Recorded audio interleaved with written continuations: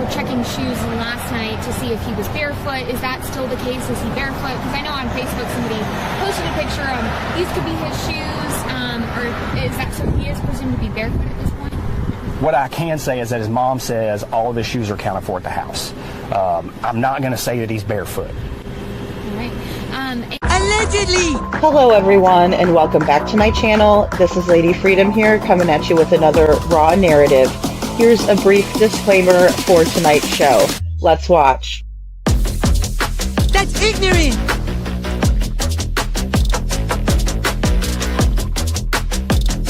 Allegedly, that's ignorant!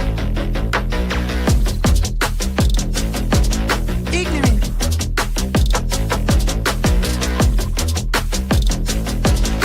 Judgment, Austin. Chloe, you read my thoughts. You've got the shinin. You mean shining? Shh! You wanna get sued? Judgment, Austin. You just use that shin of yours to call me and I'll come a-running. But don't be reading my mind between 4 and 5. That's Willie's time. Hey, yo, father. I love it when he does that.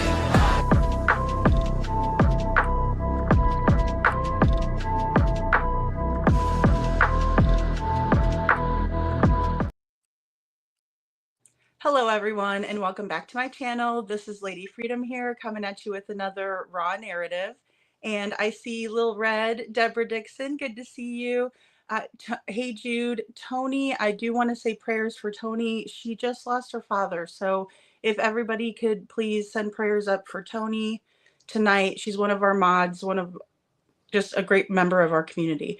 And hello to couponing. We have Wanda in the house. Let's see. We have Ann Reynolds. Good to see you. Joseph Rapp, Detroit Rock City. Meow. Good to see you. Meow. And yes, so everyone's here and I thank you for being here. I'm sorry I wasn't on last night. Hey, Chloe Jade. Good to see you, girl. Baba Rose, good to see you, Baba Rose. Judy, thank you for being here. Blessed, thank you, Blessed. I wasn't on last night because it took me a little longer to edit this Nina interview. So it's not going to be an easy one. Hey, James, good to see you. It's not going to be an easy one to listen to, you guys, but I think a lot of us in this community, at least I know in our community, Borna Honey, thank you for all your prayers. Thank you, Borna Honey.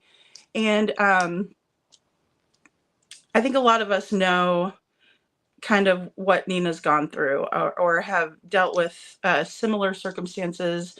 And I think some of us have even felt like we've married Mr. Proudfoot and we know exactly his MO and how he operates, but some of us don't. And I think it's important for us to listen to her story.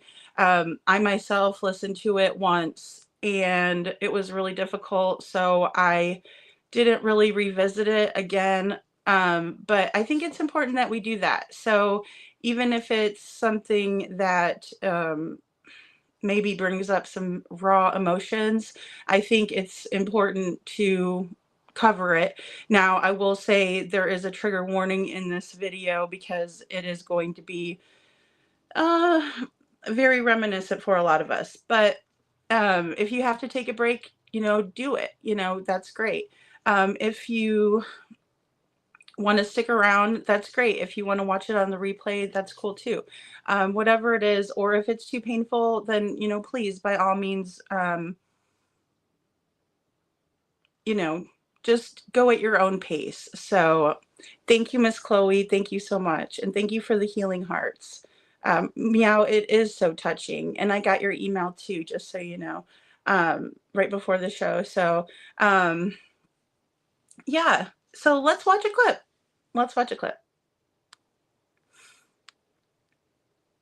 So my name is Nina Gomez, as a lot of you know. I am Faith Proudfoot's mother. Christopher Proudfoot is Faith's father, biologically. And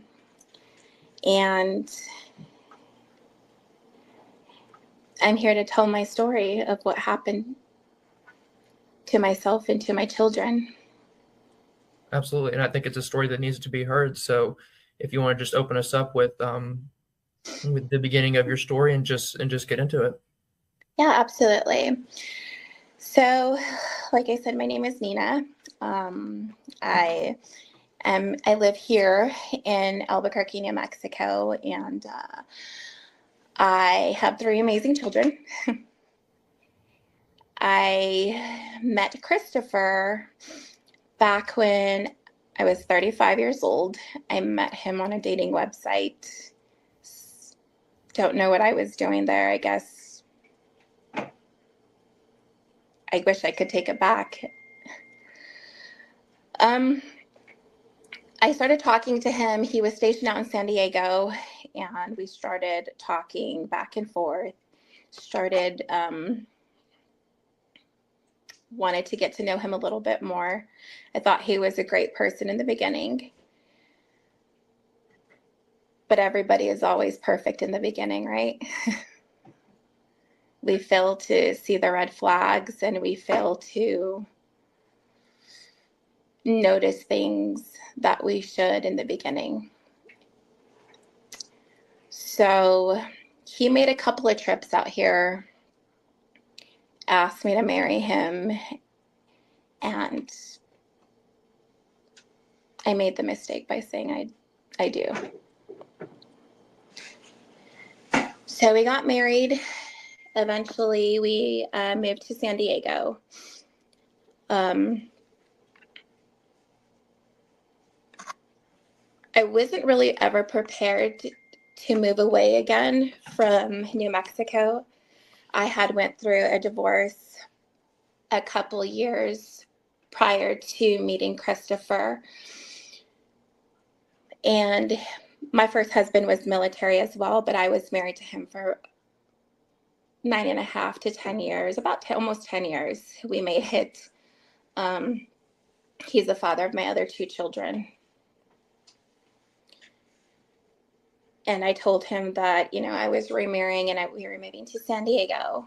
And he wasn't really for it. He was kind of against it due to the fact that he was stationed out at Fort Bliss, which is in El Paso, Texas. And that's about like 3.5 hours from Albuquerque. So he was, he would always see his kids like every weekend.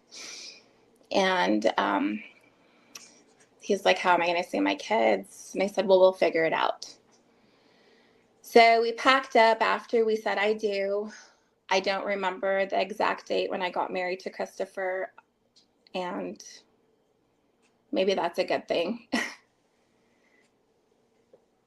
We moved into the naval housing out there, and my son, Noah, was 3 at the time, and my oldest was about 7 years old. And she was telling me 7. So I thought everything was great in the beginning. I mean, everything's always perfect, like I said. And then I started seeing bits and pieces of how Christopher really was. I was a stay-at-home wife. Due to my son being so young, I wanted to, enjoy those years with him. Then my daughter went to school right down the street. So I was home every single day. And it just started seeing like Christopher change like night and day. It was awkward. I felt really uncomfortable after a while. We would argue about just the smallest things. And a lot of it also had to do with how he disciplined my children.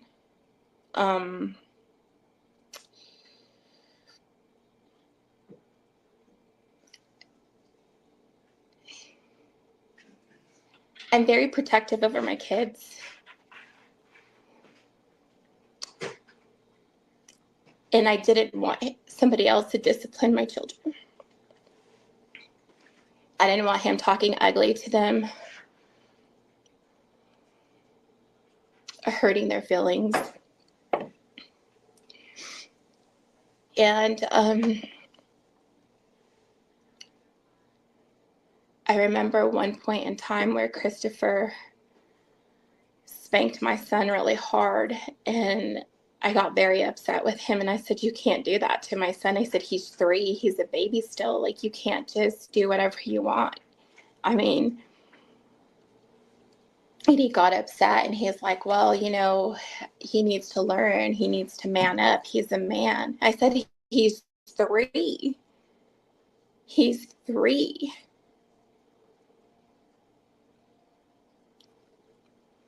And as time went on, like, I could see him getting more aggressive and more aggressive. And I stood up for my kids all the time. I didn't like how he, like I said, how he talked to them, how he wanted them to stand in the corner all the time. And I didn't like that. Okay, guys. So, hey, Mini Panthers. Hey, Star. Thanks for being here, guys. So, yeah, wow, man up at 3. Yeah, exactly. Man up. Chris needs to man up, actually. He's the one that needs to man up. So Nina didn't like the way that her children were being treated, and I don't blame her, right? I mean, who would like that? First of all, that's not their dad. Second of all, she's very protective of her kids, and she says that she doesn't want anyone else disciplining them. But I think that disciplining a child, and especially in a situation where you're remarried, hey, Holly S., I think that that's going to be a normal thing, right? Because you're a parent in the situation. But disciplining, and let's see, what did she say? Sorry, guys, my notes are on 2 different pages. Spanked Noah really hard, told him to man up, talking ugly to her children, hurting their feelings. I don't know about you, but as a mom, I wouldn't look at that as disciplining, you know, talking ugly or hurting their feelings or spanking them. Really, at 3 years old, I don't think that's necessary. I know boys are different. I get it. And maybe because I'm a girl mom, but whatever. Either way, I just don't think that it's appropriate. And yeah, I agree. In my opinion, he is, Joseph. Thank you. He is. And there's just no two ways about it. So Isabel was 7 and Noah was 3 at this time that they moved in. So Nina meets this guy on Chris Proudfoot on a dating website, and she's like 35 years old and originally from Albuquerque, New Mexico. She already has 2 kids. At first, she thought that Chris was a great person. Of course, a lot of us know that in the beginning, we meet people's representatives. We don't really meet the real person. Unfortunately, that's not always the case. But we have to be really careful, right? Because we can fall for somebody and then we kind of look at them through rose-colored glasses, right? I think we've all done that before, especially when we're younger. Also, I'd like to mention that Nina was in a relationship with Isabel and Noah's father, to her recollection, for almost a decade. So almost 10 years they were together, and he seemed to be a good father. He saw them every weekend, even though he was stationed in another state. And, you know, he was a big part of their lives. That, you know, a good father, in my opinion, does that. They'll put their weekends for their kids. And so he did that. I don't think she was used to dealing with Mr. Foot and the way that Mr. Foot is. Hey, Rusty, good to see you. And so I don't think that, you know, she was very much used to that at all. I think it was kind of a big shock to her when she moves in with Mr. Foot and she notices some changed behaviors. So she says that when they moved in, she started feeling really awkward and uncomfortable because Chris changed and they were arguing over like really small things, right? Like just little things, probably Chris trying to control the situation, in my opinion. But then obviously the bigger one was the disciplining of her children. So I don't think she was being too overprotective of them. I think she was just protecting them. But in that situation, you can be gaslit into believing that that behavior is a discipline, you know, a form of discipline. And so they moved into some naval housing. After they said I do, Nina said that they packed up everything up and moved into some naval housing. Now, arguably, and I've heard this as a couple people have said, maybe he actually married her so he would get the naval housing. And that's probably true because he's had 4 wives, right? And then every time he doesn't want to live in the naval housing, he doesn't. And we'll find that out later. But then there's times where he does, right? And that's when he's married. And so you get better benefits in the military if you are married. And she said that she was a stay-at-home wife and the kids were still young, 3 and 7, and that she was home every day with them, which is probably ideal at that age, right? Because 3 years old, contrary to what Chris thinks about, him manning up, he's still a baby. So let's listen to our next clip. So I stayed a little bit longer. I ended up eventually getting pregnant with Faith. And it was probably, I want to say, maybe early September that I found out that I was pregnant with Faith. And I remember telling him that I was pregnant, and he wasn't happy about it. So I called my parents back home here in Albuquerque, and I told them the situation. And I said, well, Christopher wants me to get an abortion with Faith. And my parents said, no, you're not. And I said, I'm not. So I know he was very upset about me keeping Faith at that point in time. So I came home. My grandma had gotten very sick, and I decided to come home. And after that, I just kind of stayed here in New Mexico, because at that time we weren't getting along and we were just like newlyweds, and that should have never happened. But I saw things, like I said, that were just it wasn't right about him. So I moved home and I did my whole pregnancy by myself. And so I finally, my friends back there in California, my neighbors right across the street were actually calling me. I had one good friend, which is still a really good friend of mine to this day. She called me and said, Nina, Christopher's getting rid of your furniture and getting rid of your stuff. And I was like, what? And I was like, what do you mean? He's like, yeah, he's giving away like your little, your home decor stuff. Like he's giving away beds. And I was like, no way. So this was about Easter time. So I had went out there. I made a special trip. I asked my mom to go with me. And Isabella and Noah, they went with me. And I was still pregnant with Faith at the time. So we made it. I didn't tell him that we were going out there. So I kind of, wanted to see myself, because the neighbor also informed me that there was people at the house that shouldn't have been there. So I guess I kind of wanted to sneak up on him and see what he was doing, right? And we pulled up into the driveway, into the driveway, and he was coming out the front door with a bed that he was giving to the neighbor, which was my son's bed.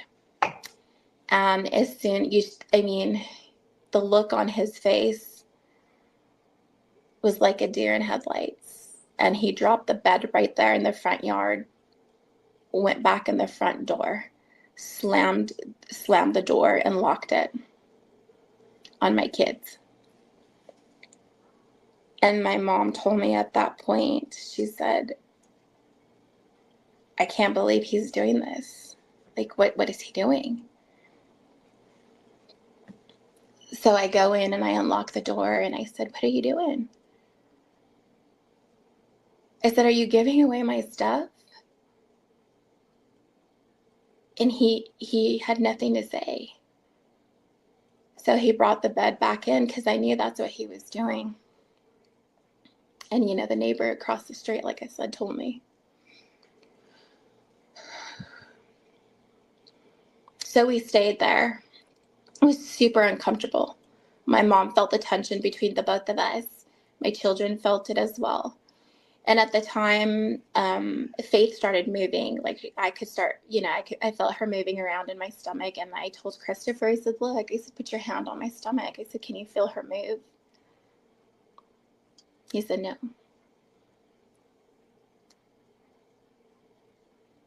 When you're pregnant, you always think that your spouse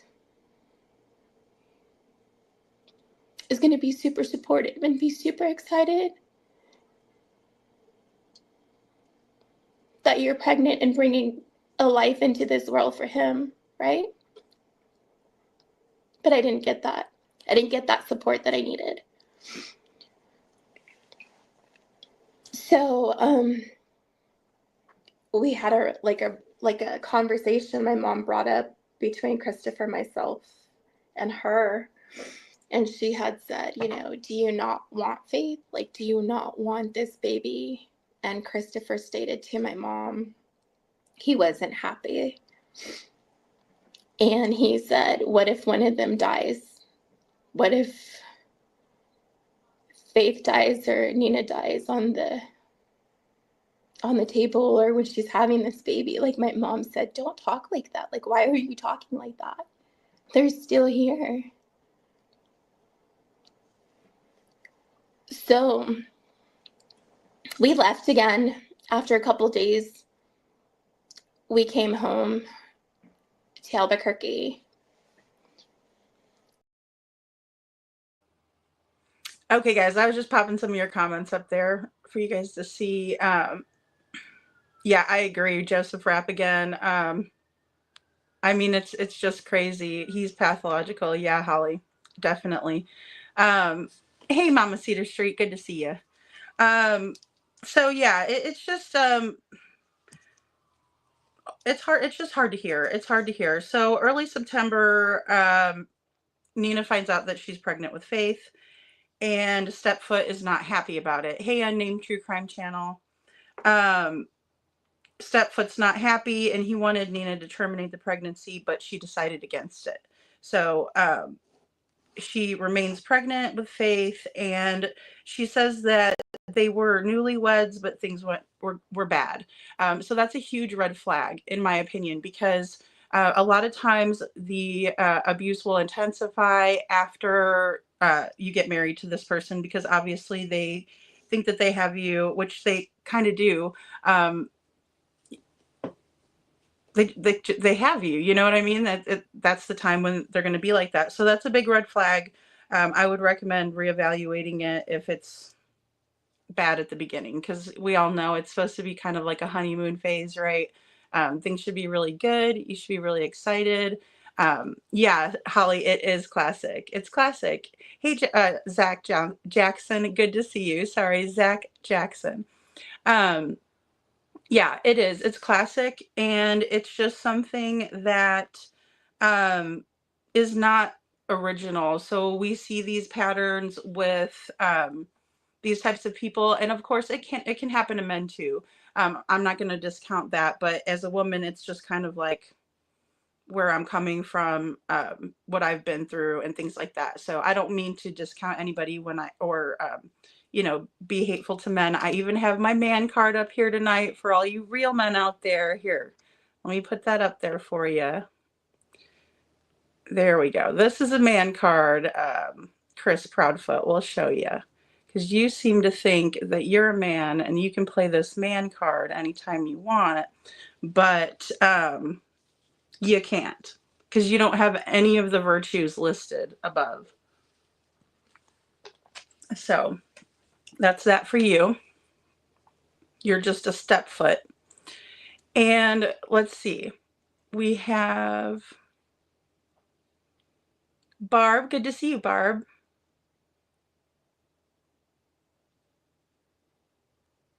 I'm sorry I named True Crime Channel. I know it's hard. I know it's hard to listen to. I know it's going to like upset people.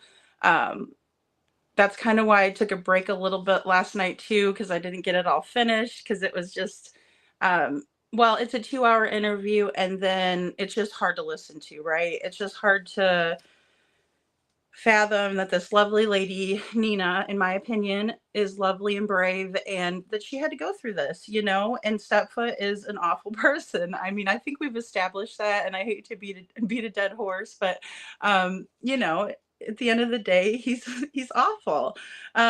He's a real asshole. So there's John Rambo for you. There's a real guy. But next to him, Stepfoot, not a real guy. The biggest guy all the way to the right are Sebastian Rogers. Okay, so now that we've established that. So, and guys, this just makes me feel better about the situation. I don't know. I'm kind of a jokester, and so it just makes me feel better to joke around and not, you know, cry, because it's sad. It's really sad because Sebastian's missing, and, you know, Nina came out with this story, and she hasn't said anything since then, right? Really, we haven't heard from her. And I think the reason why is because of she's scared. And because of all the shit that she got from coming out and telling her story. She obviously got a lot of shit from that. And we all know. And so anyway, she talks about her friends in California. The neighbor called her, and Chris was getting rid of her stuff, and not only getting rid of her stuff, but he was getting rid of her kids' stuff, which I would be so pissed. Okay, I'm just gonna say, I would be so pissed if he was getting rid of my son's bed. I don't have a son, but either way, it's just awful. So he's giving away beds, and the neighbor's like telling her this over the phone. He's giving away beds and blah blah blah, right? And then she gets there and she confronts Chris. So she does like a sneak attack on Chris, right? So he has no idea that she's coming out there, and she just comes out there and is like, hey, why are you throwing away my kid's stuff, right? And thank you, Blessed. Exactly. That's a real man. I'm sorry. I had to show you guys the upper part because I'm in the way there. But to me, those are virtues of a real man. You know, we're not perfect. None of us are perfect, but if Chris wants to know what a real man card looks like, I want to show him. So she catches him like throwing away her son's bed, like where he sleeps. Oh my gosh, I can't even. And then he looks like a deer in the headlights because he's caught, because he's a dummy. And then let's see. He slams the door in her kid's face. So her kids are standing at the front door. I'm imagining with her telling this story. And instead of, you know, inviting the kids in and being kind to them because they're probably not understanding what's going on right now, he slams the door in their little faces as they're standing on the stoop or front porch or whatever they had at the time. She didn't go into great detail, but this is where my mind is going right now. This is around Easter time, so I'm assuming the kids are on Easter break, and this is how they're spending their Easter break, is with this asshole and dealing with him throwing away their beds. And then Nina's mom is with them, and she's shocked, and she's like, what is he thinking? Like, what is he doing right now? Because apparently, you know, the other man in Nina's life that she was with for almost a decade didn't do things like that. So, you know, here's mom like shocked, like, what is going on? What is he doing? Right. And Nina's like, it was super uncomfortable. And he was being, you know, giving her zero support in her pregnancy with Faith. Didn't even want to, you know, feel her moving around and stuff like that, which is really ugly in my opinion. Most guys, you know, would like to experience that. It's an amazing experience, and if he missed out on it, then it's his loss, you know what I mean? But it's just really sad to think about a beautiful little girl like Faith and then not being valued or I don't know. He's just an asshole. Either way, let's move right along, because there's a lot more, unfortunately. And still, I tried working it out where we were at, but it just wasn't working. I wanted out. And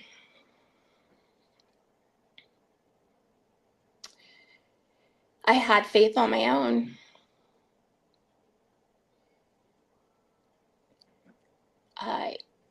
Christopher called the hospital. I told him on June 1st that I got admitted into the hospital.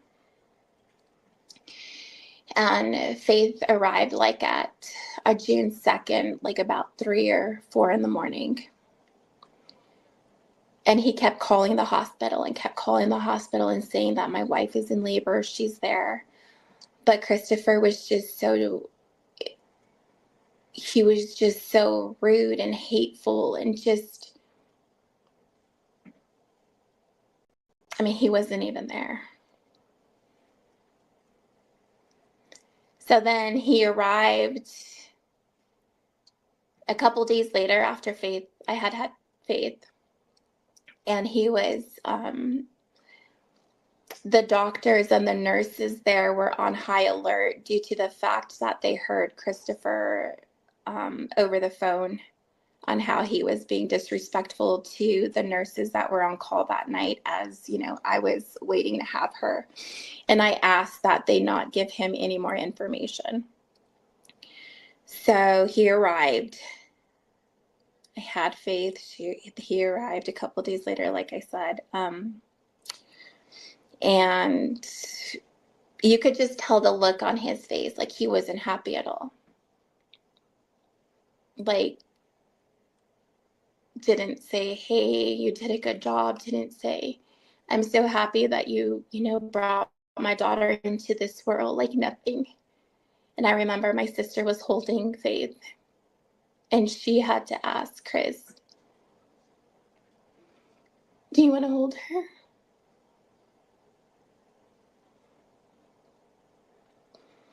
He said, I guess.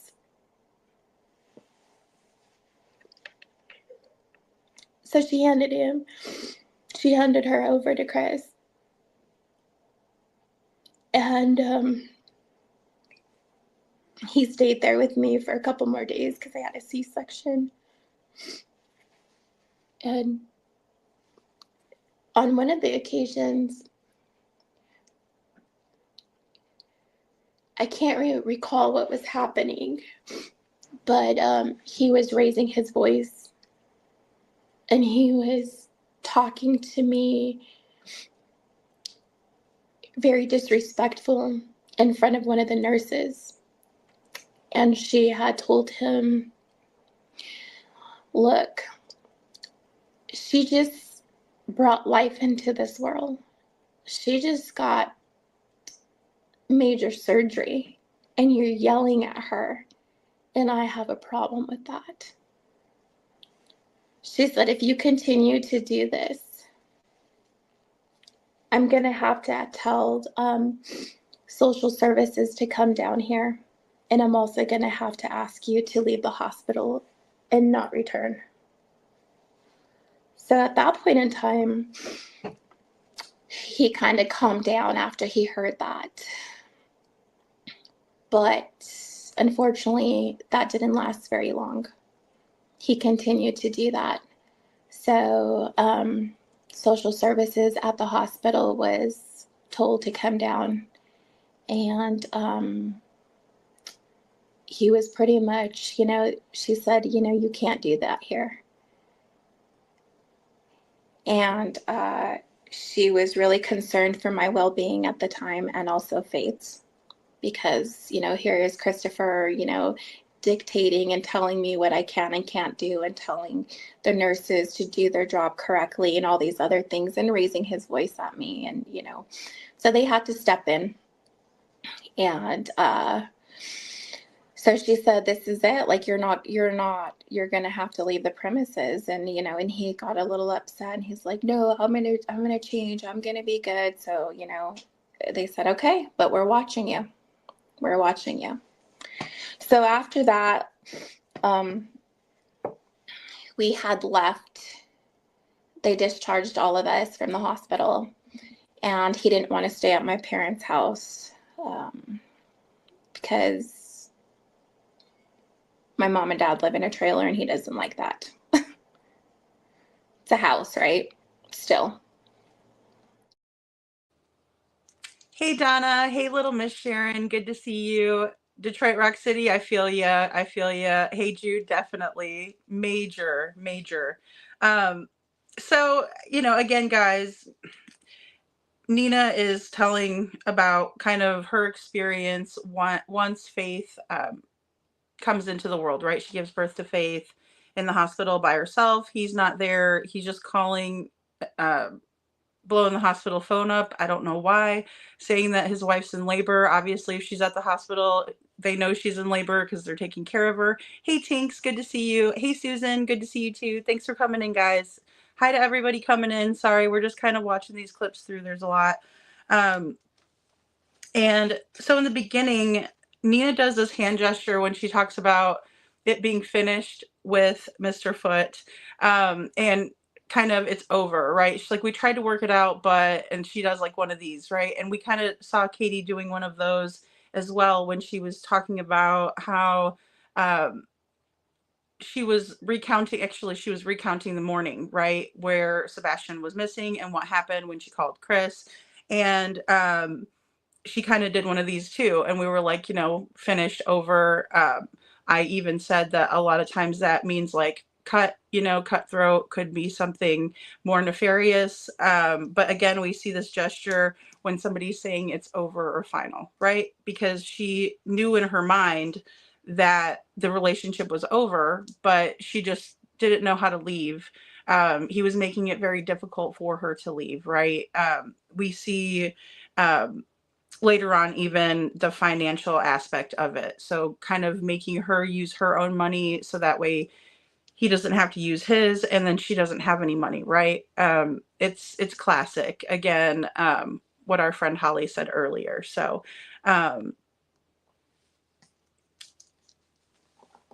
she has Faith on June 1st. She's admitted into the hospital.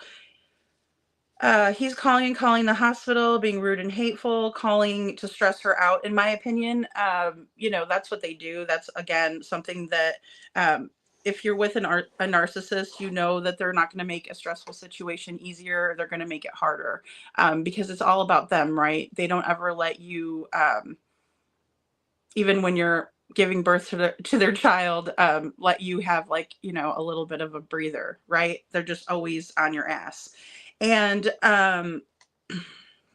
so Chris arrives 2 days later after he's like calling and making a huge scene and embarrassing her. I'm sure she was super embarrassed to have him doing that. So he shows up, and Nina's sister has to ask him if he wants to hold his own child, which is so weird to me. And he's like, oh, I guess. And, according to Nina. And Nina had a C-section, and she stayed in the hospital with Faith. And Chris was there too, which I guess they asked him to leave a couple of times, according to Nina, because Chris starts raising his voice and disrespecting Nina in front of the nurses. And the nurse actually has to explain to him that she just went through a major surgery. Again, I don't understand why he can't get that through his head, but with a narcissist, the only explanation I can give, again, is the fact that they don't care about other people's needs. They only care about their own. So, hey, Criminal Med, it's not about how this other person is feeling or the mother of his child is feeling right now. It's about how he feels. And it's very selfish and not original. The nurse had to explain this to him, and then she threatened social services. Then Chris calms down a little bit, but then because she asks him, she says, we're going to tell you to leave, and then you're not going to be able to come back, right? And the social services were actually called later on because he did calm down for a little bit, but then they had to call because the nurse was concerned. And she was concerned for Nina and Faith because he was being a dictator, yelling at her, and they had to step in. So, there's that. But unfortunately, it doesn't seem like they really did much about the situation. He might have talked them out of it. It seems like maybe Nina, again, I don't think that she was used to being in a situation like this. She had a normal relationship prior to that just didn't work out. And I think that it's kind of really confusing for her now. She doesn't know what to do, right? Because she's in this situation and she has a child with this person. And most good people want to make a marriage or even a relationship work when they have kids. It's normal. That is totally normal. What's not normal is the level of toxicity that we're seeing in this case. Yelling at her after she just gave birth. I mean, it's absolutely despicable. I don't really know what else to say about it. Dumb heifer. Dumb heifer. Hey, Jude. I think I know who you guys are talking about.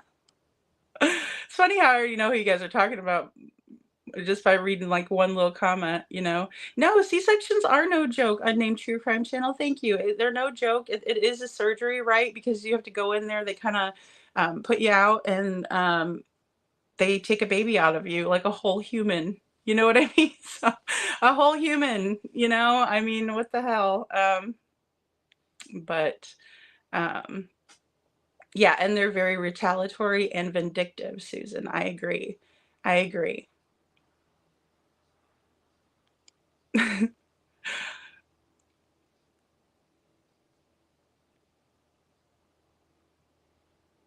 Yeah, see, oh, Holly, I'm sorry, honey. Yeah, and that's the thing, like, I think anytime, like, because I didn't have a C-section, but, like, it hurt, like, it's a whole human, I mean, that comes out of your wherever orifice, it just, it's crazy to me. Like, I understand that from a man's standpoint, they're not going to actually understand that. But many of you all, and I'm sticking up for you men out there.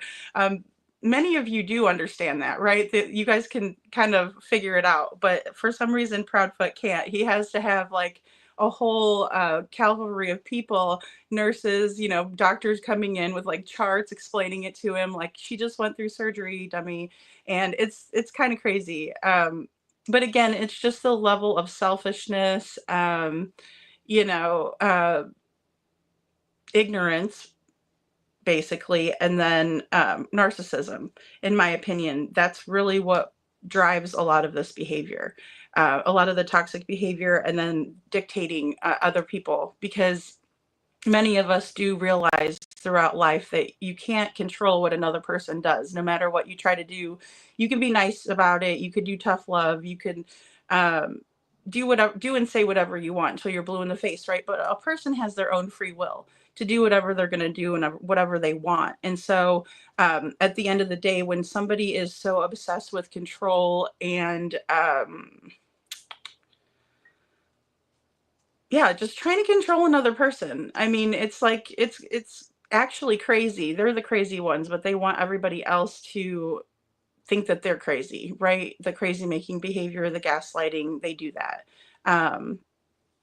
Yeah, absolutely, Susan. Thank goodness for the hospital staff stepping up.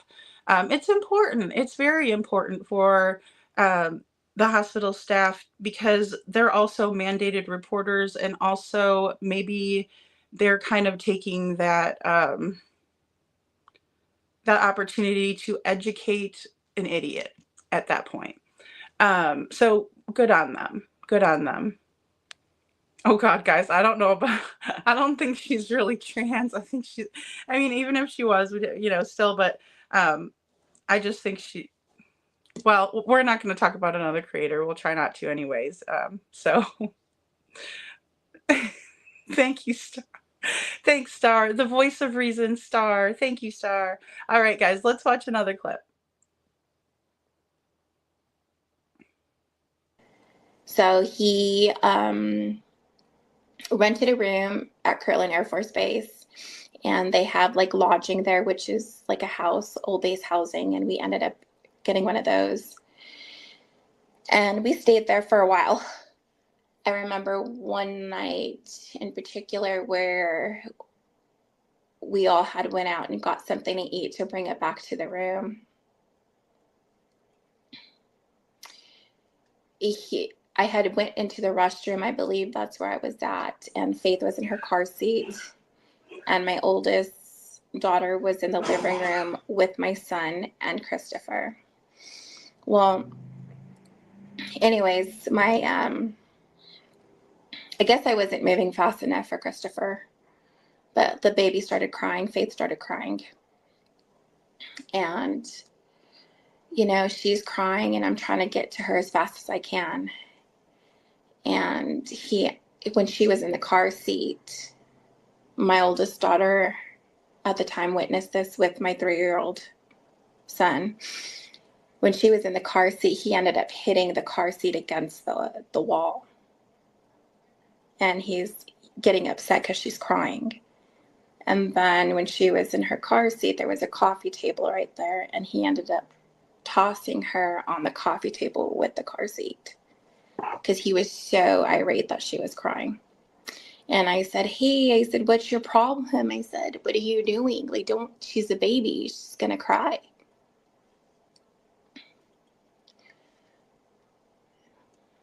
I wish I would have just...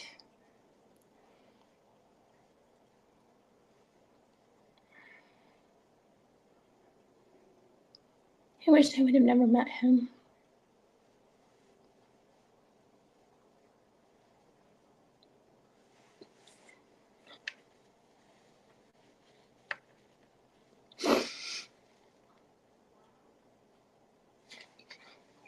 I'm sorry.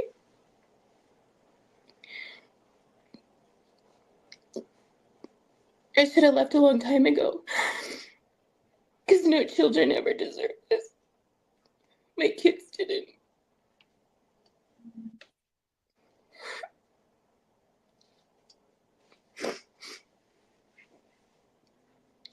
So he left again to San Diego. A couple of days went by. Then all of a sudden he's like, well, you know, why don't you move to Hendersonville? And I was like, why though? You know, in my head, and I knew it was a bad idea. I just knew it. I knew it because our marriage was on the rocks. I wasn't happy. He wasn't a good father figure to my children. I don't know why I said yes. Well, anyways, so let me back up. So before he left back to San Diego, Faith ended up going back into the NICU. She ended up getting jaundice and she went back to the NICU. So she was in the NICU, I want to say for a week to a week and a half. And that was when Kathy, Chris's mother, came out, flew down with her brother, Duran guy, or they call him Big D. They came down and she was in the NICU. And that was when I felt like a plan was made because like I said, our marriages it was on the rocks. And one of my neighbors had told me in San Diego, they had warned me. They had said, Nina, be careful because Christopher is coming up with a plan with his mother. And they're planning on taking the baby away from you. And I was like, what? Like, thinking to myself, it can't be true from somebody that's supposed to love you, right? Like somebody that you're supposed to share your life with. Like, why would he want to take the baby away from me? And she warned me. But I was like, no, why would they do that? So then after Faith got out of the NICU, we were no longer staying in base housing. We were staying at one of the NBC suites down here. Then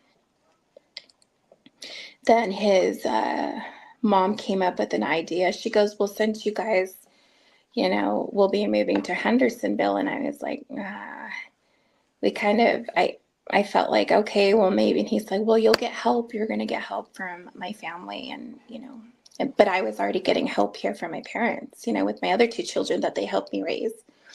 So that I went along with it. Like I said earlier, even though I knew it was wrong to go, I still went hoping that my marriage would work out.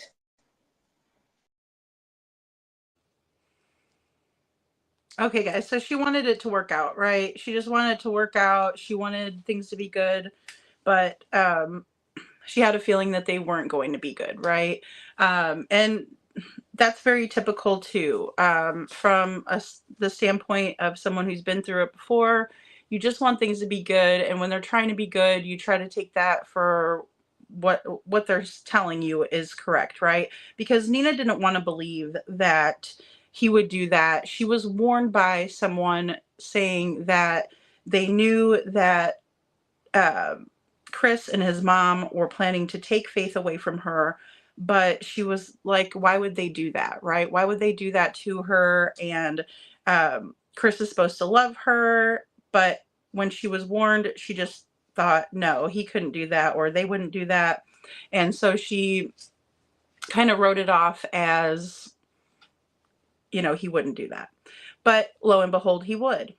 So prior to this, Nina talks about how Faith was in her car seat, and she's a baby, right? She's a newborn infant child, and she's crying, and he tosses her on the coffee table while she's in her car seat because she was crying. Obviously, he's ill-equipped to deal with an infant, as he is one himself, in my opinion. So Chris decides that he wants to move Nina and her kids to Hendersonville, which you guys saw the barf emoji. The marriage was on the rocks. He was not a good father figure to her other children. And she already had family that was helping her with her children at that time. Her family that loves her and that wouldn't hurt her or her children. But Kathy and Duran, which is Big D, which is Kathy's brother, and I do have a family tree that we're going to go over tomorrow. There's just not going to be enough time in this live to do it, but we're going to discuss some more aspects of Nina and how it kind of plays a larger role in Sebastian Rogers' case, because after Seth went on live with Lore Lodge, Justin did a really great live, which I watched yesterday, and he kind of reveals some things in that I would like to go over with you all. But for tonight's intents and purposes, we're going to kind of just, I'm just going to kind of explain who everybody is as Nina does. And so she felt like there was a plan made then when Faith was in the NICU. So that's the neonatal ICU for babies who are having health issues. And whenever they came down there, she just had a bad feeling. And that's kind of around the time where she's warned that Chris was planning something with his mother to take Faith away from Nina, which obviously doesn't make a whole lot of sense to any of us reasonable people, because he allegedly didn't want Faith to begin with. So why would he want to take her away, right? And I'm sure Nina was thinking that too in the back of her mind. Why would he do that if he doesn't want the responsibility, right? If he can't take a baby crying, how is he going to take a baby full time, right? But that wasn't the plan. Apparently it was Mama Socks that was going to take Faith full time. And in my opinion, I believe that's who at the end of the day really wanted her, right? Because she would be the one taking care of Faith while Chris was back in California, because he was actively serving in the Navy at that time. And again, in the video, I did ask, where's his superior officer? Because in the military, they're actually taught the exact opposite way that Chris is acting. Military personnel are taught to be respectful, to take care of their families, to love their children. Most of them, that's all they want to do is get the job done and then go see their family and be with their family. And everything that they do is for their family. We don't see this. Yeah, Donna, I agree. I think that he just wanted Faith to hurt Nina, so he could win, right? Because it's not about the best interest of Faith or the fact that Faith is a female and she needs her mother to guide her through life, to teach her how to be a young woman, to teach her the things that are important in life. He wanted to win, right? He wanted to hurt Nina. And I absolutely agree with that 1,000%. And then we have the flying monkey mama socks that loves to be there and be the one to facilitate all of Chris's nasty, dirty little deeds. And she's happy to do it because, she's flying monkey socks. There we go. Part of the flying monkey socks. So we have Sebastian missing, but we still have them making up a whole bunch of lies, to hurt Seth. We have them, never going out to do anything for Sebastian, like searching or flyers or anything like that. They're just all about helping Mr. Chris and feeding his fragile little ego. So let's watch another clip.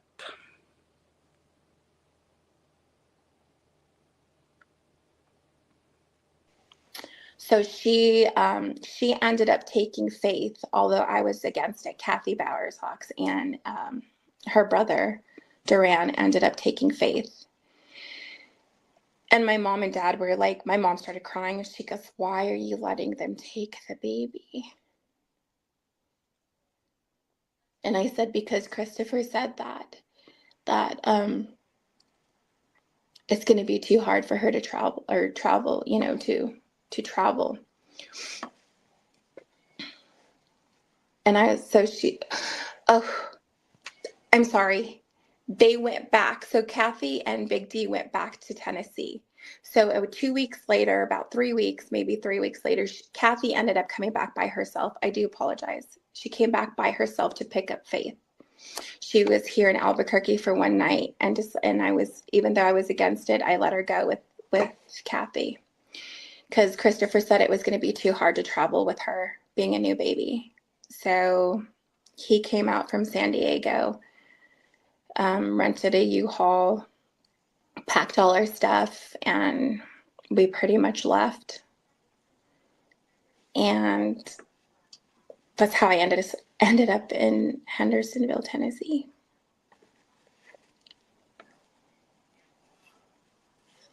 That's when my whole life changed. That's when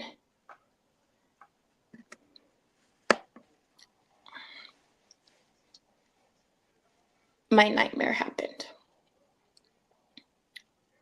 We lived with his mother and his stepfather, Terry, for about a good month, because our apartment wasn't going to be ready until the end of August, about the end of August.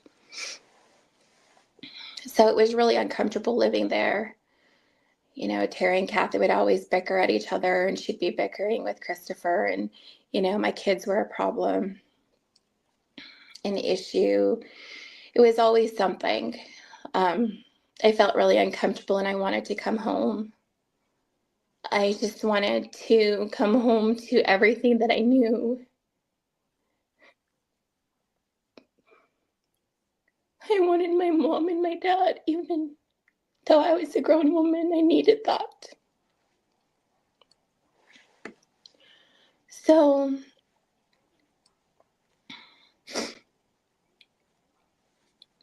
we all had to get along, tried to for the most part, but it was just an awkward situation. I always felt like we were the outcast. Never felt accepted by the Proudfoots or the Bowers-Hawks. On one occasion, Christopher was cutting my oldest daughter's nails, and she didn't want her nails cut. And Christopher, grabbed a hold of her hand, and she pulled her hand away. And my daughter at the time had braces.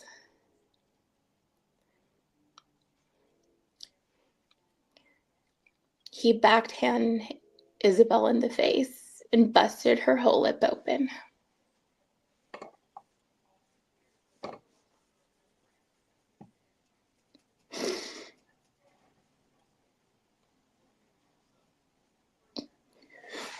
I should have left, but I didn't.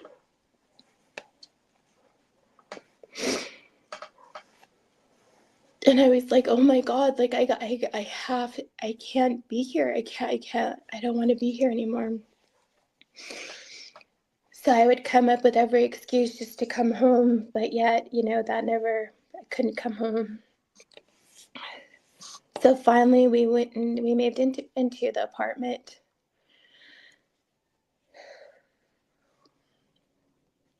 And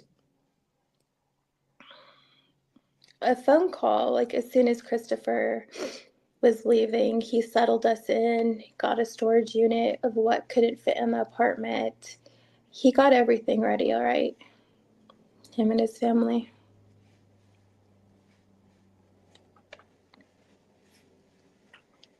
As soon as he knew that we were comfortable, he left back to San Diego. But the night prior to him leaving, he had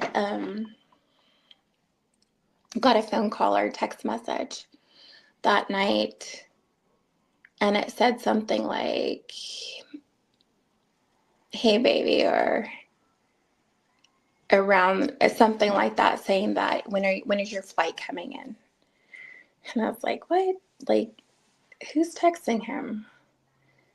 So I did confront him. And like he said on one of the podcasts, is that I did slap him. Yes, I did slap him across the face, because who's he talking to at this time and saying, and he could say that she was lesbian, up and down, but at this point in time, I didn't know what to believe. And I was like, okay. Hey, Lois, good to see you. Good to see you. And I agree, justice for Sebastian is right. Hey, Jana, good to see you. Okay, guys. So Kathy comes back down by herself a couple weeks later to pick up Faith. And Nina's against it, but Chris tries to tell her that it's going to be too hard to travel with an infant or a new baby, and talks her into having Kathy come get Faith. And Faith goes with Kathy to Hendersonville, and then separately, I'm assuming her two children and herself and Chris come down a short time later after they pack the U-Haul up. And Nina says that her whole life changed. That's when her nightmare happened. And I lived that, so I completely understand that. She is now away from her family. She is isolated from everyone she knows, her friends, everyone. And she is with this monster, in my opinion. So they go to live with the flying monkey socks with Terry and Kathy. And she said that they had to live there until the end of August, when their apartment was ready. So she has to live in this toxic environment where she said that her kids were an issue, which I bet she felt completely uncomfortable. She said she felt like she was always an outcast. And she said that she never felt like she was accepted by the flying monkey socks. And I'm sure in hindsight, she is glad that she never was accepted by the likes of those assholes. Isabel was 7 and she was wearing braces, and she's the one in the picture. I don't usually like to show pictures of the kids unless it's something that is okay with the parents. I try really hard to do my best at that, right? But for today's intents and purposes, because Isabel was so brave coming out recently, telling her own story, I felt it necessary to add her in here because I think that she wants people to know what happened to her. And I am honored, and I will share her story a million times over. Because it's very brave. Isabel, I think, is about 15 years old right now. Maybe she's 16. So Chris Proudfoot puts hands on a 7-year-old who's wearing braces. He backhands her in the face with his hand. And because she's wearing braces, her braces cut her lips up, right? And he busted her lip open. A 7-year-old. A grown man busts a 7-year-old in the mouth.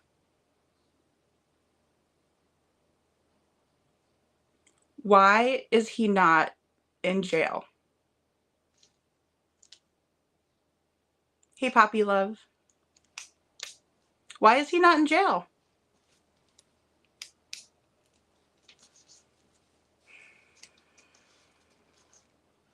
So Nina says that she tried to come up with all kinds of excuses to come home, but she never could. And in my interpretation, that means that he wouldn't let her leave.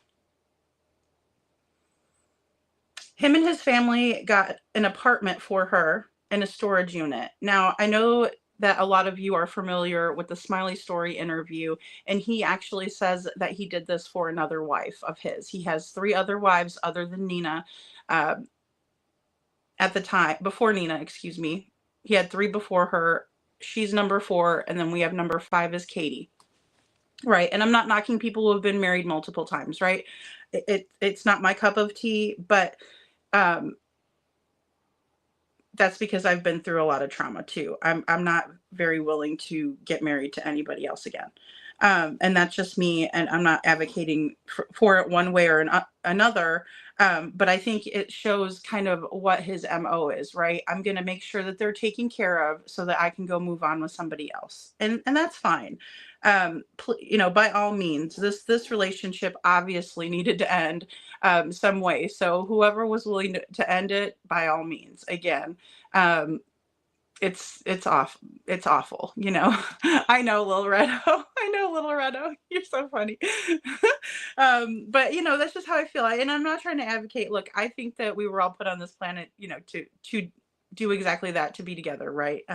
It's a lot easier to do that, especially when there's kids involved and stuff like that. But if it's a toxic situation, it's no good for anybody, right? And it's just unbecoming of people to act like this, and that's what a toxic relationship will do. Even Nina says that she put hands on Chris, right? She slapped the shit out of him, and he deserved it. And see, look at me, that's probably wrong, but I believe he deserved it. I'm glad she slapped the shit out of him. I wish I would have slapped the shit out of somebody, but I didn't. So there's that. But at least she stood up for herself, right? So, but she admits this, guys. And see, this is where I believe Nina. I really do. I believe Nina because if she's willing to say, yeah, I slapped Chris Proudfoot, and, she's willing to say that, it's more than we get from him. She's at least being truthful and telling her side of the story, which doesn't paint her in an awesome light. And the truth never does, right?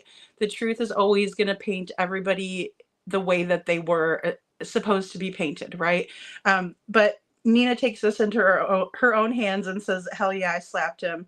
And he was, texting back and forth, somebody, hey, baby, whatever.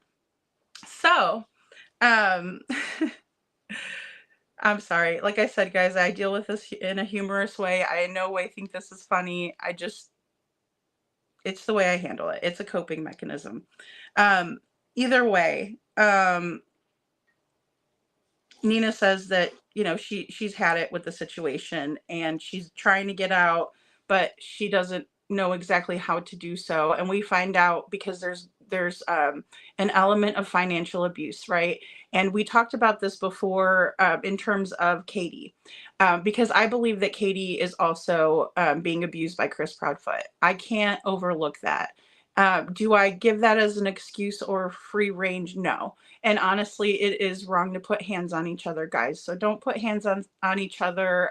Be kind to each other, love each other. And if you're ready to put hands on somebody, then you need to step away from the relationship, right? And just go your separate ways at that exact moment.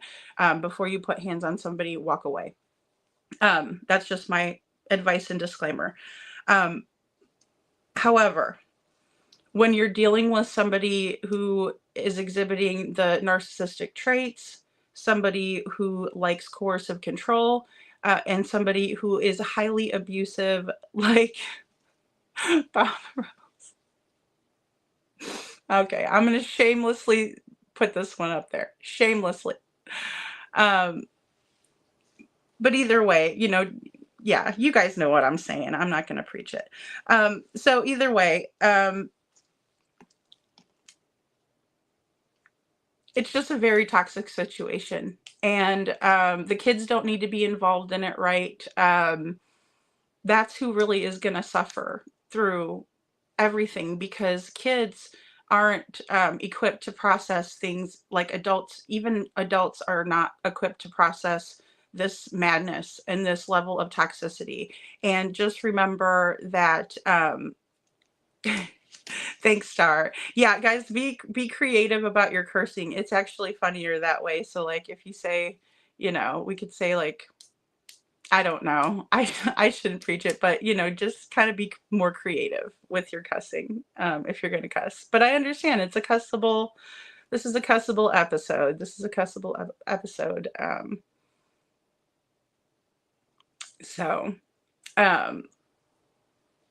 But with that being said, I think that it kind of shows Nina's thought process that she wanted to leave the situation, but she couldn't. So she's going to kind of tell us a little bit more about what was going on, because it seems to me that Chris was paying for probably the apartment and the storage, and then probably giving them some of their basic needs, right? But kind of only giving them just enough. When that happens, it can be so stressful because you're having to beg somebody for money. You're having to, if your child needs something, you have to sit there and beg them, and they're going to tell you that you can't have it and argue with you because they like to hold it over your head, right? They love doing that. That's their MO. They love it. It's like, they have that control over you, so they're going to use it, right? Any little bit that they can. And so we will see this dynamic play out. So then after that following day, he finally left. His mother came to pick him up to take him to the airport. And he went back to San Diego. And I was left in Hendersonville with 3 children and pretty much no help from anybody. So I have found a job. I had a job, and Kathy helped once in a while. And I needed to find a babysitter. So his biological father, Michael, and his stepmother, Linda, at that point in time offered their services and said that, they can take care of my 2 older children. And Kathy didn't want Faith going over to Michael's house. So she took care of her. And at that point in time, Christopher, we were still communicating. And like I said, our marriage was on the rocks. So my oldest daughter had gotten sick, and she has upper respiratory issues. So I took her to the emergency room in Hendersonville, and that's when Hendersonville transferred her to Vanderbilt. Is that what I believe that hospital's name is? And I was kind of frantic because I was like, well, what am I going to do with my 3-year-old son and with the baby? Like, who's going to help me? So I was, I called Chris and I told him, I said, hey, I said, can your mom watch, Faith, or can somebody help me? Everybody was so quick to help me at that point in time. So Faith stayed with Kathy and Noah Bryce went with his sister, Melissa. And I went with my oldest daughter. We got transported downtown. And so we stayed there. I can't recall how many days we were there. And Christopher had, I'd check on the kids, see how they were doing. And that point in time, I was like, okay, well, we got discharged, telling everybody, okay, you can bring Noah back, and telling Kathy, okay, I'm going to be home so you can bring Faith back. Thinking that my children were going to come home to me.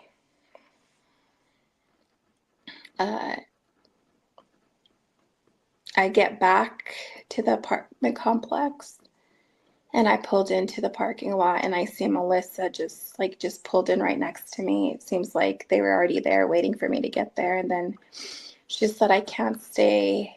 I would love to stay, but I can't stay because I don't know what they were doing. And she does, my son gets out of her van. And then we walk inside and I was waiting, for Faith to get there. And we weren't there but less than maybe 5 minutes. And I hear a knock at the door. And I was like, oh, great, Faith is home.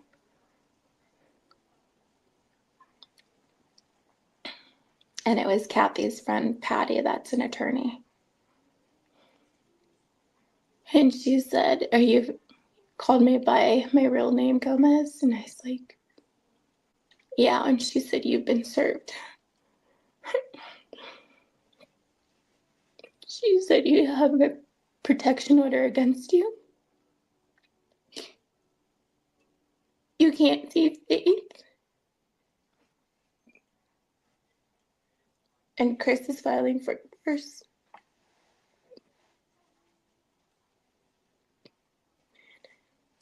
And I was like, what? So then I go back, and thinking like my heart just drops. Like, what? Like, is this a dream? Like, this can't be happening to me. Like, this cannot be happening to me right now.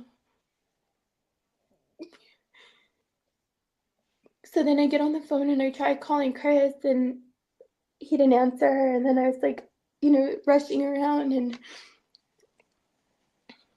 I get my kids in the truck and I go to the Gallatin police department and I, was ringing the call button. And finally 30 minutes later, somebody shows up and I told them what happened and I showed them the paper and they said, yep, we can't help you.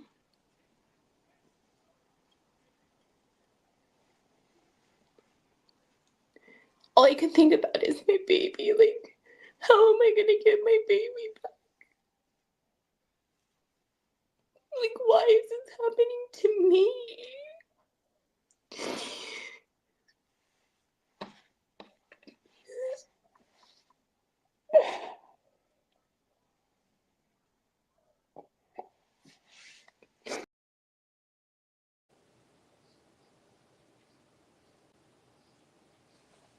Okay, guys. Yeah, Lil Red, that's exactly what I kind of wrote down here. Could you imagine having a sick child, just getting out of the hospital with your sick child?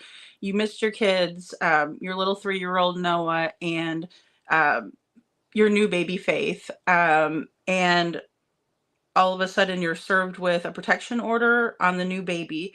So Chris was filing for sole custody and had somehow gotten a protection order against Nina on her, from her daughter Faith. So she wasn't allowed to be around her daughter Faith. Total nightmare, Poppy Love. Total nightmare. I'm sorry, Unnamed True Crime Channel. I know it's hard. Like, that's why I've desensitized myself to it, because I've listened to it a bunch of times. So, but yeah, I know it's really difficult, guys. It is. This is like, it's basically like watching a horror movie, in my opinion, except for, those people are fake and this is real life, So Nina has these 3 children she's living in Hendersonville with, and she has no help.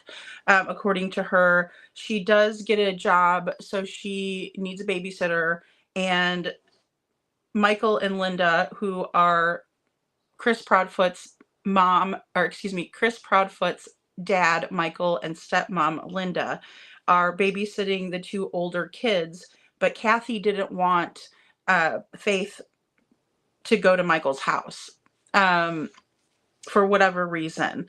So Michael and Linda are Chris's dad and stepmom, and Kathy, his biological mom, doesn't want Faith at Chris's biological dad's house, right? But it's okay for Nina's kids to spend time over there. Go figure. I don't know. So Isabella got sick and she had some upper respiratory issues. She's taken to the ER and they transfer her to Vanderbilt because it's a better hospital, right? Has probably better specialists and things, people to deal with what's going on with poor little Isabel, who's sick, and she's about 7 years old at this time. Nina's frantic. She's like, what am I going to do with my babies, right? My little 3-year-old Noah and baby Faith. So she called the Feet and Socks for help, and they were all very quick to help, right? Because this was their time to pounce on Nina and kick her while she's down, right? That's what those kinds of people do. They don't help you when you're down. They don't lift you up. They don't try to make you feel better. They don't try to comfort you or help you. They're only in it for their own selfish wants and needs, in my opinion, because I have been there before. So I can tell you that this is true to my knowledge. And his sister Melissa just takes Noah, right?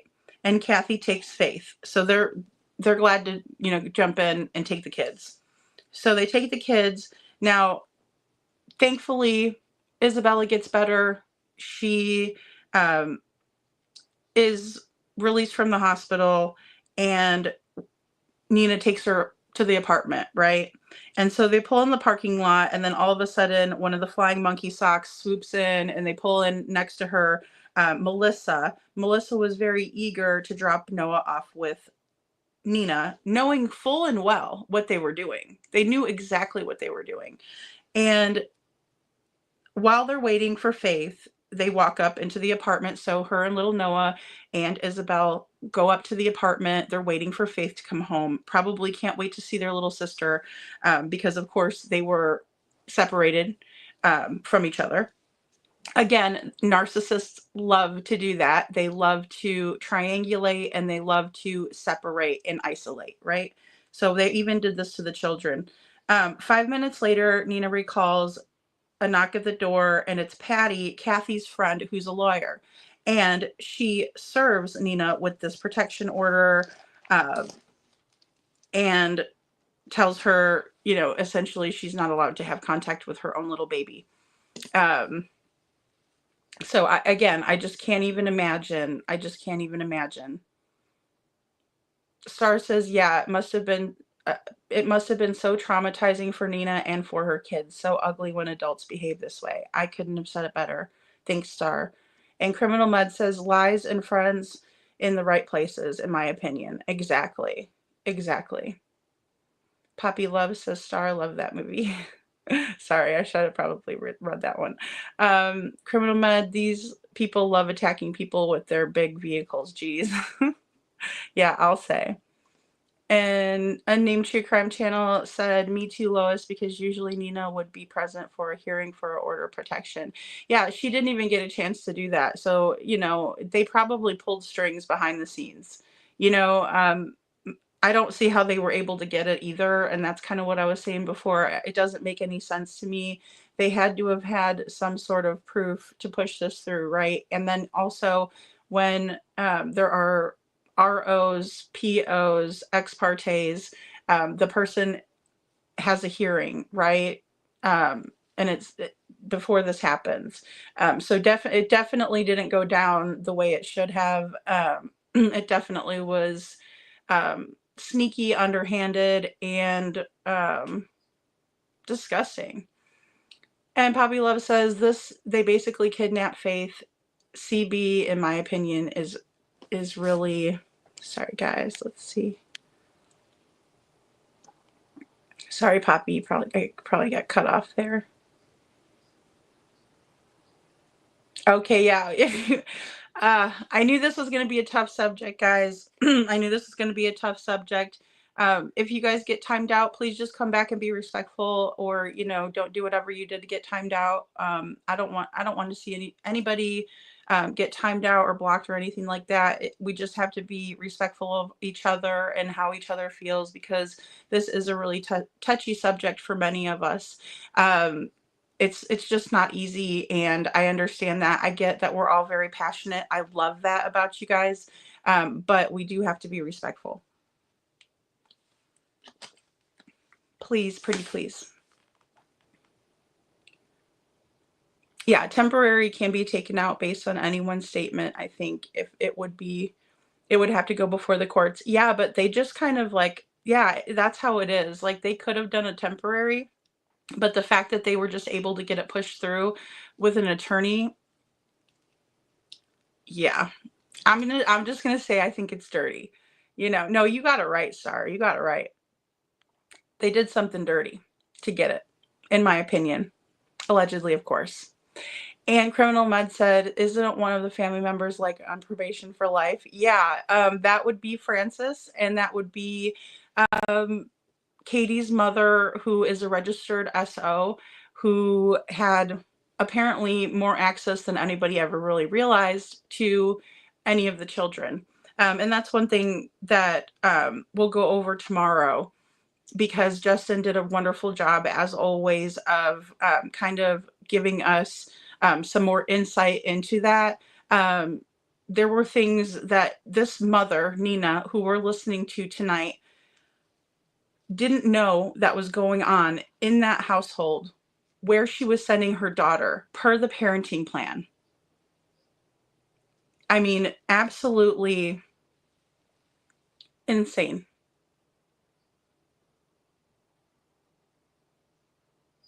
Yeah, I've dealt with all of that. And so I know how it is. I know how it is to have someone try to take one out on you too. And they can go and, file for one, but there's always going to be a hearing. So the fact that they got one without a hearing or anything like that is crazy to me, because it just doesn't happen. It's unheard of. We're in America, and those kinds of things don't happen because we have certain rules in place to prevent those kinds of things from happening, right? Because everybody is innocent until proven guilty. But they just went ahead and slapped this on Nina when she wasn't expecting it, because they had a lawyer friend named Patty who pushed it all through. It's amazing what people can do when they have a lawyer and things like that. So yes, Katie's mom is a criminal. That is not alleged or in anyone's opinion. That is a conviction. That is 99 years on probation for being a registered sex offender, a pervert, a pedo, a Chester. There is no alleged about that. Sorry. Come for me if you want to. I'm not scared. And Detroit Rock City says, "No throwing sand in the sandbox." Thank you, Detroit Rock City. Dirty socks and dirty feet. Thanks, Lois. Little Redo, be careful whose sandbox you play in. It might be a litter box.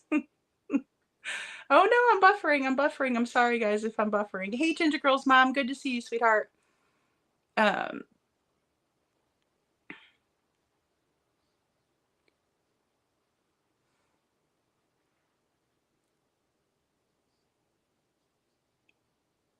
I'm sorry. Oh, on and off for you guys. I'm sorry, guys, if I'm buffering. Oh, okay. Thanks, Zach. Thank you so much, hon. And I saw it. Okay, so in the very beginning, it's Trevor Lee who did this interview. He used to have a YouTube channel, but he does not have one anymore, to my knowledge. He does a lot of work advocating for kids. He is getting bills passed. He wrote a book. He's a really amazing person, and he wanted Nina's story to be told, and she felt comfortable coming on with him and sharing her story. So I think he did a really wonderful job of just letting her kind of tell what happened from her perspective. So yes, Trevor Lee, he's a really good person in my opinion. And Criminal Med said, I live next door to a really nasty city cop. He's always running people's plates and generally causing hassles. Yeah, if they have time for that, then they have time to get these assholes that are really doing shit. You know what I mean? Like, come on. That's like grabbing the low hanging fruit, in my opinion, you know? Trishy, good to see you. Good to see you. Oh, I'm glad you did. I'm glad you got him to bed. She's such a cutie pie. Tori Wheat, good to see you. I believe that, Tori Wheat. I do. I don't understand why they're still walking the streets, but I hope that that's because they're gathering evidence, and that's what. Oh, good. Oh, good. So I'm buffering some places, but that's okay, Ginger Girl's mom. That's okay. I love all my bush people. I do that a lot too because, you know, I might just be listening in just to kind of because I'm interested, but I just don't want to chat, or I might be taking notes and stuff. So I understand. I do that a lot myself too. Yeah, thank you. Thank you, Zach. Definitely check it out. It was called Trevtime when he did have a YouTube channel, I believe. Okay, thank you. I know everybody. Some people are experiencing bad weather. Ah, yes, Criminal Med. Do not thank you. Do not confuse Trevor Lee with T Rev. They're two totally different people. You know, yeah, completely like different people. So Trevor Lee, sweetheart, T Rev, hot dog asshole. And let's see. Little Redo. But yeah, so he did do this interview, and I think he did a great job of just like allowing for her to tell her side of the story. And you know, he didn't ask any questions. He just kind of let her tell it. So I know Detroit Rock City, it's crazy weather some places. I hear some people got lots and lots of snow. And hey, Jude, occasional lurker. Who's that? Whistle while you lurk. I like that name. Whoever has that name, I know that handle, or I've seen them before, so I like that name anyway. Yes, thank you. Or Couponing says thank you to Criminal Med, because yeah, it is. It's totally different people. You know, and T-Rev is the one that,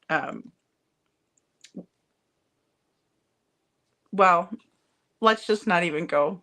We won't go there. We won't go there tonight. We'll just kind of keep it, but maybe we'll go there tomorrow.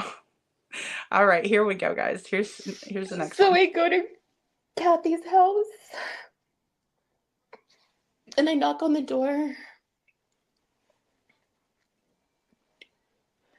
And I remember I had Christopher's stepmom, Linda, on the phone with me. She was on speakerphone, and I told her what was going on. Little did I know everybody was in on this. And Terry answered the door, which is Chris's stepfather. And he told me that I need to get off of his fucking property. And here little Noah, who's 3 years old, and my Isabella is 7. And they're standing behind me. And I said, please tell me what's going on. I said, where's Faith? I said, please give me my baby back. And he told me, get off my fucking property. And he took out a green and black baseball bat.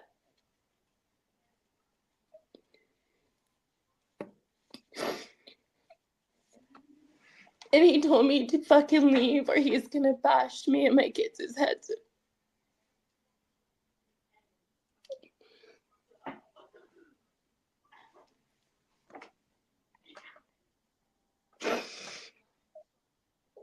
So me and my kids walked back to my truck and we got back in it. And I was like, oh my God, what do I do? This is a nightmare. What am I gonna do? And Chris was inside of the house with the baby. I saw his shadow. And they lied for him and they said that he was in California and he really wasn't.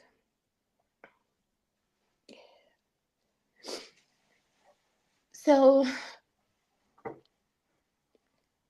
we go back to the apartment and I'm trying to gather all my thoughts together. I'm trying to keep as calm as I can for my other two children, but all I could do is just cry and just think, like, what is my next move? What am I going to do now? I'm so far away from home. I'm far away from my parents. I'm far away from everything that I've ever known. So then I make a call to my brother, who he lives in Phoenix. And I told him what was going on, and he was so upset. And he's like, oh my God. And he's like, have you called mom and dad yet? And I said, no.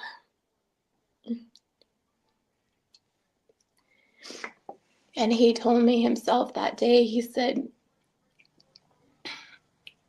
you're going to fight.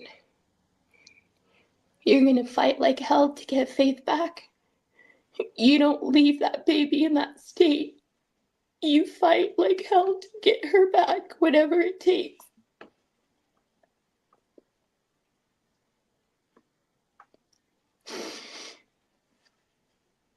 And that's what I did. I called my mom and dad. And it had to have been after midnight here, so about like 1 something our time there. My dad answered the phone. And I couldn't talk. All I could do is cry. I couldn't get the words out. And finally he said, calm down. Please calm down and tell me what happened. And I told him, I said, Daddy, they took my baby.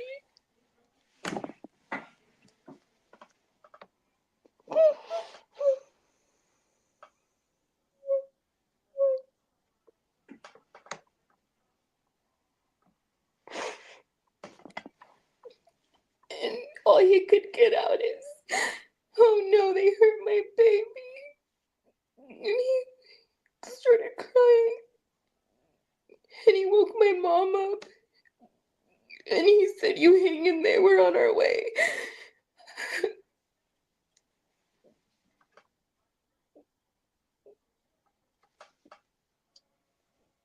So every single day, I worked at a local Great Flips out there. And I went in from the time it opened to the time it closed. That following morning, after all this had happened, I went to my bank account and to my savings. I've been saving money through this whole entire time, but I've been using it since we were out there so I can help support my kids and myself. But little did I know that Christopher wanted me to use all my money because he didn't want me to have anything so I wouldn't retain a lawyer. Okay, so Chris, this is where we see the financial abuse. So Nina's working from open to close at Great Clips, right? She's a stylist, so she's working open to close, and she realizes that it's really not doing much because she's been using her own money, and Chris hasn't been helping her. So now she really is in a bad position because she doesn't have the extra money to retain a lawyer. So any of us who have had to hire a lawyer in the family law arena, we know that it is not cheap and it can be very, very expensive.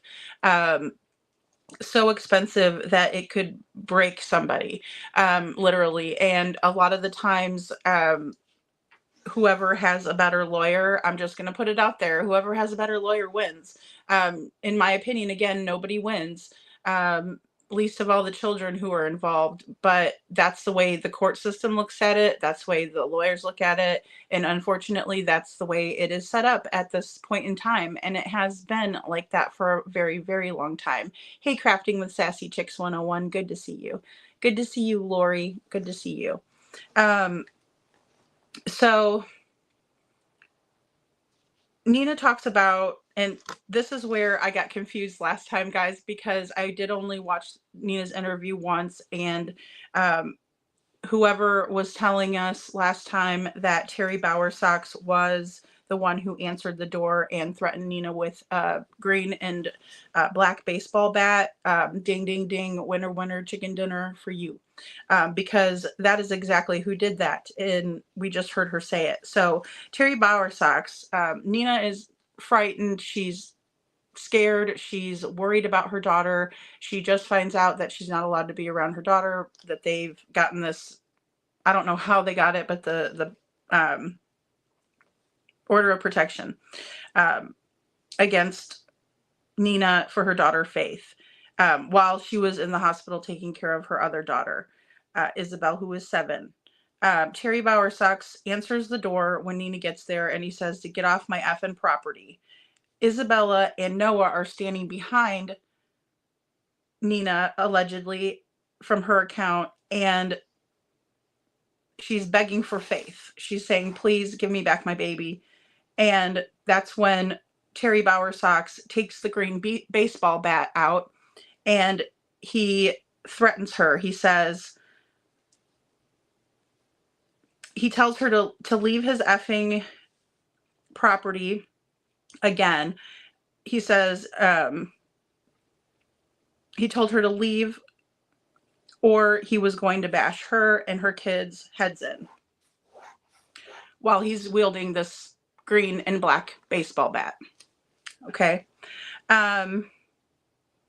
So obviously she leaves so she doesn't get her head bashed in by Mr. Bowersox. For those of you who were not with us, I did a live stream last week. I believe it was either Wednesday or Thursday. And the neighbor, or excuse me, the coworker who was a former coworker of Terry Bowersox, his name is Matt, called in to J is for Justice. And I even feel sick saying that because he obviously, according to him, he was going to email her. And now we'll never hear from this particular person unless someone else talks to him.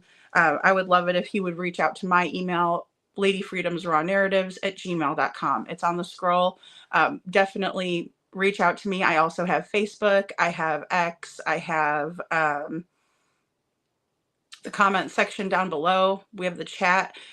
Feel free. But again, these people seem to come out and then they're attacked and then they don't say anything anymore, which is very, very sad because it's detrimental to the case, in my opinion.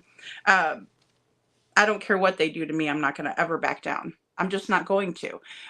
It wouldn't help anything if I did. Actually, it would just show that I'm afraid of a bunch of cowards, in my opinion. Because any man that's going to take a baseball bat to a woman is a fucking coward.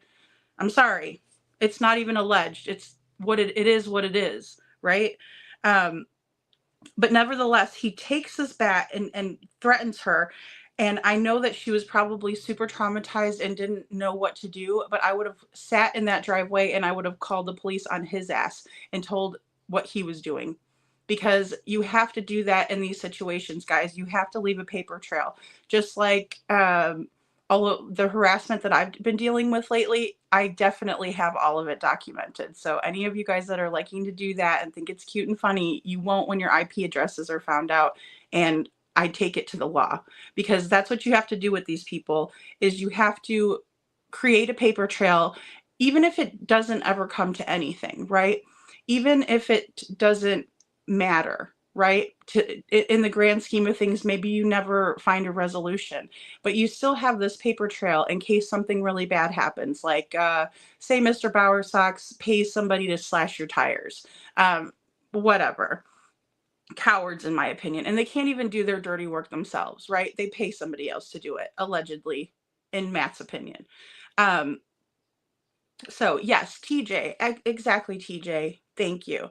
Film everything. She should have been filming it. But I think that she would, again, I really feel like Nina was in the position where she really didn't know what to do, and she couldn't really even fathom their behavior, right? She's like, what the hell is wrong with these people? And I think it was the first time that she had ever dealt with this type of abuse before. Her father sounds like a really good person who is really worried about his baby. Even though she got into this abusive relationship after the other two, after her relationship with the other two's father. I don't think that she was used to this level of toxicity, and she really didn't know what to do. But yeah, I mean, that's the minute that you start filming, right? That's the minute that you hide, if you're in a one-party state, you hide a recording device in these, because these are what these are for, right? Because what else can you do when you're dealing with that level of toxicity? I know from experience that I didn't always think that way, but I had to become like that. I didn't ever want to be sneaky as that person. I never wanted to stoop to their level, but sometimes you have to stoop to their level, so then that way you can make sure that you protect yourself, right? And it's very unfortunate, but you do have to do that, and you have to leave a paper trail. So document everything, even if it's a handwritten thing, even if you have to say, Monday, February 10th, 2024 at 7:30 p.m., I received a phone call, and it was a harassing phone call. Those things speak volumes in court, and I didn't realize it either myself until I had to deal with some of this nonsense and garbage from toxic people. Now,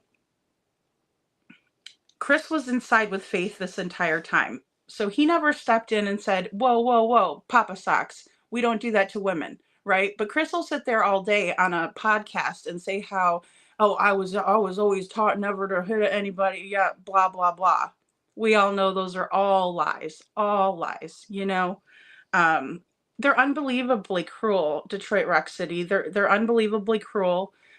She was blindsided, in my opinion, and probably never imagined that these people could be so cruel. Thank you. That's very well said. It's something that we can't fathom, right? Something that we don't want to believe, especially if it's somebody that we're married to and we love. And that's another really tough part of this, is that you do love somebody, and it's hard to turn that love off, right? If you love somebody and you're a genuine loving person, it's very hard to flip that switch, unlike a narcissist who all of it's just fake. It's all love bombing, fake crap, in my opinion. So Nina goes back to her apartment. She's trying to figure out what to do, right? So she calls her brother, and her brother's really upset, and he's like, hey, have you called mom and dad yet? And she's like, no. And he told her, he said, you're gonna fight like hell to get Faith back, whatever it takes. And she has been fighting and fighting and fighting. And the reality of the situation and the grim future of the situation is that she is going to fight Christopher Proudfoot until Faith turns 18. It's what it is. She will continue to fight until Faith turns 18. he might get his last little hurrah in, his last little jollies, his last little dig in on her, but it will never stop until Faith turns 18. And then she gets to look forward to special occasions and Chris coming in and ruining everything for her and ruining everything for her daughter. It's just the way it goes. And I hate to say that, and I'm not trying to be negative. I'm trying to be real. It's just how it goes, because she's going to fight and she's going to have to keep fighting. She's going to have to advocate for herself and her daughter, for what's the best interest of her daughter, and she's going to have to keep doing that. He will never stop. Either way, she called her dad after that and her mom, and she tells her dad that they took her baby from her, meaning Chris Proudfoot and his flying monkey socks and Foot Clan, the Foot Clan, because it's all of them now, right? It's not just the flying monkey socks, it's the Foot Clan that has taken away Faith's baby. Or excuse me, Nina's baby, Faith. So he says, hang in there, and that they're on their way. Now, I don't know if her family realized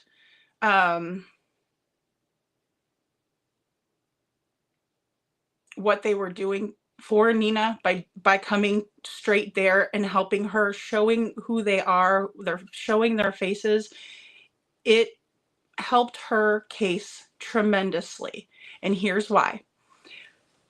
Chris has all of these people. This is Chris's town. Hendersonville, we know, is Chris's town. We know this because we've seen the way Sebastian has been treated, right? We see it. We understand it. We see how he's been treated, and how the Proudfeet are able to just do whatever the hell they want, how the Bauer Sox can do and say whatever they want. It's very disgusting. But the fact that her family came, and even if it was just her father who stayed there and went to court with her, it speaks volumes, and it's a character witness for Nina. It's someone else to stand by Nina's side. I did not have that luxury. I was all by myself in a completely, so I understand where she's coming from more than I can even explain right now, because it's not about me, but I want Nina to know that she's not alone, and that the fact that her dad was there for her is wonderful. And I think that was a big reason why she was able to get Faith back quickly, instead of it being more long and drawn out, right? Because when you have flying monkeys that will say and do anything to make her look bad in court, she's going to need somebody to tell her side of it and say, no, my daughter is not a bad person. She's not a bad mother. She's a loving, caring person, and she's a great mother, and her daughter needs her. If you don't have that, it makes it very, very difficult. So the fact that her family stepped to the plate and went straight down there and didn't allow this mess and this nonsense to continue was Nina's and ultimately Faith's saving grace in the situation. Hey, Betty, good to see you. Aw, I'm thankful that you're here for them. Thank you very much, Betty. Yes, Nina has custody now. Yes, she does. But he's still fighting her in the courts. They are still battling. He just, right before Sebastian went missing on Unnamed True Crime Channel, there was supposed to be a hearing, and we're going to hear about this in the clips. We still have many to get through. Well, you'll hear about it in the clips. But right after this all happened, with the before Sebastian went missing, there was a custody hearing for Faith. And so that's why it's my understanding, and it also is many, many, many of you out there's understanding, that was probably the catalyst for why Sebastian just poof, up and vanished, went missing. In my opinion, that is the reason, because it doesn't really take a rocket scientist to understand that. You know, it's just how it is. Yeah, she was Poppy. She was. You know, Baba Rose, I don't know anything about like what their agreement is, but sometimes it's not even worth the support. You know what I mean? It's not even worth the couple $100 extra that you get a month to deal with such an incorrigible bunch of assholes. I just, to me, it's not worth it. But let's go ahead and play this next clip. So that morning before I went to work and dropped my kids off, at the time, Michael and Linda, which is Christopher's biological father, and his stepmother were still helping me watch my kids because they still had to work. And I went into my bank account, and I remember I only had $1,100 in there. And I was looking through the phone book, or looking through, you know, my phone, and seeing, well, I need to get a lawyer. Who can I get? Thank God for Mr. Edwards, because I went into his office before, you know, I called into work that day pretty much, and I said, I need to just think. I said, I need a day off. So I went into his office, and I ended up doing a consultation with him. And I remember him, you know, he told me what his fees were, and he told me, you know, I told him the situation. And he was in shock, and he goes, my God, he goes, this all happened? Like, you should have never came out here. And I said, I know, I should have never came out here. So at the time, you know, I explained the situation to Mr. Edwards, and I was crying. And I said, Mr. Edwards, I said, I just want my baby back. And then I remember I still had my wedding ring on at that point in time. And I slipped off my wedding ring, and I sat it on his desk. And he looks at me, and I said, please, sir, I would do anything just for my baby back. He said, you're all I have. Please help me.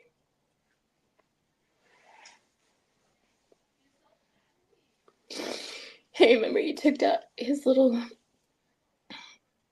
magnifying glass, and he looked at it, and he put his head down.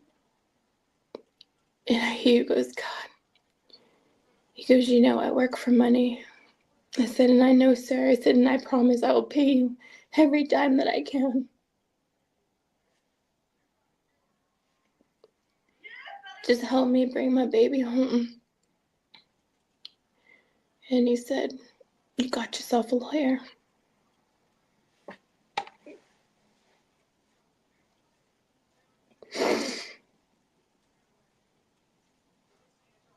And he fought.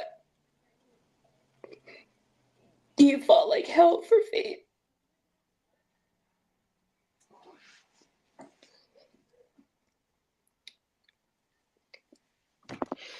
We went to, everything happened in Gallatin Courthouse.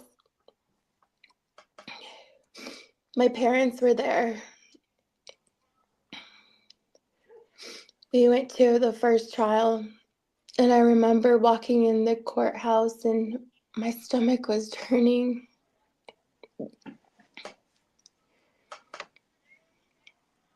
I hadn't seen my baby.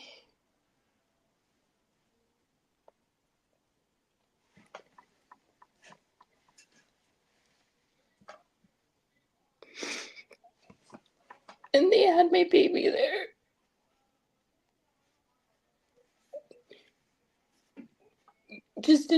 just in arm's reach, and I couldn't even hold her, and I couldn't even kiss her, and I couldn't even tell her I love her.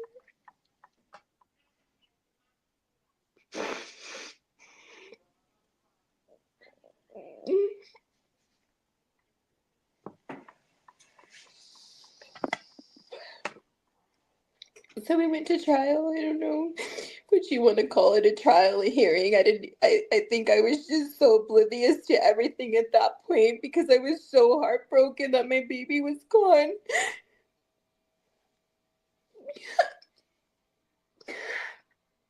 And I go into the courtroom, and all I had was my dad in there.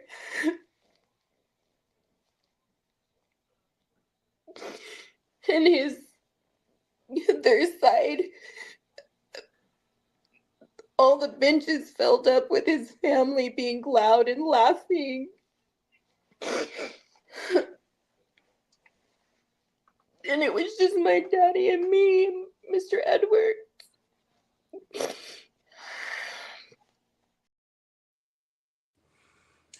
Okay, guys, so they use this as an intimidation tactic, and we saw this play out already. So we know that they've done this before because they did it to BHB when they took her to court.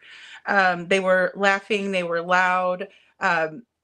This time around, they actually brought Faith, which I think is extremely detrimental to her. I don't understand why they would do such a thing as to bring her with when she's just an innocent baby in all of this absolutely disgusting situation. So let's back up a little bit. Nina looks into her bank account and she realizes, okay, I only have $1,100, right? But let's not forget she's supporting 2 children as well. And this is her savings. So what she does is she goes to the white pages or yellow pages, sorry, probably the yellow pages, and went to find a family law attorney. She goes to the office of Mr. Edwards and she is explaining her situation. And again, these words have been said to me by a lawyer, my first lawyer actually, said, you should have never come here. And to me, that speaks volumes when a family law attorney says that to you. I didn't know the gravity of it at the time, but I do now. It's because he has probably seen this time and time again where awful people, abusers like Chris Proudfoot, isolate their victim and make it so they have no one. So she further explains the situation to Mr. Edwards and then that she just wants her baby back. And she slides over her wedding ring and he looks at it and he's like, hey, I work for money over here, right? So let's just say it probably wasn't anything to gawk at. The wedding ring, that is. And she fast forward. Mr. Edwards says that he'll take her case. And he fights like hell for Faith. Everything happened in Gallatin courthouse. They go to this hearing. Her parents were there. Her stomach is turning. And she hasn't seen her baby, but she realizes that they brought Faith with to this court hearing. Now,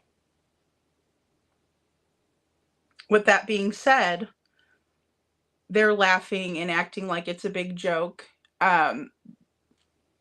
It's a huge control tactic, TJ. A huge control tactic. That's what they want, right? They want her to feel like she has been defeated before she even has been. It's a classic move by people who are really out to just win it for themselves. They could care less about the best interest of Faith, or they would have left her at home. One of them would have stayed back to babysit her and made sure that she was never exposed or had to see her mother's, crying or upset, or any of her family members crying or upset. Hey, Kimmy, good to see you. She didn't lose her for very long. I think it's, yes, crafting in true crime. Yes. Exactly. And you guys will see that later on. I will be popping up in the videos, different kind of disclaimers on narcissistic abuse and domestic violence, coercive control, and then also after abuse. So when you do decide to leave the narcissist, they don't want you to leave. They make it extremely hard. They use a mob cult mentality. Exactly. Exactly. They do. They do.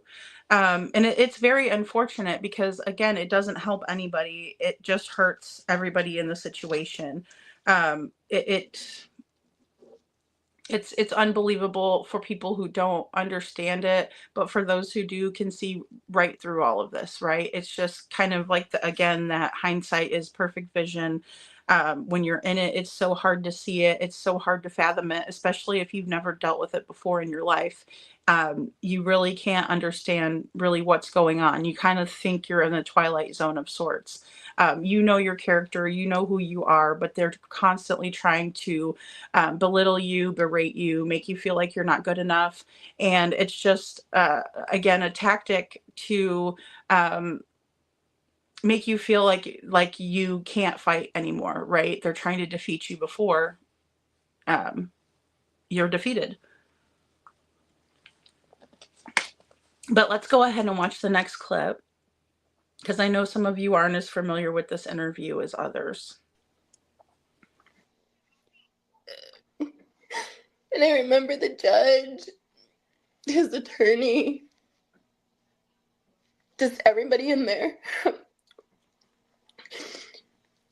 All the hurtful things that they put on black and white about me. Just the eyes glaring at me and making it seem like I was a bad person.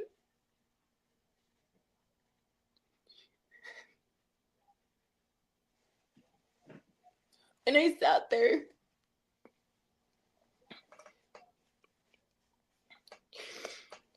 And he asked me a couple of questions, and I answered. One of them was, "Why did you move out here, Miss Proudfoot?" I said, "Your Honor, to try to make my marriage work." I said, "In which it didn't." I said, "I made a mistake by coming out here. I made a mistake by trusting somebody.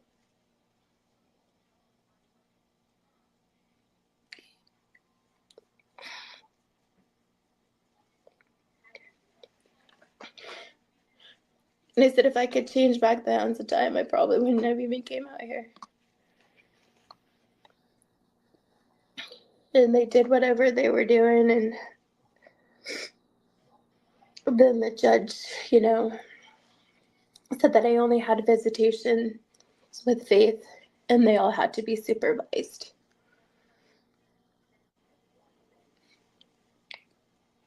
So then the supervised visitations started happening, and we would visit Faith. And I remember one visitation that had happened at a park. I can't recall the park's name, but there was a duck pond and really nice playground for the kids. And I remember Kathy showing up with Faith. And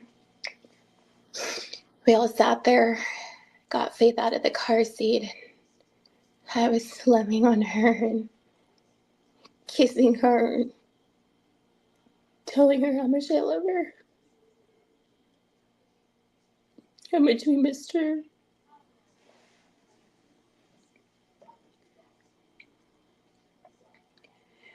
And I handed her to her big sister.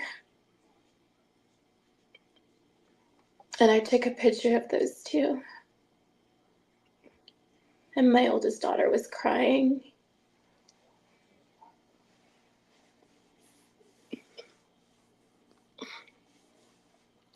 We only had about, I believe it was between 20 and 30 minutes of visitation with Faith once a week, if I'm right.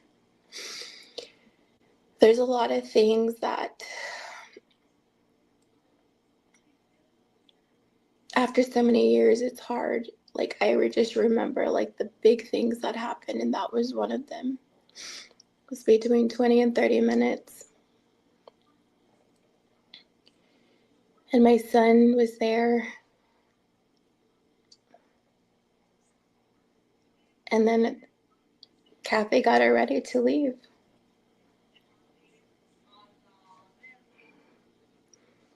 They had to leave first, and then we left after. I remember holding my son and my daughter's hand, and we're walking back to my vehicle. And my son started crying. And I started crying, and then my daughter started crying. And he said, "Mama, I'm gonna run super fast, Mama. I'm gonna go grab Faith, and you meet me on the other side of the park, Mama. I'm gonna run so fast, and then you drive off, Mama."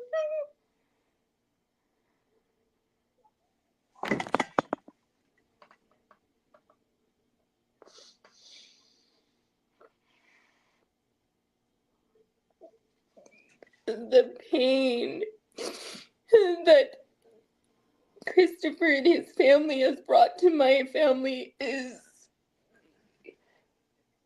pain that we'll never forget. Pain that we live with every single day of our lives.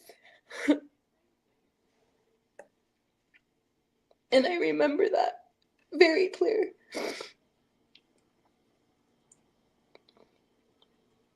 And we went home. We had. Okay, guys. So, Nina's asked by the courts, why did you move? I find that to be an insulting question, and here's why. As a grown woman, Nina should have been able to move wherever she would have liked to have moved in the whole United States of America. If she wanted to move to Guam, she should have been able to move to Guam without anybody ever asking her in a court of law why she moved there or she didn't. She moved there to make it work with her family, right? She moved there to make her marriage work.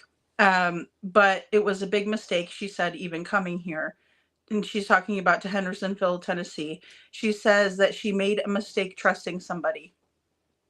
And this is the problem that I always have, because I really don't feel like anybody should beat themselves up over trusting another person, right?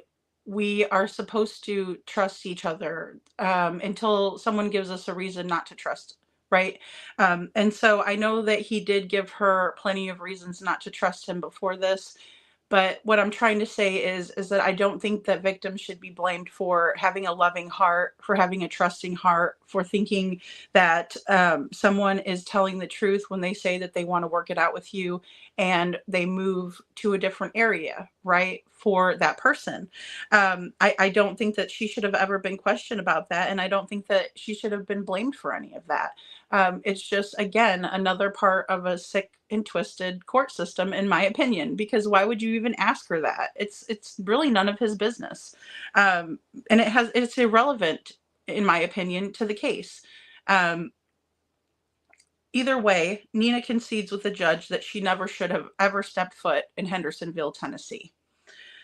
So here comes the supervised visits that Nina gets with her daughter one time a week, and she recounts them being 20 minutes at a time, once a week. So she recalls one particular visit where they're at a park, and she said it was a nice park. So she brought the kids, her two children, Isabel and Noah, and Kathy brought Faith.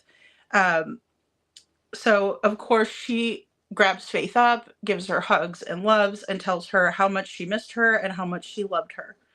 And the big sister is crying because she's upset. Obviously, it is a traumatic situation for the kids who it's not their fault. And it's hard for them to understand what's going on. her son also was crying. So they left the first, oh, I'm sorry. So when they're leaving, Kathy and Faith are to leave first, and Nina and the kids are to leave second. Nina and her kids are crying, and her little man is trying to help. He's trying to like help formulate a plan that only in a little person's brain would work, right? It's hard to explain to them these adult issues, and he's like, well, Mama, what if we do this, right? And he's just trying to find a solution. God love him. But unfortunately, that won't work, and that would get Nina into big trouble. And so Nina knows that, but he doesn't, because he's a little kid. And it's actually it's so fucking sad. The pain that Nina says Chris and his family brought to her family is a pain that they will never forget, and it's a pain that they have to live with for the rest of their lives. And that's very apparent, because it wasn't too long ago that a now 15, possibly 16-year-old little girl, Isabel, is recounting and reliving. And then we have disgusting internet hate channels and trolls trolling this young child for telling her side of the story. It just goes to show that they are so very fucking low. And with that, let's watch another clip. We had another trial a couple weeks later. Was I believe, I want to say it was in maybe November, either in October or November. I can't recall the date. But at that trial,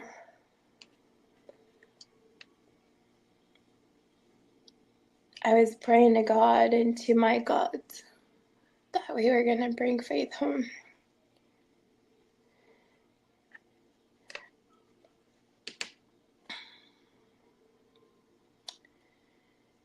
And we went to that courthouse, and with my mom and dad and Isabella and Noah. At this point in time, my mom was going to testify against Christopher. My daughter was going to testify against Christopher. And they had said, his lawyer at the time had said, don't let her daughter testify. And so we went without it, nobody testifying that day. Christopher had ended up getting, he was talking at the time. Judge was asking him all kinds of questions.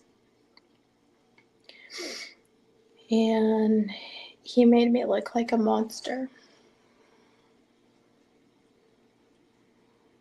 He made me look like I was the problem.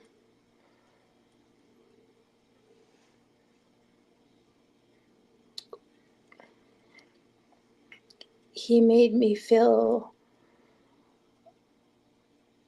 awful about myself and saying all these things in front of these people that weren't even true. It wasn't even true.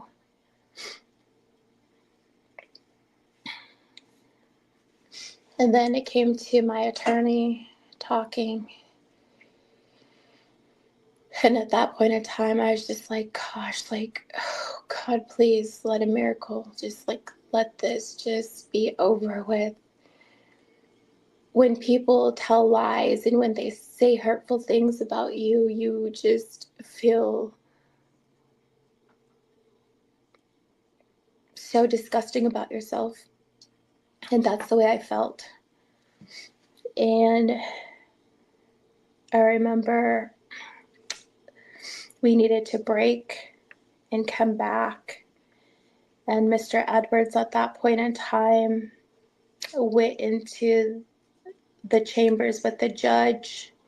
And I don't know what was being said, being done back there, but he was in there for a while. And he ended up coming back out. Court was back in session. Everything was, we were going back and forth again. And at some point in time, the judge just had enough. The judge was done hearing everything that had happened. And Christopher, was speaking, and the judge just said, that's enough. Like, I don't want to even hear what you have to say anymore. He's like, you premeditated this. This was premeditated. You knew exactly what you and your family were doing. You brought this woman out here with her children, and you guys knew exactly what you were doing. And he said, 8:30, Gallatin's Sheriff's Department, that's where the exchange is going to happen. My heart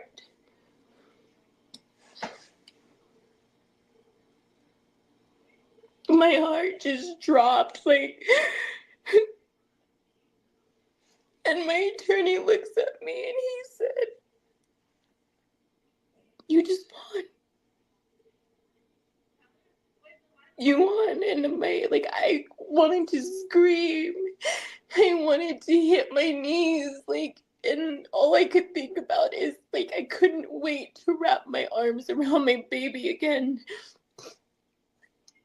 And the judge, everybody was hysterical on his side, of course, and my daughter and my mom were waiting out there, and I remember his uncle going out there, and he swung open the door, and he was so angry, and my daughter overheard him say, she won, she won. And I remember my dad was still sitting behind me, and and he had tears in his eyes, and he's like, let's go. And my attorney followed me outside, and we went out, and there was just so much chaos coming from the Proudfoots, and we went outside very humbly. And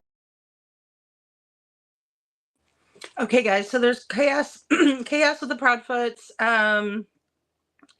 They're obviously mad because they were found out. And ultimately Nina has to be brought out a back door because obviously they're violent people, and that's probably well known in the community. Just my opinion and just from observation standpoint. We talk about, and somebody, and I'm sorry if I don't remember who put this in here, but I believe it was Crafting in True Crime. So thanks, Jacqueline, for that. Hey, Juicy Jules. And she brings up Darvo tactic. So what it stands for is deny, attack, reverse victim offender. So we see this play out right now, exactly now, when Nina is describing how she felt and what was going down in the courthouse. So she says she says that Chris made Nina look like a monster, like she was the problem, made her feel horrible about herself from the falsehoods that he was telling all of these other people, and in a court of law.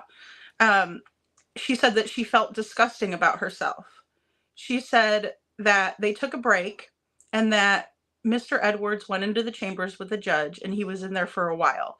That when the court reconvened, Chris Proudfoot was saying so many raunchy, awful, scandalous things about Nina that the judge got pissed off, and he's like, you know what? That's enough out of you. I don't believe you. You premeditated this. You and your family knew exactly what you were doing.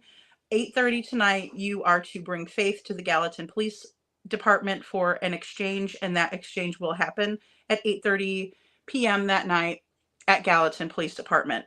Any normal person, any normal caring person would have done the right thing, brought the baby up there, did the exchange, and went their separate ways. But we're going to find out these people are not normal. They are anything but normal. And we're also going to find out, very unfortunately, in my opinion, that even though this exchange was done at the police station, it was anything but safe for Nina, her children, and Faith, who at that time, the state, obviously CPS was involved in the visitations and things like that. They were not protecting Faith. They were not. And that is who they were supposed to be protecting, was Faith. And they didn't, because they still allowed this shit. Now, Nina comes out of the courtroom. It's Proudfoot's gone wild, right? They're acting like the animals they are, in my opinion. His uncle comes bursting out the door saying, she won, as if it's some kind of a prize, and that Faith is not a person, a little person, a baby, who has feelings and who is a part of both of these families. There's total chaos from the Proudfeet, and Nina has to be shuffled out the back door because, heaven forbid, those monsters, those animals, aren't the ones that are corralled and taken out the back. But no, instead, the victim has to feel worse and re-victimized, in my opinion. Let's go ahead and watch the next clip. And he took us in back of the courthouse the other way. And right there and then I hit my knees. I finally could be relieved. Like a big, like, oh my God, we did this. And he said, 8:30, go pick her up. I said, thank you, Mr. Edwards. I said, I owe you my life to get you helped me get my baby back. So then we went back to our truck and we went back to the apartment. We packed what we could. And we pretty much left everything else behind in the storage unit. At that time, I didn't need anything.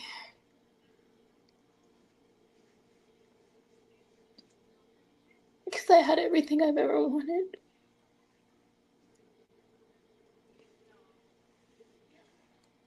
So I remember my dad saying, come on, we gotta go. So we went to the sheriff's department. And we showed up, and I remember I told my dad, I said, wait here. I said, stay at that Wendy's. So my dad stayed at that Wendy's waiting for me, and he said, okay, he's like, you call me when you're on your way so I can follow you out, okay? And I said, okay, Dad. We got to the sheriff's department. Christopher and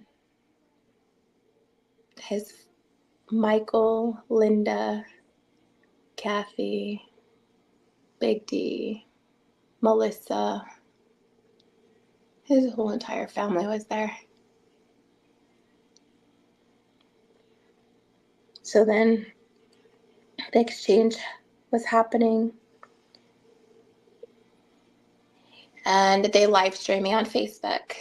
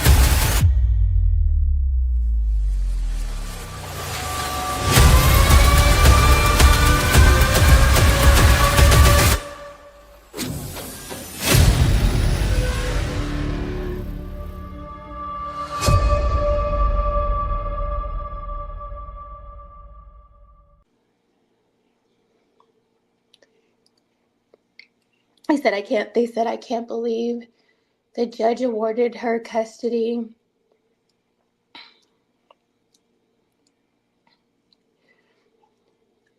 You know, and I was just standing there, I remember, and I said, can I have my baby back, please?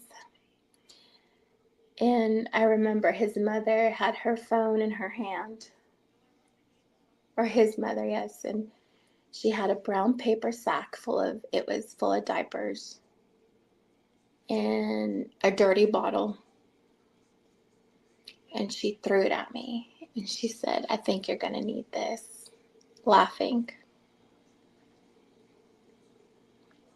Then I said, thank you. And my 2 younger children were sitting in the back. And then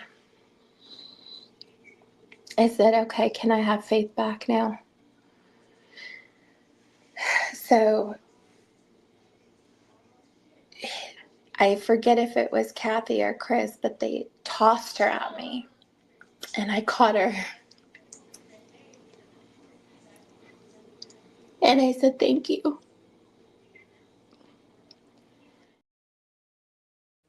So then I get her in her car seat, trying to buckle her up and telling my kids, I said, you need to buckle up. I said, okay, we're going to leave. I remember at the time, my front door had opened at that time, and Christopher got inside of my driver's seat of my truck. And everybody was still filming, live streaming me on Facebook. And Melissa Proudfoot had said, why don't you put it in reverse and drive over her?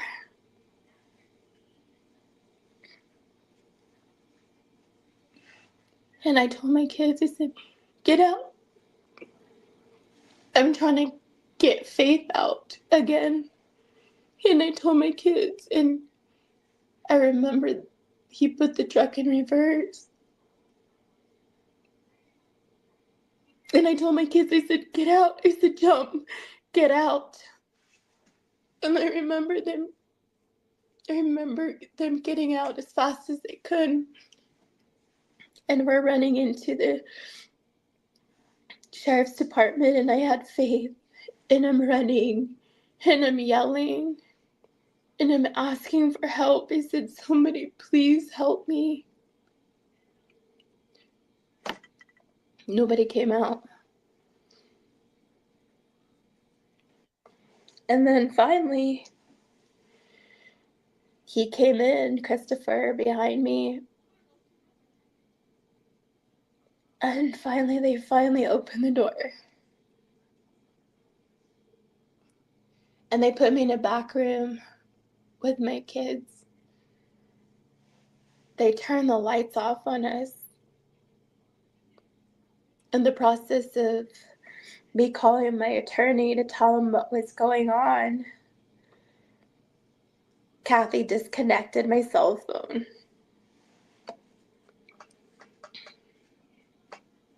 And I remember Mr. Edwards calling the police department and telling them they need to let me go. And at the time, Christopher was still in the military. And Mr. Edwards, I remember them telling him, you know, she needs to go, because this could possibly cause Mr. Proudfoot his career. So at that point in time, I got escorted outside by a couple of sheriffs that were there. They seemed like they knew each other, all of them, the Proudfoots. And I remember Christopher had asked one of the sheriffs if he could say goodbye to Faith, and I said, absolutely not. So I remember getting in my truck after I got the kids in, And I called my dad and I told him what happened. He was so mad. He goes, he was lucky I wasn't there. I'd have knocked the shit out of him. He said. So I said, all right, Dad, I'm coming. Well, everybody followed me down the interstate. My dad and I were weaving in and out of traffic, trying to lose them. The whole family were following me and Dad about 80, 90 miles an hour. We were going down the interstate just to get away from them.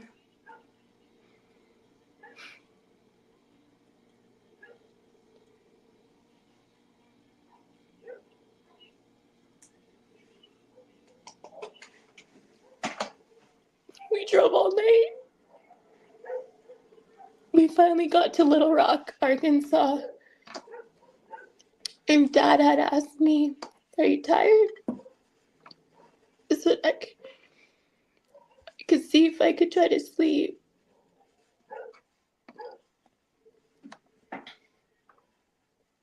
We couldn't sleep. So then we drove all the way home. We were all scared. We didn't know what was gonna happen. We drove. The relief that I had just to see, I've never felt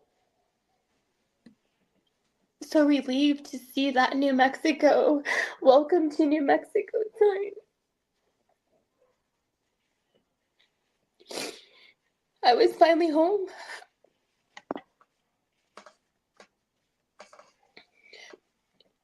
Finally, we made it.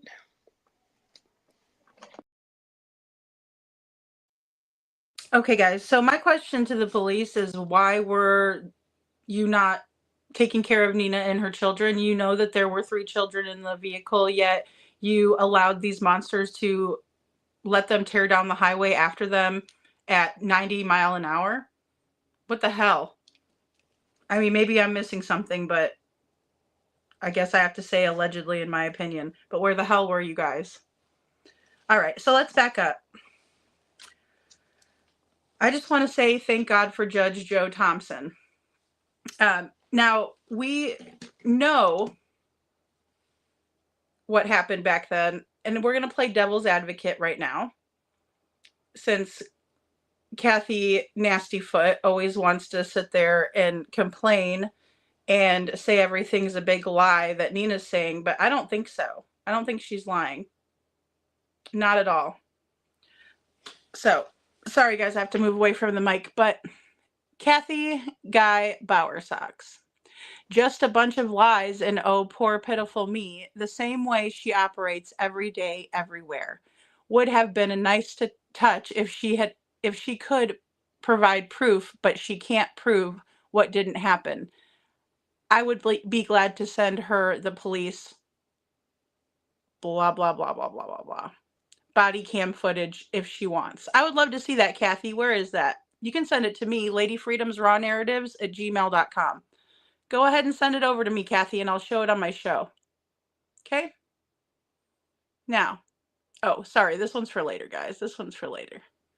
That's for later. Now, this is October 3rd, 2017. This is from Mary Byler Crabtree. I am calling all my prayer warriors to pray. Prayer is powerful. This is Faith Catalina Duran Proudfoot. She is my dear friend Kathy Bowersox's grandbaby. She is 4 months old, and yesterday Judge Joe Thompson Gallatin made, let me take my scroll off, a cowardly ruling that put this child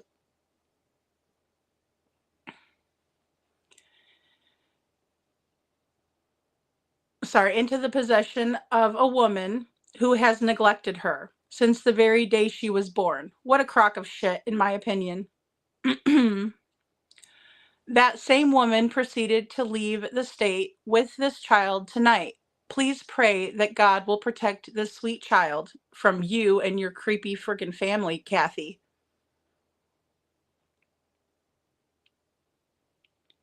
And that my friend will be able to, again, care for her grandchild.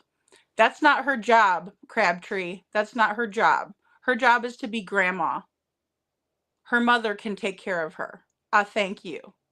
Also, prayers for my friend Kathy Bowersocks, because her heart is breaking. Yeah, it really seems like her heart was breaking. Do you guys think her heart was breaking? Because I don't think her heart was breaking. I think she's an evil, manipulative asshole. It just goes to show that what this person just said corroborated exactly what Nina was saying.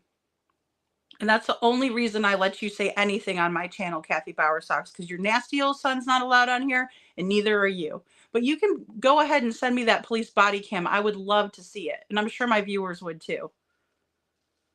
So, let's back up. Nina was just relieved to have her baby back, right? So they're leaving the courthouse. Nina's relieved she's going to be able to pick her daughter up at 8:30, right? Okay. So she told Mr. Edwards that she owes him her life. That's what a real mother does. That's how a real mother thinks and feels. Our children are our entire lives, and somebody helping us get our child back from these crazy, creepy assholes is exactly how I would feel. I would be thanking Mr. Edwards for my life as well. Not going on a trip and, you know, with my new husband and doing whatever Chris and Katie like to do, not searching for their kid. Yeah, because again, this is about Sebastian. But it speaks to the dynamic. She didn't want her stuff even. She was like, I just want to go. She just wanted to leave. And that was probably her fight or flight kicking in. Like, let's just get the hell out of Dodge because this stuff is, you know, you can't make this up. She's banging on the freaking door to get police assistance when she's doing a handoff of an infant child, a small child, at the police station, but the police are just inside. What are they watching this? Because they're friends with the Proudfeet and the Socks? I mean, come on, this is ridiculous. I can't even, you know, and this is why I haven't showed this before, because it's just, it's so sickening. It's so twisted. So she doesn't want her stuff. She just got her whole entire life back. She got her whole entire life back. So fuck her stuff. She's doesn't want it. She told her dad to wait over at the Wendy's, right? And we find out later why she tells her dad to leave to hang out at the Wendy's, because she knows that her dad is going to try to physically harm Mr. Proudfoot, which he definitely deserves, but obviously she doesn't want her dad to get in trouble.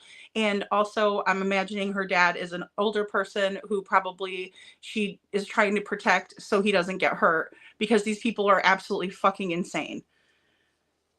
So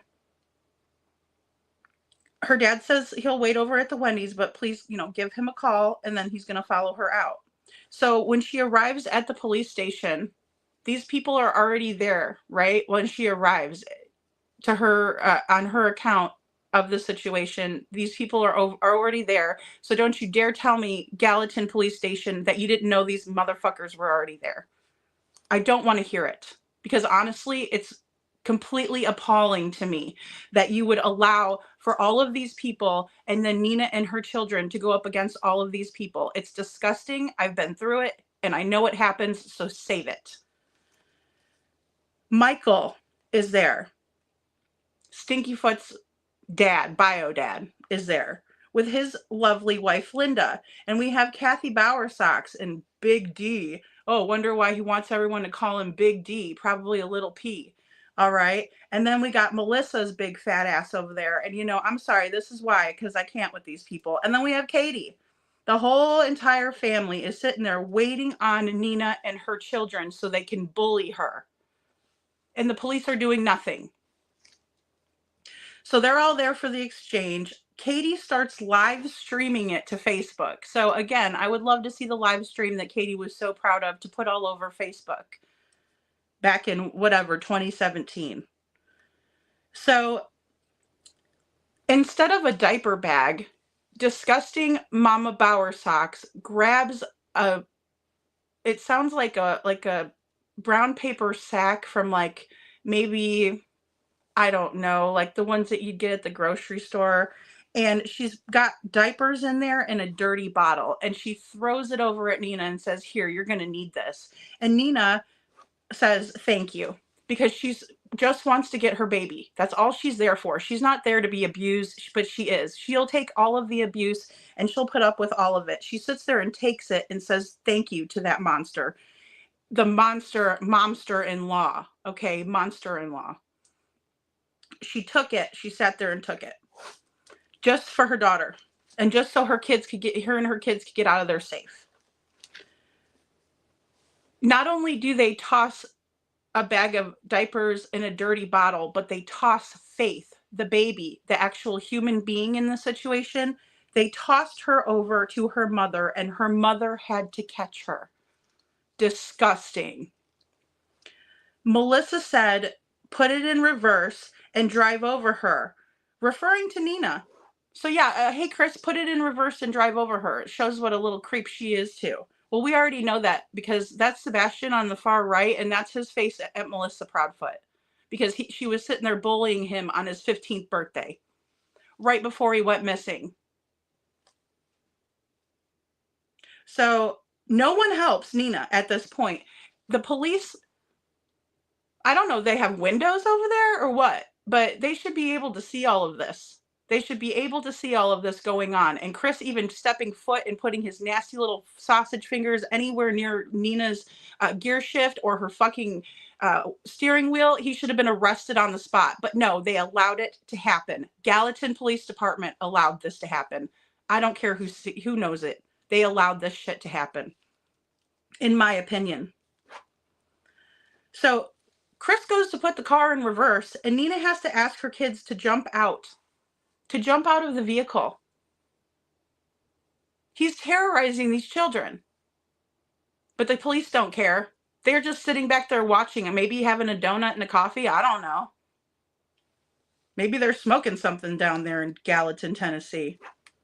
No one helps. She runs up to the police station doors and she's banging on the doors, but nobody's helping her. She's banging on the doors, trying to get help for her and her kids. She's standing out there with Faith in her arms and the two little ones, 3 and 7, or they're maybe like 4 and 8 by now. I'm not 100% on the time frame because she was telling her story and she's not going to say on March 17th, 2017, this happened. That's not how trauma works. She runs up to the police station doors and Chris comes up after her. They finally answer the door. But what do? Instead of treating her like a human being, like a mother with 3 scared children on her hip, what does she do? She gets put in a dark room with her kids by the police. In a dark room by the police. Not, hey guys, do you need a blanket? Hey, let's put on a TV show so the kids can maybe get their minds right after dealing with this. Nothing. Do they get a juice box? Hell no. Do they get a little carton of milk? Hell no. What the fuck is wrong with these people in Gallatin? And I'm sorry. I know not everybody's a bad person there, but this is just making you guys look terrible and your police station looks like a fucking joke. And this is why I didn't do this. This is why I didn't do this before.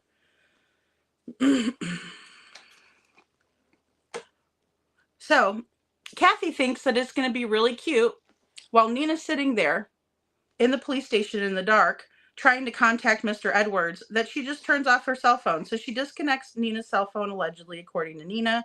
And then Mr. Edwards calls the police station because obviously he probably can't get a hold of his client. And he's probably like, oh shit, what's going on? So he calls there and he threatens, God love him, he threatens Chris's career. And what does Chris do? He stops. Right dead in his tracks. Oh, not my career. You fuck. And so Chris is, or Nina, excuse me, is escorted out by the sheriff. And Nina says that it seems to her as if the police officers who escorted her out were friendly and knew the Foot Clan. And that doesn't surprise me one bit, because this is not something new. This is something we've seen play out. So Nina says that when she gets in her vehicle, everybody, and that's the whole entire Foot Clan, takes off after her down the interstate, driving at alarming speeds, and she's just trying to get away from them as fast as she can, because she probably is in fear for her life. I would be. I don't know about you guys, but I definitely would be in fear of my life and fear for my kid's life. I'd be afraid for my dad. I would just be a fucking nervous wreck. Thank you, Deborah Dixon. I don't even know if I could be a prosecutor, because I don't think they allow us to swear or allow people to swear and get irate. So I probably wouldn't make a very good one, but I appreciate the sentiment. So again, where are these police officers? Where is Sebastian? What the hell is going on in Gallatin? We saw it play out with BHB. What a nightmare. What a nightmare, you know? Jen in Jersey, good to see you. God only knows what would have happened to her and her kids.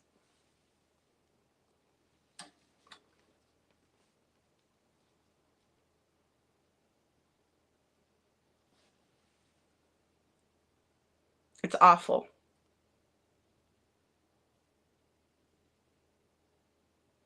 And it doesn't stop. It just continues.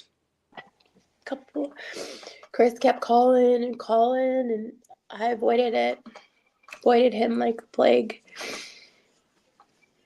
Because the judge in Tennessee awarded me custody. He had no jurisdiction over Faith or myself or my other 2 children.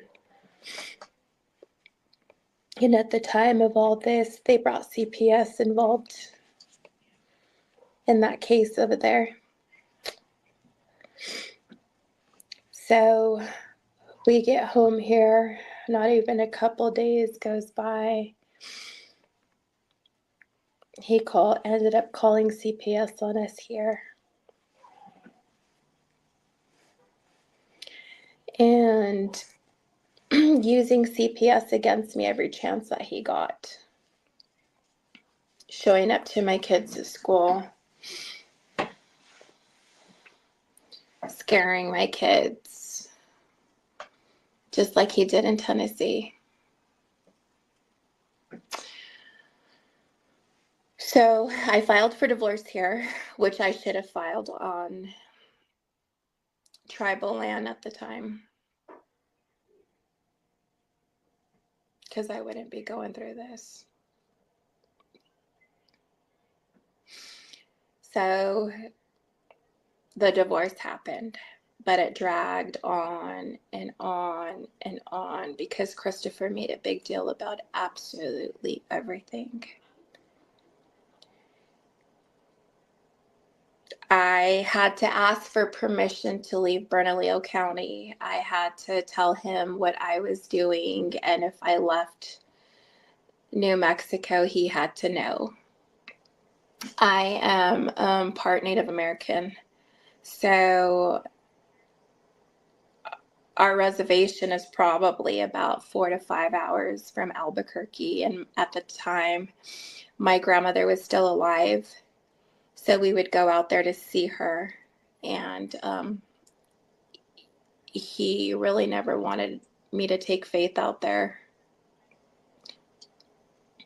And on top of that, he really never wanted Faith to be Native American. Christopher knew that I was Mexican American and also Native American, but he hated the fact that, and he still hates the fact that Faith is part Native American. So just everything, he would take me back to court for just everything. It wasn't a good divorce. And the parenting plans, it had to be his way or nobody's way. He had to have the last word, and this is what he wanted, and his attorney made sure that's exactly what he got. A lot of times I gave in because I wanted it to be over. I didn't want to have to or have somebody dictate what I can and can't do. I mean, I've been a mother for an X amount of years at this time, and it wasn't like, you know, I'm new to all this. But everything had always had to have been Christopher's way. And even though I gave him what he wanted, it was something different. Oh, you know, Faith can't wear leggings, or, you know, just the stupidest things, or, you know, it was dumb. I can't even recall how many hearings I went to with Christopher. It's been horrible. So at this point in time,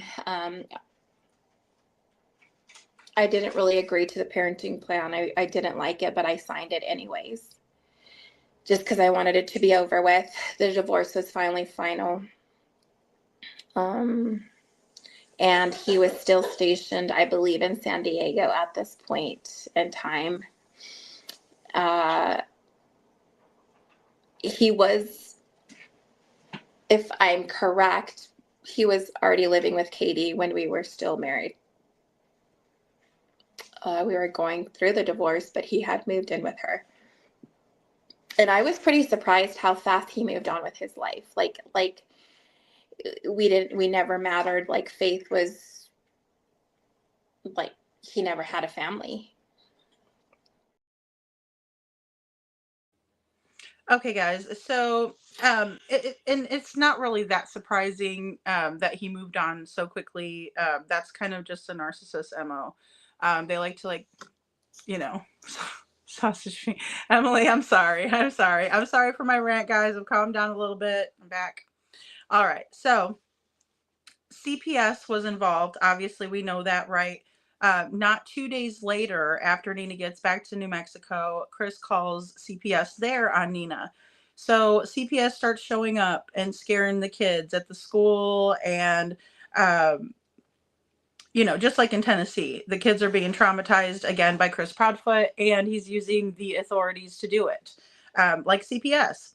And Nina files for divorce, and she says she should have filed on tribal land. And unfortunately, it sounds awful, because I would like to have more faith in the judicial system when it comes to non-tribal land.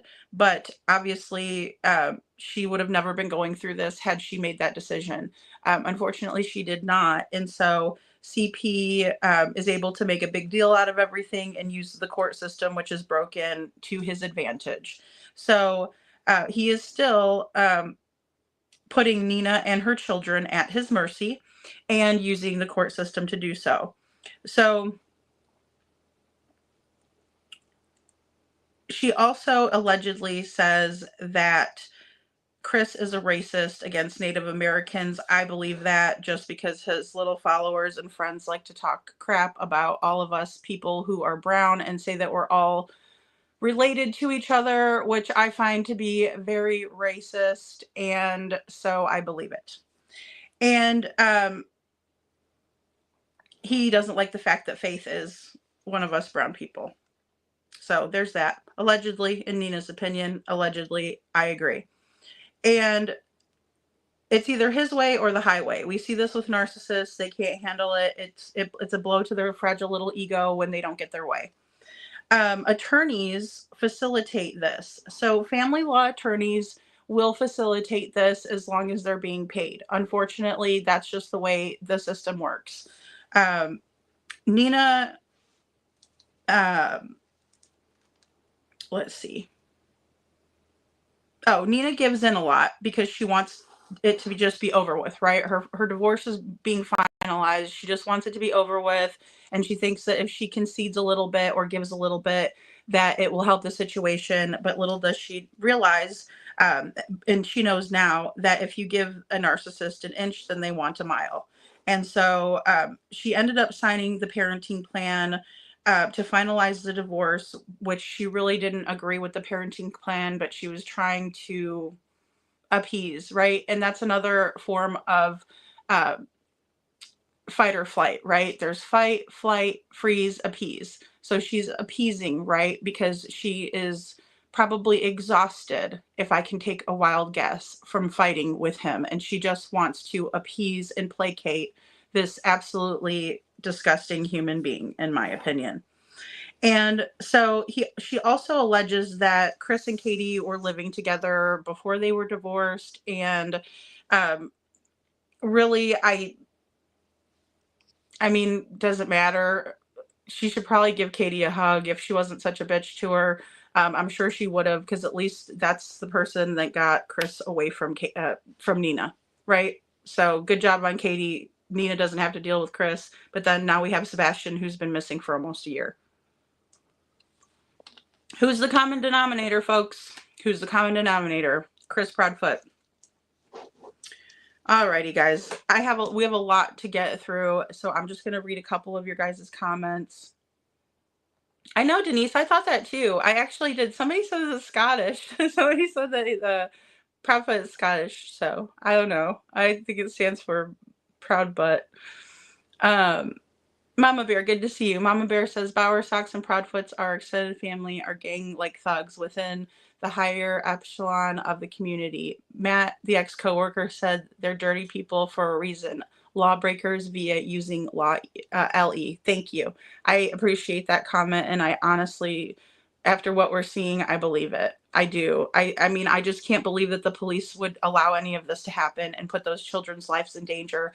Maybe they don't like Nina. Maybe they think that she should have not been granted custody back of her daughter. I don't care what they think. They should have never allowed this to happen to her. Ever, ever, never. Because they are to uphold the law. They are not to uphold crap for people that they know. That's just not the way it works, right? And Betty says, I gladly give my bitch slap of a lifetime to Nina. Thank you, Betty. And Betty says, Lori, anger management doesn't even work anyway. Not on people who act with actual anger issues. Well, and it's a good point, Lori, because like I was saying before, these court ordered classes that they make you take when you're going through divorce and things like that, they're not going to make you retake it if you don't do well enough on the first try, right? It's not like there's a test and they make sure that they do a proper evaluation afterwards. They order it, you take the class, and that's it.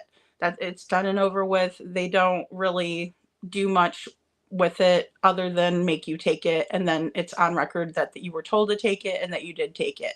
Basically, it's not like they say, well, you're cured from anger problems now you're able to be around the kids again. It's just not how it works, unfortunately. It's basically a preventative measure so the courts can feel good about themselves and sleep at night, I think, in my opinion. But does it help? No, because those people, like you said, they have actual anger issues. It's not going to help them. They're just doing it. And he also fought it too. He was like, oh, I don't need that or whatever. It's just like he didn't even just concede and take the classes. So he obviously doesn't think he has any problems, although he's throwing a little child onto a coffee table, tossing her to her mother, whether it was his mother that did it or he did it. I don't care who did it. Whatever sick fuck threw a child into the air and had her mother catch her is beyond disgusting. There's no help for that person, in my opinion. Detroit Rock City says he was already effing around on her when she was pregnant, in my opinion. I think so too. And I think that's why she was so upset about it. That's a really good point, Detroit Rock City, because, us women, men, we all have an intuition, right? We kind of understand when things are getting rocky or when someone's not showing you that same kind of affection that they were before. I mean, so I can totally see that. Is it probably for the best? It really is. Did he probably feed Katie a bunch of bull crap? I'm sure he did. Did Katie think it was cute to be in on the whole thing and, stand by her man? Absolutely.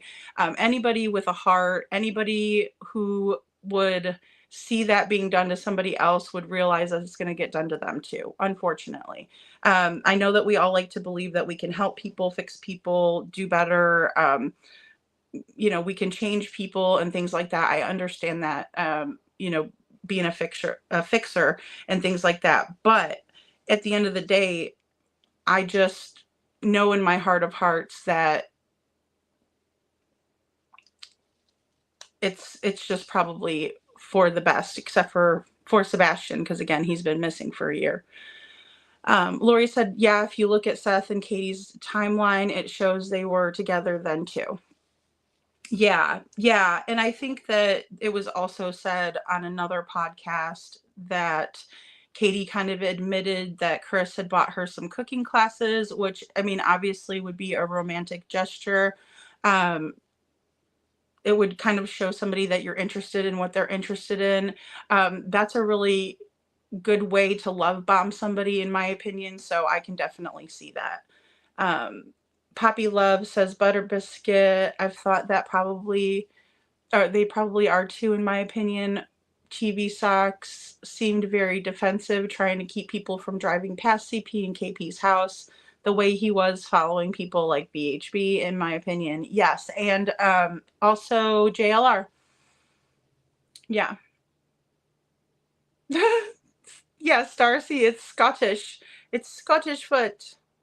Apparently. I don't know though. I haven't really looked it up. I haven't looked it up, but I thought he was part Native American myself because of his last name, and maybe that's me stereotyping people. But I really did. At first, and when Nina said that, I was like, that's really weird. But in Detroit, Rock City says he wanted her to get rid of the baby because he was lying cheater and already moved on, in my opinion, allegedly. And that's very possible too. That would speak to a motive on why he wanted to terminate the pregnancy to begin with. It's just a really sad thing to think of, especially but we see it in other cases. Like, look at Chris Watts. He took his 2 daughters who were here and his unborn son, who, I mean, I'm not a man, but a lot of men look at their son as like their pride and joy, right? Because they can pass on the name, blah, blah, blah. But in that regard, it's just kind of strange how another woman could make somebody do that. But obviously they weren't a good dad to begin with, right? My opinion, but that's just what I can surmise from it. Katie took the trash out, Barb. She sure did. And she got 5th sloppy seconds. Sloppy fifths. And Criminal Med says, I thought so too, Denise Kelly, but now I think they made it up or someone changed the original family name, in my opinion. And I don't know. I'm going to do more on kind of a genealogy tomorrow. I was going to incorporate it into tonight's show, but it was just too many clips that I didn't realize it was going to be so many clips. But we will definitely go over that tomorrow because we have some stellar researchers and we've researched this topic and we will discuss it because I think it does speak to them inserting themselves into whenever Chris has a problem, they insert themselves in, and again, flying monkeys, right? We talk about it on here a lot because it's just part of what people will do, those dirty deeds for the person that they're enabling. And Chris is the one that they love to enable. His fragile little ego won't let him, so yes, Jovi, there's also fawning. Thank you, Jovi. Thank you for being here. Welcome in. And Betty says, Denise Kelly, I thought at first too. Oh, sorry. But, when I researched it. Okay, Betty, you're the one that told us. Okay, thank you. Turned out to be Scottish, Scottish descent, So very interesting. Very interesting, in my opinion. Lori says, I thought it was native too, but nope. See, I thought so too. Scottish, interesting. Criminal Med, I think so too. I think it's really interesting. KP took the trash home. Maybe she's a hoarder. Star. Oh, yes. Oh, guys, if you will, please, please, please go to Jana's YouTube channel and look at Crystal's playlist. Multiple other channels have taken her case, and I want to spread them as much as possible. That's wonderful news, Jana. That is wonderful news. Thank you. And please do, guys, please go over and visit. Sign the petition for Crystal's case to be reopened. It's a very worthy, important cause. Very, very worthy and important cause. So thank you, Jana. Thank you so much.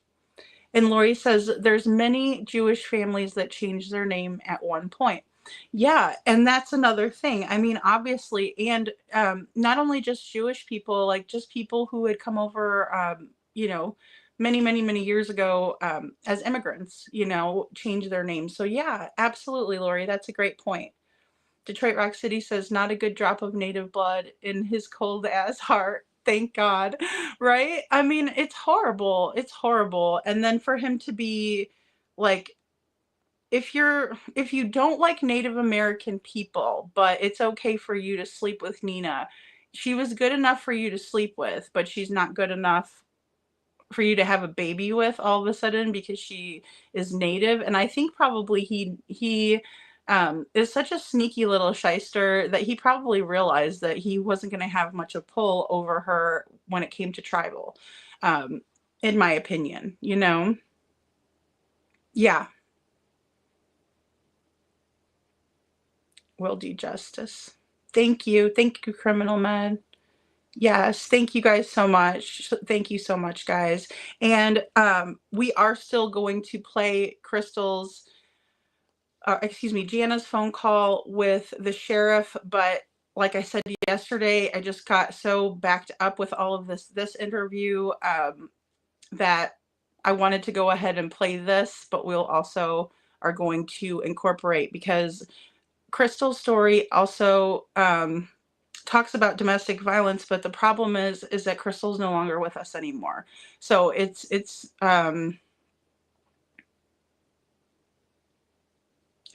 lot of the same, but it's also what can happen when we have these dirty, disgusting police officers that will do nothing when it comes to upholding the laws that they vowed to uphold.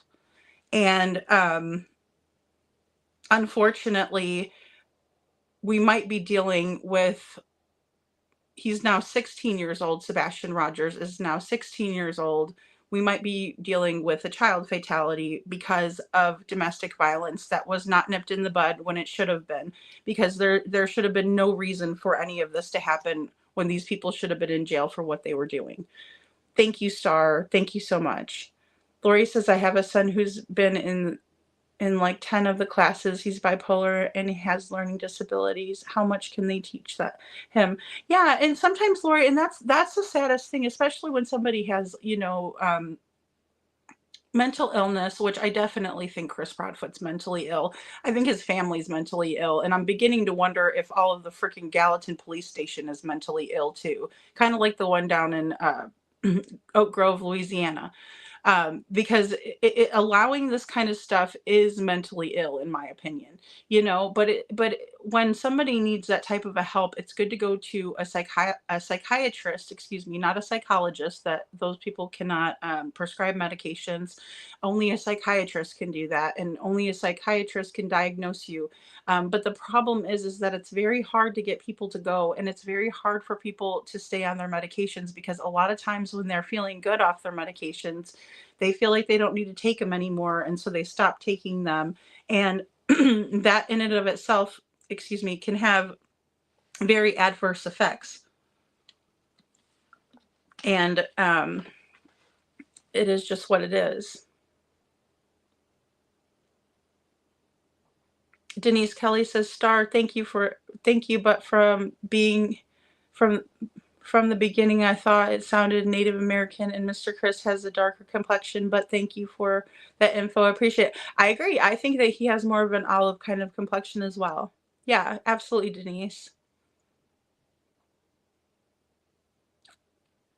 Yes, please go check out the playlist over there, guys.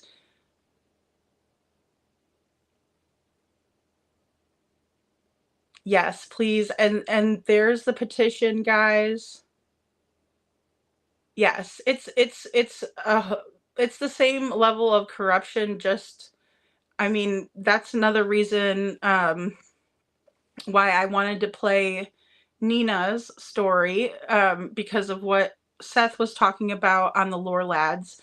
And then I want to go right into Crystal's story because the similarities in the way that the police handle things, it's atrocious. If you think about the fact that we're dealing with a state of Tennessee and then we're dealing with the state of Louisiana, two completely different states, not terribly close to each other, not terribly far from each other, but just the way that things are being handled, I think that we need to reevaluate it on a much larger scale than we ever thought we had to. Because if this was an isolated incident just in Tennessee, then it would be something that we could say, tisk tisk, shame on Tennessee, we need change there. We're seeing it, and we know that someone lost their life, and her name was Crystal McCrory Jones, and she didn't deserve to lose her life. And not only did she lose her life, but she was blamed for taking her own life, when we all know, and if you haven't watched my videos, please go look at my videos. The evidence is overwhelming to show that she did not do this to herself. The evidence of police corruption from their own lips speaks volumes about the problems that we're experiencing in the United States as a whole when it comes to law enforcement and this buddy good old boys system that needs to be halted in its tracks.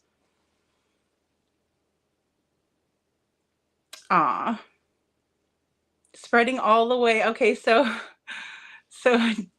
Janice says, Star, the sharing has done so much for her case, spreading it all the way to Africa and Turkey. That is amazing. See, there's always reason to smile. There's always a silver lining, guys. Butter Biscuit says, I pray Faith doesn't have to go back to Chris and Katie's. See, and this is the reason I'm making a stink. Thank you, Butter Biscuit. The reason I'm making a stink here is because Faith is still under this parenting plan regime, if you will, and she is being forced and was forced back in summertime to go with the feet. And she was forced to go with them for Christmas, and Sebastian couldn't be around her, and he had to go to his dad's house for Christmas. And then, Katie and Chris had Faith, and Sebastian wasn't even allowed to be over there, right? But this little girl has to be alone with these creeps now, without her brother. She doesn't know where her brother is. She misses her brother. She loves her brother. And Chris Proudfoot can't even talk about it with her. Won't even talk about her feelings, how it makes her feel, how she must be feeling right now, because he's ill-equipped. A narcissist doesn't give a damn about anybody but a narcissist themselves. And Tony Jones is just a narcissist too. I mean, we saw him and his little narcissist buddies too. Lori says a man buying me cooking classes wouldn't be taken as a love gesture. Lori, I love to cook, and so it would be for me. Like, I can understand that from Katie's point of view, because she went to like culinary school and stuff. So I think that would be like kind of cool, you know what I mean? But I understand what you mean. Maybe you might think like, oh, maybe I need to like learn how to cook or something. But I think it was an endearing thing, just because she was supposedly, or is supposedly, a really good cook, according to Yeda, her second cousin. And Betty says, Detroit Rock City true, a Native American would have been more noble. Aw, that is the truth. That is the truth. Barb says, Katie loves the moolah, the cha-chang, the money. Chris's money makes Chris handsome to Katie. Money hides Chris's bald spot. Yeah, I think so. I think she's attracted to his money for sure.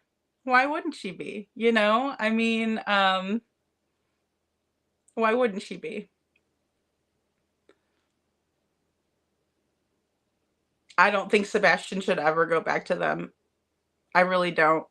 I really don't. Night couponing, thank you so much for being here, love. Thank you. You're such a strong, brave person. I love you. And Detroit Rock City says, "Aw, how sweet. She learned how to make spaghetti pancakes. Google it, y'all." Maybe she learned how to make the spaghetti pancakes for Chrissy Poo's romantic class that he made her take. Or maybe she's not that great of a cook and he was trying to tell her something. I don't know. You know, I can get a little ornery. I can get down with ornery tonight. And Jana says, "Star, yes, ma'am. The Turkish one is in my playlist, and we will record the one in Africa next week." Oh, cool. So you went on the podcast then, Jana? That is so neat. Oh, man, that is cool. That is cool. I love it. Lori says, "Barb, I agree. It's about the money. It's about that money. Well, it's definitely not about Sebastian. I think we can all agree on that. You know what I mean? We will miss couponing till next time. We will. Betty says he only needed a Nina for naval housing. A baby would not have gotten him more perks, maybe. Well, I think you don't get anything extra. You know what I mean? Because once you're married, then you get like the naval housing, and then the kids are just going to be extra. Now, you do probably get a little bit of extra money on your paycheck for kids. I believe that's true. I don't know how much money extra, but you do get a little bit extra for the kids because you're, parent. And Mama Bear says anger management obviously didn't work, but just hearing Chris's virtual threats, just hearing Chris's threatening people seriously off the charts, near spitting it out so evil when live on YouTube, you've heard him. Yeah, and that's the thing. I mean, it's just one of those things where we've heard him be so incredibly vile when it was not warranted at all. I mean, there were times where, even when we look at Miss Smiley, she's doing the interview, she's a sweet person, she's trying to be respectful, she's trying to be professional, and he just comes on there clapping his hands, acting like a fool, and trying to intimidate her. It's disgusting. And, she held her own with Chris and didn't allow for it, but we didn't see that same side of Chris on Nancy Grace. He was a scared little baby whenever it came to Nancy Grace. Him and Katie both. They're just sitting there all like they were strung out on something. And, in my opinion, or maybe they got a little bit of, kicked back on Grandpa's cough syrup a little bit and, put themselves into an altered state so they can act the right way or something, because they weren't acting like that at all on Nancy Grace. And so there's that. But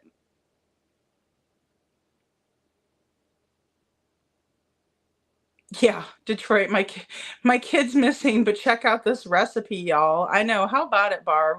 She's a douchebag too. I'm sorry, but Katie, even just the fact that she would do this to another woman shows her character, right? I mean, who would do that? Who would take joy in doing that? Not I. Not I. I wouldn't be the one in that. No way. That would have made me leave. Show Poodle says CP and KP When Two Worlds Collide, a horror story by Stephen King, in my opinion. Amen. Yeah, this could be a new one for Stephen King. I mean, he's come out with new books in the past couple years, so maybe he wouldn't mind taking this one on. I think this one is scarier than it, scarier than all of them.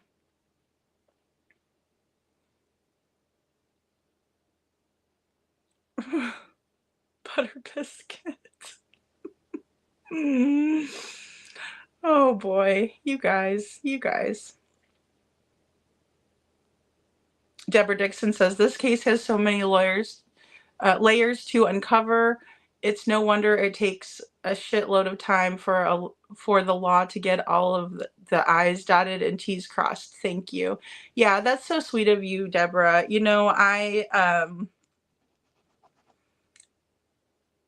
I hope that they realize it now. I hope that they can look back on themselves and realize what they've done wrong. and that they put this beautiful child, Sebastian, in danger because they wanted to side with the Proudfeet, who everybody that knows these people knows how dirty they are. And they've come out and said it. But of course, let's silence those people and raise up the people who are talking so much shit that you can just tell that they're guilty as sin.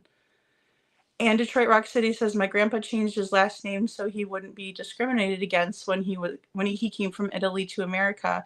He came here on a ship to Ellis Island, and his sponsor recommended him to do it. Yeah, Detroit Rock City, that makes a lot of sense. That's the thing. People think that like racism is a new thing. It's not. I mean, when people came over, like you said, Irish, Italian, we have all different types of people, right, that came over, Jewish people. Nowadays it's more like, of course we know that Black people dealt with a whole big brunt of it, right? And then also Mexican people, Native American people. So yeah, I mean, no one's safe. No one's safe. But yeah, that is exactly right. And that's the reasoning behind it. So they could go get a job, because they were so heavily discriminated against. And immigrants, in my opinion, are the hardest workers out there. So.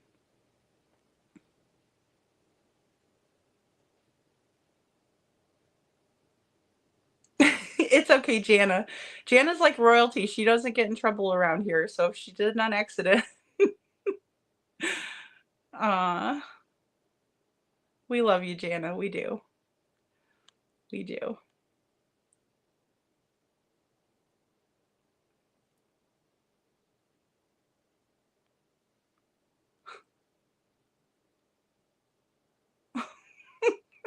Star. Oh my goodness. Okay, let's watch another clip. You guys are making me laugh. Thank you. I appreciate it. But I should have known that as well prior to the marriages before me, like how he just moved on so quickly with his life. So he would take Faith out there when she was little, like for 2 weeks or a week. And, Katie and them would be living the family life. I, at the time, did not know Sebastian or Katie. I would just see Katie through FaceTime where she would be doing something in the background. And I would ask Christopher, like, I would tell him, I can't believe you've moved on with your life so quick. Like who does that? Well, back and forth we would be going, with Faith. And I finally moved on with my life. But Christopher had made a statement the other night on one of the interviews, the podcasts that he was doing. And I didn't like the way he said this, how he didn't. He called Nina moved in with a man. Like, he knows this person's name. And he deserves to be called his name, not the man. And remind you, I've known Wayne for over 3.5 years. He was my client before we even got exclusive, like being in a relationship, before we even moved in together. He knew I had children. I mean, so for him to sit there and say that, he basically made it sound like he didn't know this person. He does. So here we are. Faith is 6. I'm still living in this nightmare that he's created.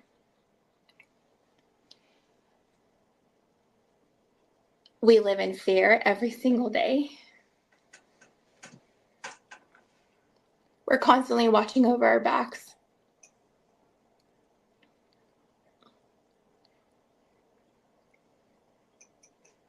My kids don't even know what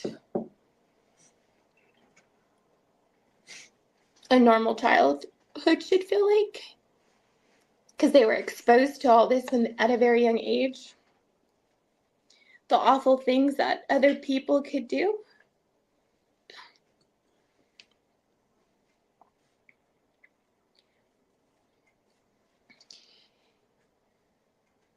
My oldest daughter said it best. She said, "Mom, I feel like I was robbed of my childhood because of Chris."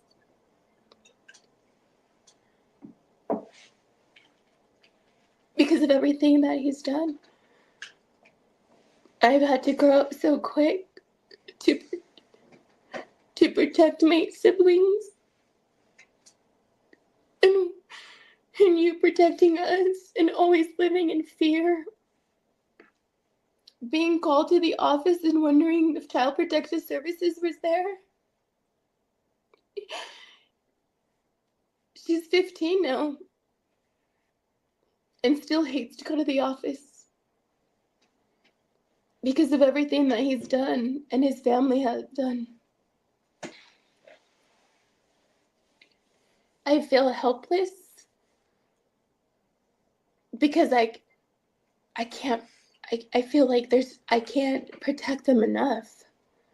And I wish there was more that I can do.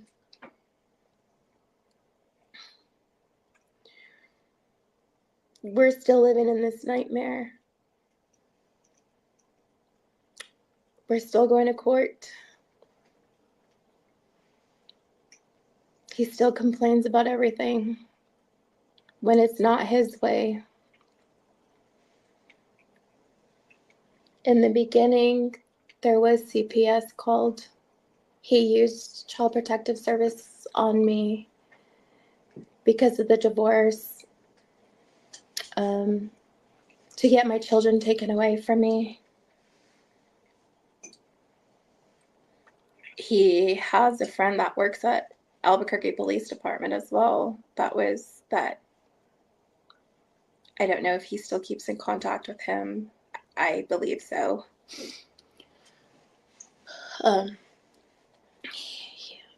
He was told to do a welfare check on us one night. But he didn't take the call, probably because he knew both of us. I mean, I don't know, and I don't know how that would have been used against him either, I guess. Maybe he was worried about that. Okay, guys. So Tanya, you can send that to my email if you want. I took it off the scroll because, or the banner because, I wanted you guys to see what was on the screen. But you can definitely email it to me. I'm very hesitant to share other channels at the moment just because of a lot of hate that I've received. So I'll definitely look at it, and then it's ladyfreedomsrawnarratives@gmail.com without the apostrophe, and I could possibly show it. I just have a lot of things to get caught up on here. Lori says, I really thought Chris was the one behind this, but I now think it's Katie, and he's just along for the cover-up. He's so deep in it now, he has no way out. So in my opinion, I believe that as well, Lori. It doesn't discount the fact that I think that Katie is also being abused by Chris. But I believe that if you do dirty things with other people and you're involved in dirty things, then they have that told over your head. And so you're not going to,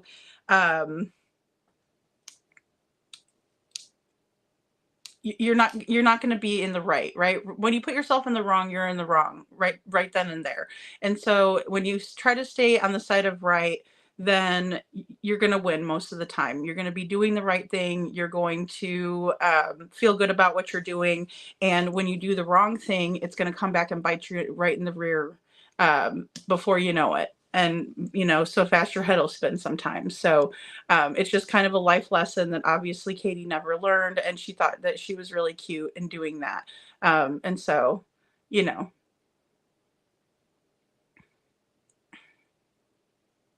Criminal Med says, I think if it was only KP, then CP would dump her and find another. Since he's sticking, I feel like they are both involved, in my opinion. Yeah, definitely both involved, in my opinion, as well. I think there was premeditation. I think it was something that had been a long time coming because of these CPS reports. And I believe that it was probably something that they were bouncing around for quite a while, especially because they were able to pull it off in such a short amount of time. We're going to hear from Nina and what she heard from Chris when he called her to tell her about Sebastian. And I do want y'all to pay attention to that, because he gives her an actual time frame, and I do think that he slipped up majorly when he did this. So we're going to listen again. Right before this, I do what Nina said at the very last thing that she said was that Chris had one of his buddies from New Mexico PD try to go do a well check on Nina and her kids and the family and Faith, right? So who else did that? Tony Jones, right? He gives his friend access to the house, and his cop buddy does a wellness check on Crystal and finds her unalived in her bed. He gives this cop buddy access to the house and sends him directly to the bedroom, where earlier during the phone call with Tony, where in Tony's statement earlier in the day, he called Crystal at 10 a.m. He calls Crystal at 10 a.m. and she is in the living room. So why on earth would Tony send this cop buddy directly to the bedroom? Again, these people are not as smart as they think they are.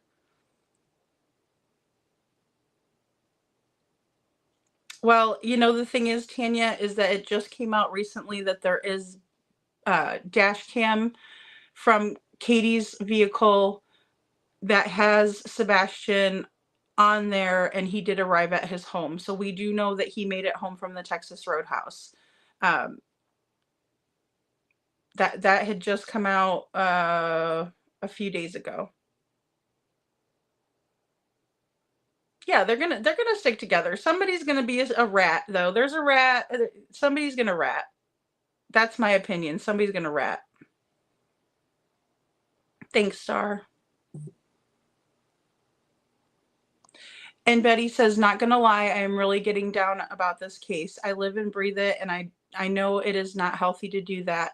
I truly hope and pray that C and K sent him to a private home and he can be saved. I know, Betty. I hope for the same thing. Unfortunately, I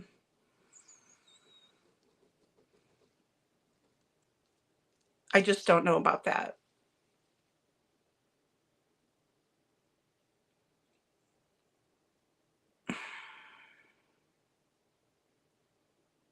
Joseph thinks they're both responsible.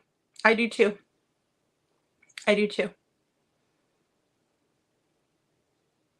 Barb says, Betty, yes, it can drag on the emotions. It's because you're a lovely soul. Who cares? Exactly. And the thing is that we can't let them do that to us. We can't let them make us stop.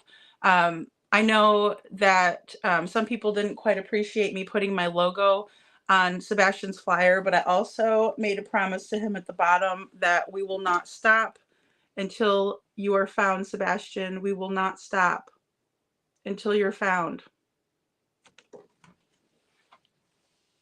And so that's what I fully intend to do. And until he gets justice, really, I should have put that on there too, but until he gets justice. Because these sick people, I mean, isn't that so familiar, Jana? It's like, it's absolutely crazy to me. And, you know, like I said before, I could only listen to this interview one time. And I couldn't get through. I put a little bit in a video, and then I kind of didn't revisit it until just here again. It's so crazy how corrupt. It's just absolutely amazes me, you know. Yeah, same thing with Poor Summer. You know, they do this on purpose too. We can't let them do it, guys. We can't. I don't care how many people harass, act like assholes, try to smear my name all over YouTube. I could care less about those people. They have no idea what I've been through in my life and what I've endured, and I'm not going to stop, so it doesn't really bother me. I think they're funny. It's funny to me. You're like a bunch of clowns. You make me laugh. It's funny to me. You know, I'll turn into Joe Pesci for you. Detroit Rock City says it's been too long for someone to hide him. In my opinion, everyone involved will face criminal charges. Somebody is going to flip or slip, in my opinion. Absolutely. And we all know that old saying, loose lips sink ships. And Mr. Proudfoot is a talker. And Criminal Med says, Lori, it's so hard to figure out how and when they did this, in my opinion. It's hard to figure it out, but I'm going to tell you guys, there was a little nugget in there that I don't know if Nina knew that what she was doing or what, but it was like a godsend. And I can't believe I didn't realize it the first time. But watching this back again and editing it through, I was like, oh my gosh, I can't believe he did that. That's crazy. Thank you, Tanya. Thank you, honey. And I'm sorry. I don't mean to discredit anything you're saying. It's just that I'm very hesitant with who I share now because of some unsavory, ignorant people. And it's not everybody else's fault. And but I need to protect myself and my channel. Ellie needs to step it up. Thank you, Joseph Rapp.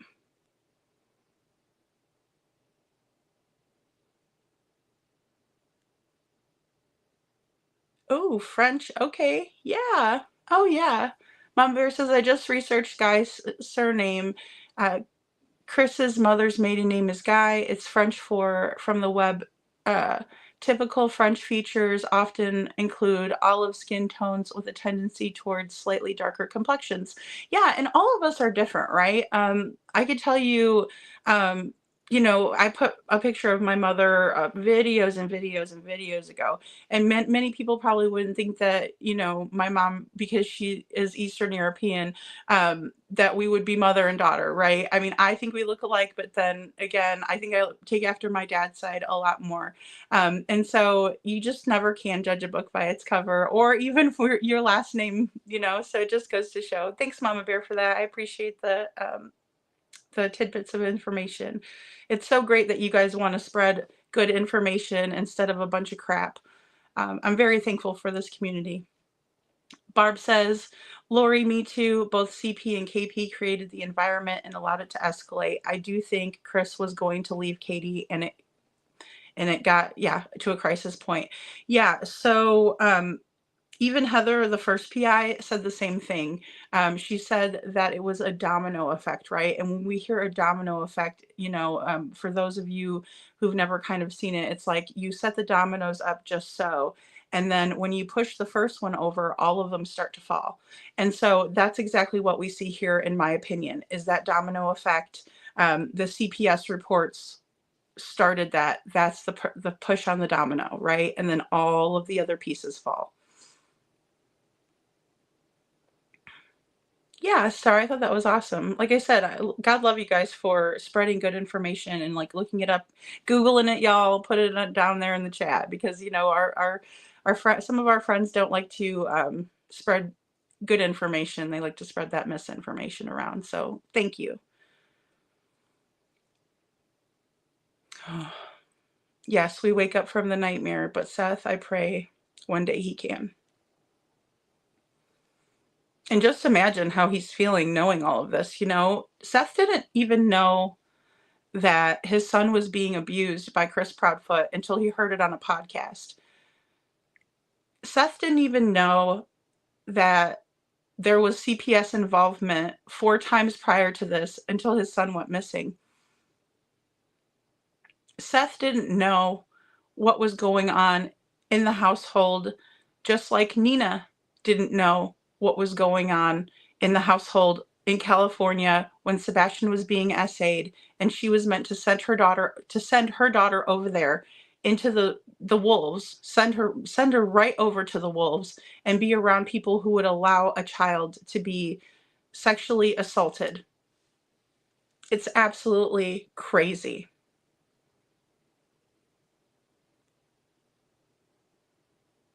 Thank you, Brenda. Thank you so much for being here and being part of the community. I really appreciate you. Lori, oh my God, my heart hurts for Seth. And that's the thing, guys. In my opinion, Sebastian needs justice no matter what happened to him. He's been gone from his family for a year. So whatever happened to him, he needs the justice and he deserves it.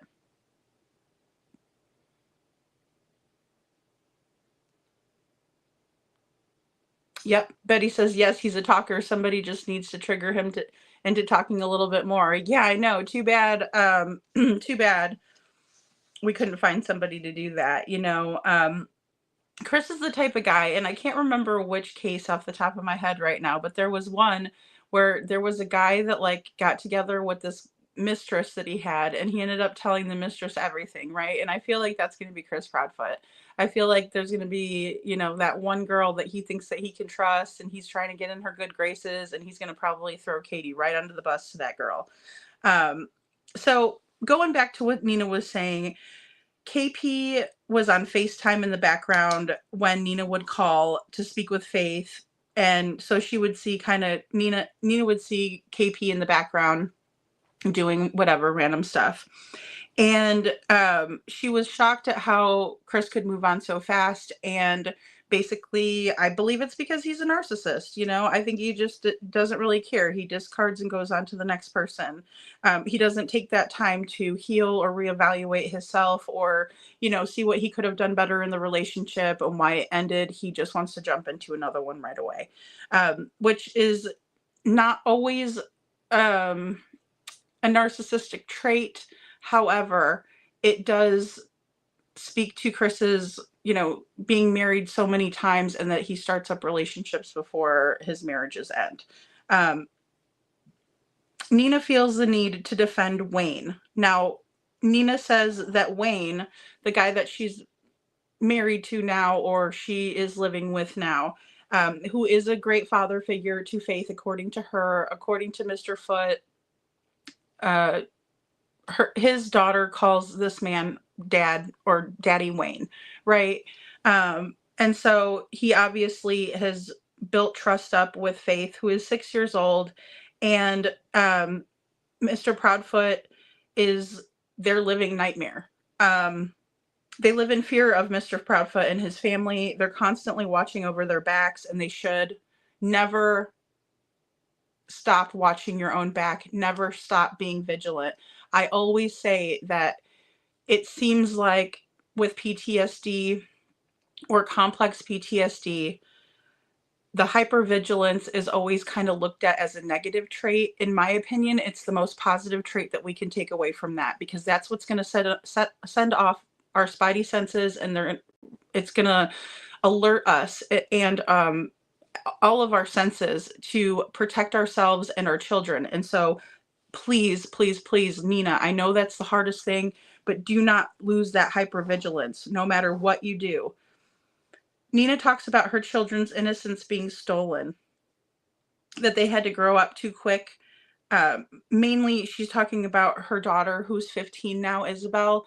She had to grow up very quickly so she could protect herself, her siblings, and let's all be honest, her mom, right? She wants to protect her mama.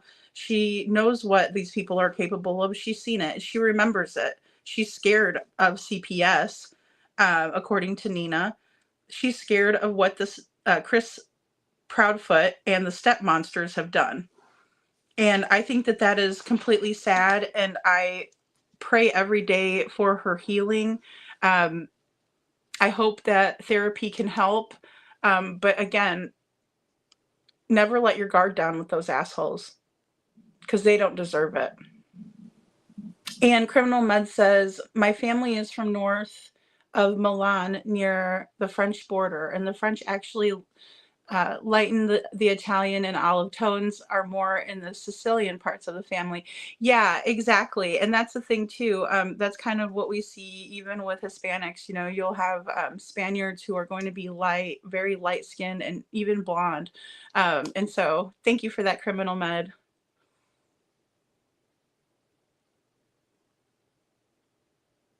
And Barb says, because deep down, Chris is very insecure baby boy. Absolutely. Oh, he's the biggest man baby with the biggest man boobs I've ever seen.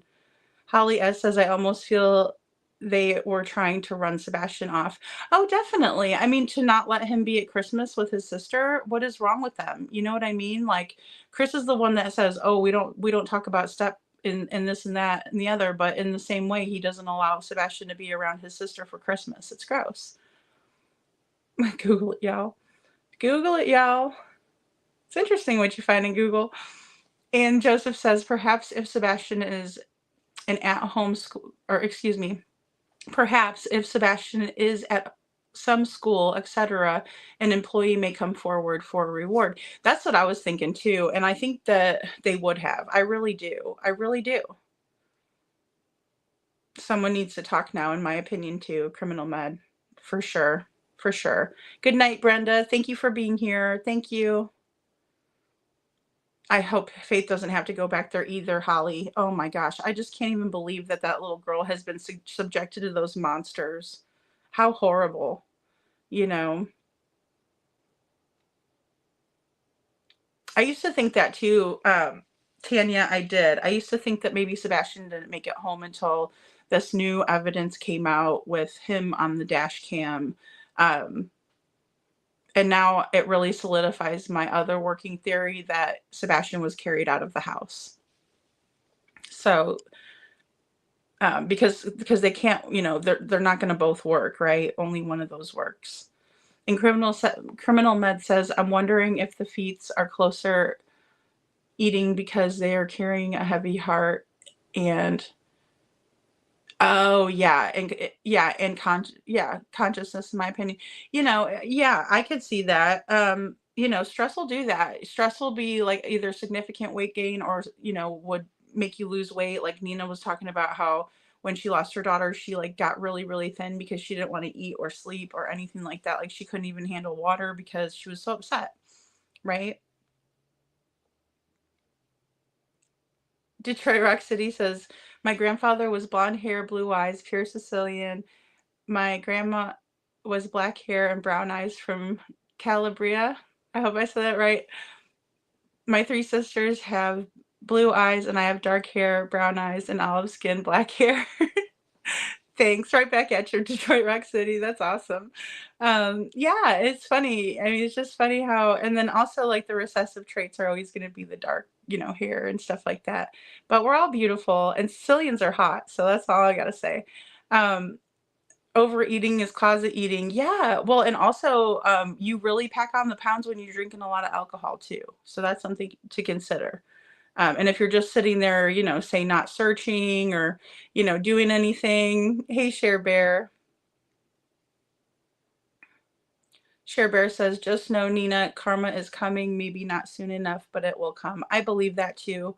And, you know, at least she's got her babies. You know, she's got her babies and she's, for right now, you know, that's all that matters, really. But we got to find Sebastian now, you know.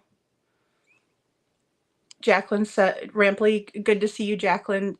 Jacqueline says, the longer KP stays silent, the more guilt pours out from her. I agree. And, you know, we can't hold it against her in a court of law.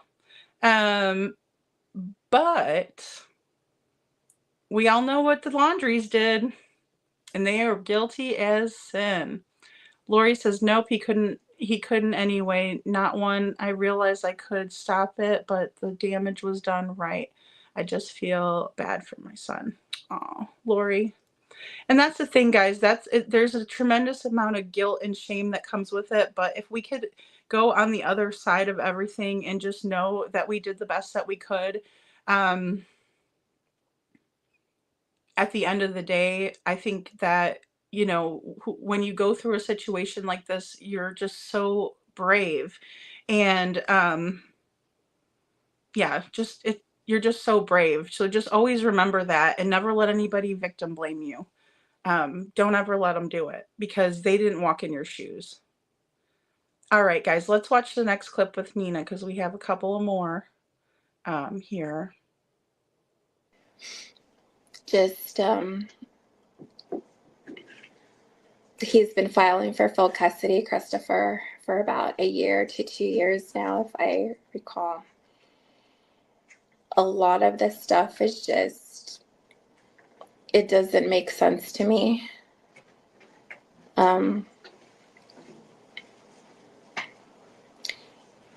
He's made a mess. He tells people that I'm unstable, that I need a psychiatric evaluation, that I'm, that I'm pretty much crazy.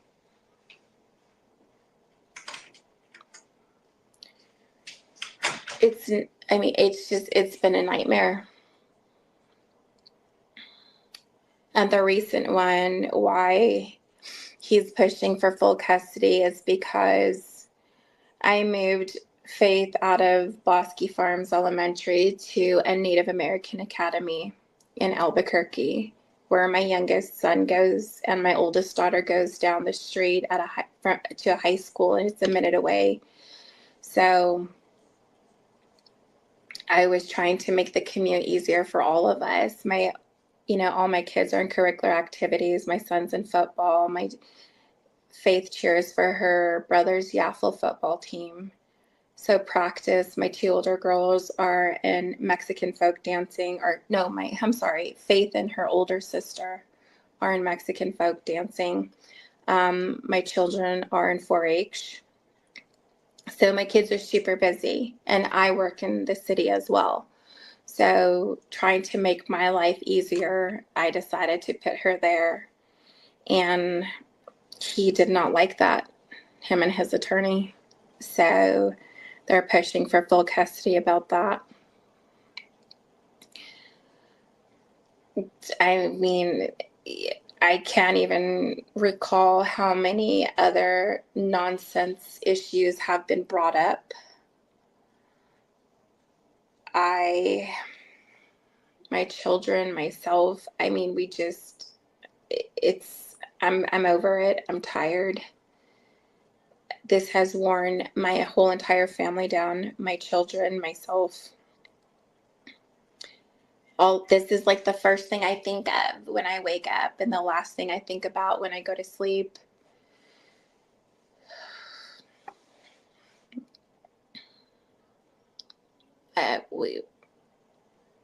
There's no words to explain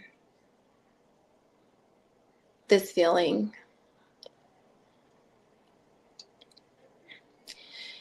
And on top of that, we were supposed to go to trial March 5th, I believe it was.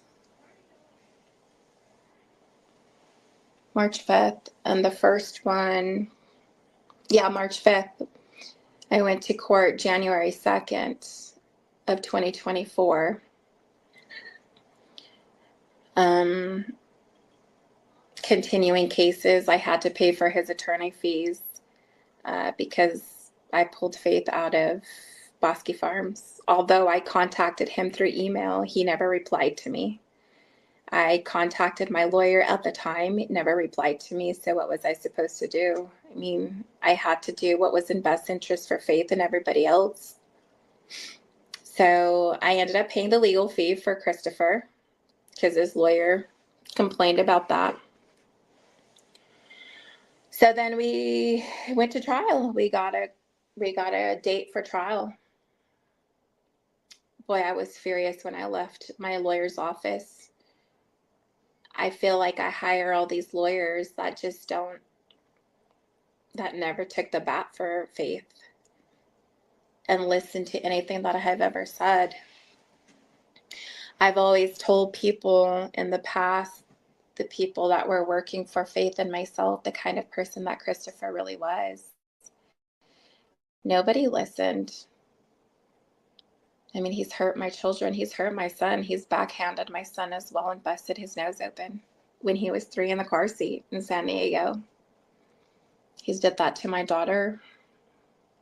He's hurt Faith in the car seat, like I said. It's fallen on dead ears. It's coming up on 7 years. Nobody listens to me. Nobody knows the pain that a mother that I've went through. Nobody knows that I live in fear.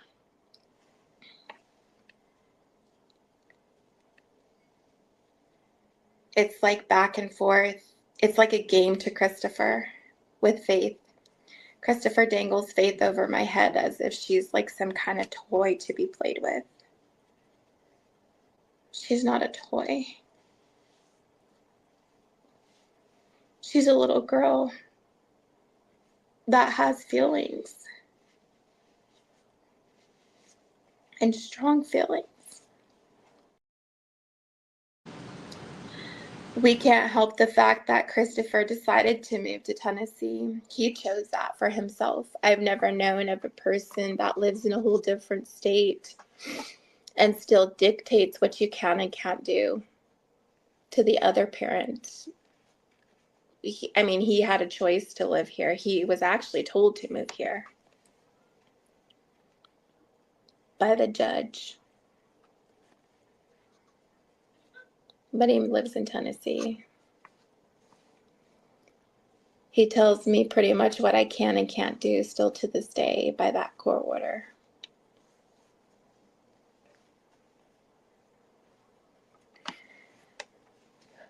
So,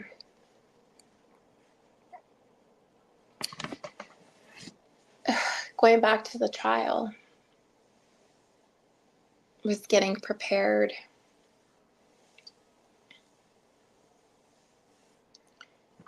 And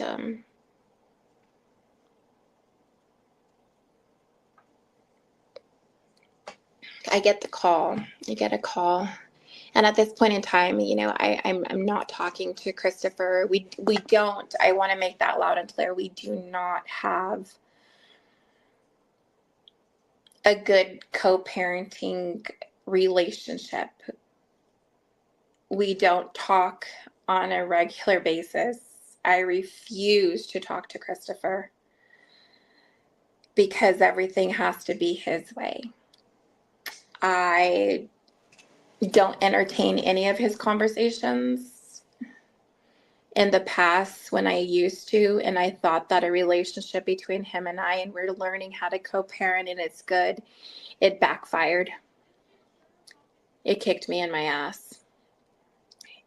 Everything that I told, he used against me in court all the time. Every single thing. So I had to learn not to trust him. I've had to, I don't talk to him. So for him to say on some of his podcasts is that we have good,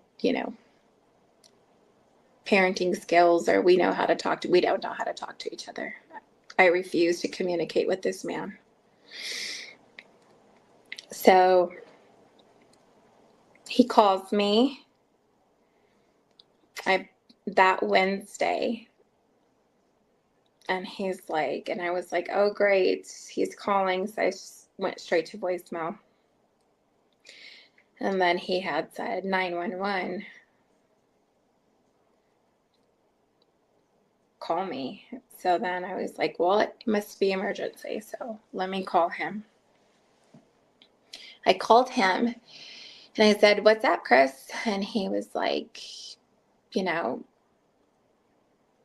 he's like, Nina, I gotta tell you something. And I was like, and in my mind, I'm thinking, okay, he's going to tell me that the trial, we're not going to go to trial, that everything is going to be done with, and we don't need to worry, and we can, we don't need to do all this stuff. I mean, that's what I'm thinking. And then he tells me, I got to be open and honest with you. And then he pauses like for 6 or 7 seconds, and I'm like, well, I was like, what? What do you have to tell me? So then at that point in time, he tells me that Sebastian went missing. And I was speechless. I have to say, I was speechless. And then I went into saying, well, what happened? Like, how did he go missing? Like, what happened? And he said, well, he went missing between 12:30 and 6 a.m. And I'm like, it's thinking to myself, and then, you know, like, that's crazy. And I said, don't you have security cameras, Christopher? I said, you mean you have security cameras in your house? I mean, don't you? And he paused. He didn't say anything. So then I said, what happened to your dogs? I said, don't your dogs? I said, you have those Yorkies or... And I said, every time that I call Faith, I said, they're barking. He didn't say nothing. So I said, I said, are you lying to me? I said, because, I mean, thinking in my head, like, are you just buying more time for this trial that's coming up? Like, you know, what other information are you going to find out that you're going to use against me, right? Okay, guys, so that window that I was talking about was 12 to 12:30 a.m. and 6 a.m. So when Nina asks Chris, when he tells her that Sebastian is missing, she says, how and what happened? And he says he went missing between 12 a.m. to 12:30 a.m. So that's the beginning of the window, to 6 a.m. So I kind of want to know what you all have to say about that, because I think that he might have just told on himself. I really do. I really do. Hurry back, Star.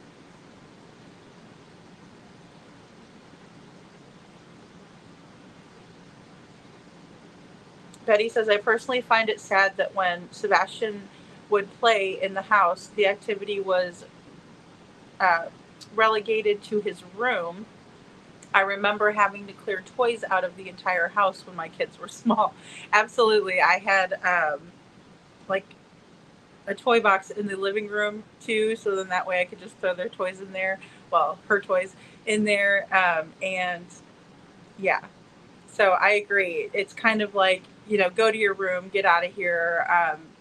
Yeah, no. I don't know. I liked being around my kid. Barb says, Lori, I would have thought Nina would have been aware of this or would have had to live in a reservation. I'm not clued up about these things. Yeah, so basically, if you're a part of a tribe or if you are Native American, you can actually have your divorce moved over to, and I'm not sure if there's a certain percentage or if you have to prove any of that kind of ancestry, but it's just like whenever we watch like the old episodes of Cops and the police are they're chasing after somebody and they're like, he's going to the reservation or she's going to the reservation, and they have to try to catch them before they get onto the reservation, because then it transfers over to reservation law and not the laws of the United States. It's a very interesting piece of the judicial system that's not really talked about very often, and we don't really see it play out very often. But Nina could have, with her being part of a specific tribe, she could have filed for divorce on tribal land, and then it would have been under the tribe's jurisdiction. But since she didn't do that, then it fell under the family court jurisdiction of the state. And Mama Bear says, Bowersock's lawyer had some new agency run a story about this. Wrote Chris was cleared by LE and no foul play found to present to a judge as if it were true. Right, not factual. That's how he got Faith for the summer. Absolutely. And I showed it here before. His exact words were that there was no foul play and that he had been cleared by law enforcement. So he definitely lied to obtain Faith for the summer, in my opinion. Lori says, I think they'd still help if she didn't live there, but would be much more help if she did. Yeah, I mean, it can fall under, because many states they will ask you that flat out on your divorce paperwork. Are you part of a tribe? Because if you are and you do state yes, then the tribe can take over jurisdiction instead of it being held in the family courts. That is definitely a thing.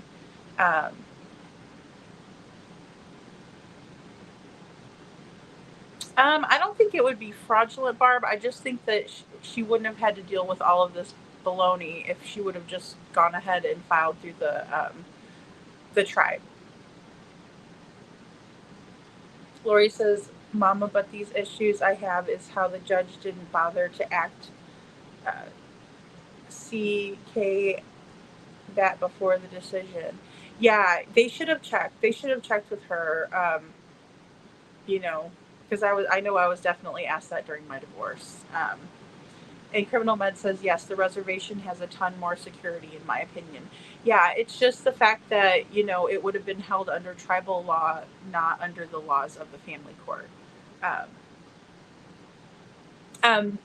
Unnamed True Crime Channel, they have not gone to trial yet. So they were supposed to go to trial. She went to a hearing January 2nd, 2024, but they were supposed to have, and I could pull it up here really quick. Oh, I better plug this back in. And I'm sorry about my air conditioner, guys. It's getting a little humid around here. Let me see.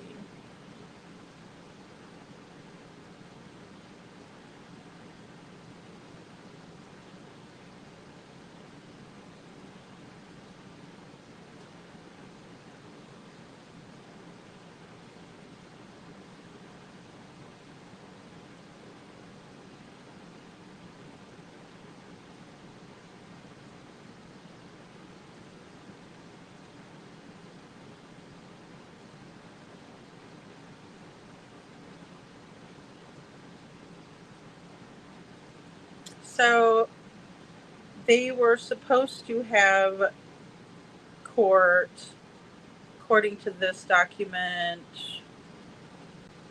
on 3/5.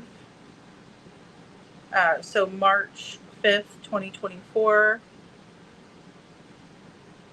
There was a motion for continuance filed on February 29th, 2024. Then there was a response. 3/5, 3/6, and then we have order to vacate hearing, stipulated order to vacate and reset hearing, 3/11, of course, because Sebastian had went missing.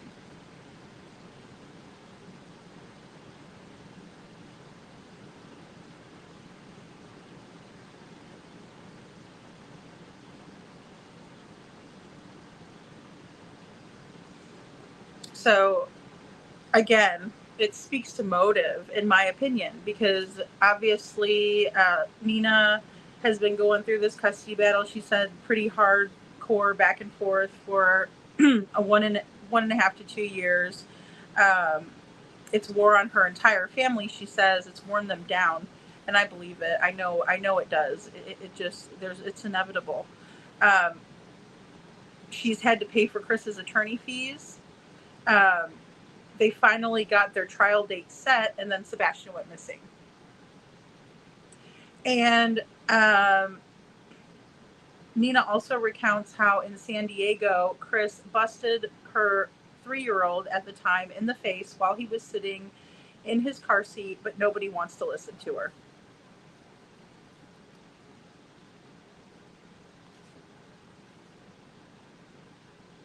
So she says that it's a game to Chris and that he holds Faith over her head as if she's not a real person at all. I agree. And then she talks about how CP won't move to be with his biological daughter. And I find that to be very curious when he has this travel trailer that he, you know, it's not like he has to work in Hendersonville or anything like that. It's not like Brinks doesn't operate in, you know, all 50 states. I'm pretty sure them or someone else, ADT, some kind of home installation security company. Katie could have gotten a job anywhere, in my opinion. And so why is it that he cannot be a good dad and be around his kid? he's just not a real man, in my opinion. Because a real man is there for his kids, right? Right. And I won't budge on that. Hey, Donna.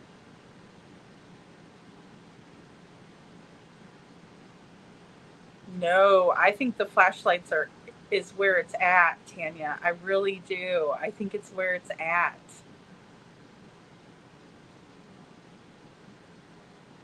Okay, Cher Bear, thank you. She says she thinks it's 1/4 Native American. I'm sure there's some stipulations, but yes, thank you for that. Thank you so much. So Nina is preparing for trial, and she gets a phone call from Chris Proudfoot. She said that she's learned not to trust him, and so she kind of like doesn't entertain him, right? Which is the smartest thing she can do. Smartest thing ever. If it doesn't pertain to her daughter, she should not. She should actually make him email her, and that's it. And that's it. I wouldn't even let that asshole have my phone number. And that's what I reduced myself to as well. Only emails. That's it. Luckily, my daughter's grown. So CP texts 911, like he did with Seth. He says 911. So she does call him back.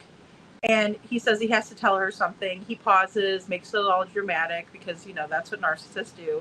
And Sebastian went missing. She said how or what happened. And he gives her that window, which I'm very focused on at the moment, 12 a.m. to 12:30 a.m. to 6 a.m., right? So I truly believe that that's when something bad most likely happened to Sebastian.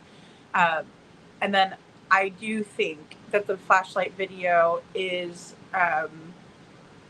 which is part of his case file, right? It's part of Sebastian's missing person file. And I do believe that the photo that I enhanced is true. And I do believe that it came from surveillance footage of the neighborhood at around 3 a.m. that morning. And I am very focused, again, like I said, on this 12:30 a.m. to 6 a.m. time frame. And then Nina does say, well, I thought you had security cameras in your home. In your home. So he doesn't say anything. He just kind of lets that one go, of course. Because, you know, he's not going to tell the truth.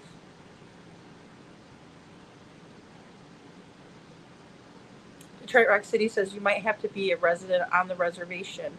You know, I don't know. All I know is that they did ask me if I was part of a tribe when I went through my divorce. So I don't, and I also don't know how many states actually do that versus that don't. You know, it's really interesting. It's a really interesting little kind of piece, a caveat, if you will, to our justice system as we know it, right? It's really interesting. And Lori says, yeah, that's not actual fact, CKN, LOL. They should have called the lead detective and asked. Yeah. Oh, I agree. And Barb says, lady, I was meaning the false newspaper reporting saying Chris was cleared of being fraudulent. So if I didn't make that clear. Oh, okay. I don't think I've ever seen that. The newspaper report saying Chris was clear. I wonder who said that? Because I know Nick Bears, I don't think he would say that, would he? Did he? I know, Lori, I know. I was trying not to turn it on because it's super loud. But I was dying over here. And Butter Biscuit says, what time did Katie go to bed and what time did Sebastian's bedroom lights get turned on and off? Katie said she never saw Sebastian after sending him to bed. Now last seen after 12 midnight. Yeah, she also told a news reporter that as well. And I tried to get a hold of the news reporter and she never called me back. And all I wanted to ask her was, is this what's printed correct? She told the same thing to the news reporter. 12 a.m. So, yeah, we'll talk about that too. And that was the one of the local media. Now, they did call me back, but when it came to the person who actually wrote this article, she will not call me back. And, you know, again, these people are probably scared to death to tell the real truth. Yeah, show poodles. Katie allegedly went to bed at 12. Yes. I know. Oh no, criminal med. You guys are skiing and I'm over here swimming. Oh no. It was like 80 degrees today. Lori is the vacation. Lori says, is it vacating, dismissing the case? Well, I'm just surprised that they didn't. I'm surprised. I mean, to me, I would think, in my opinion, I'm not a lawyer. I'm not a judge. I'm not an expert. I'm just a YouTube person, or as Seth likes to call us, YouTubists. I'm just a YouTubist, and from my perspective, if I was a judge, there'd be no way that I would ever put that precious little girl in the hands of these freaking monsters. I just never would. That would have been over, done. You guys are done. No more playing in my court. You have one kid missing, I would never allow it. No.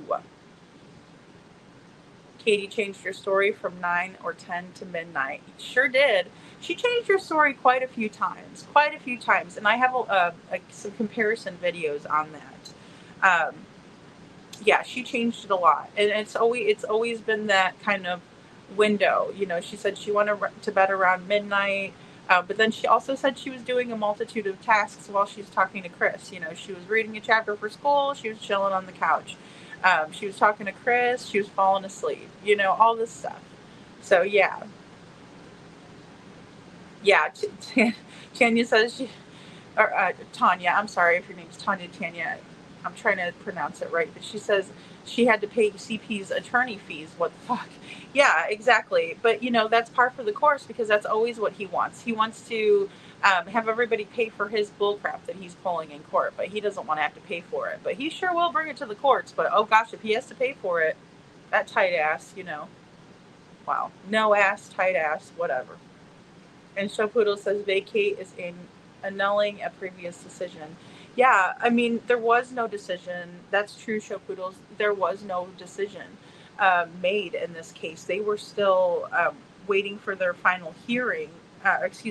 They were waiting to go to trial. So they had done hearings, and then finally there was a trial date set. But as we'll hear from Nina, that doesn't happen because Sebastian went missing. Betty says, yes, I have relatives by marriage and friends who are Native Americans, and they receive stipends, and I don't know, but I hope they receive a lot more benefits. I'm saddened by the number of missing NA, though. Yeah, oh, absolutely. See, and that's the problem, too, when it comes to missing and Indigenous people. That's another reason why they don't get the exposure that they so well deserve, is because what happens on the reservation is under reservations law. And we have touched on this a little bit here on this channel. And basically, it's because it's under their jurisdiction.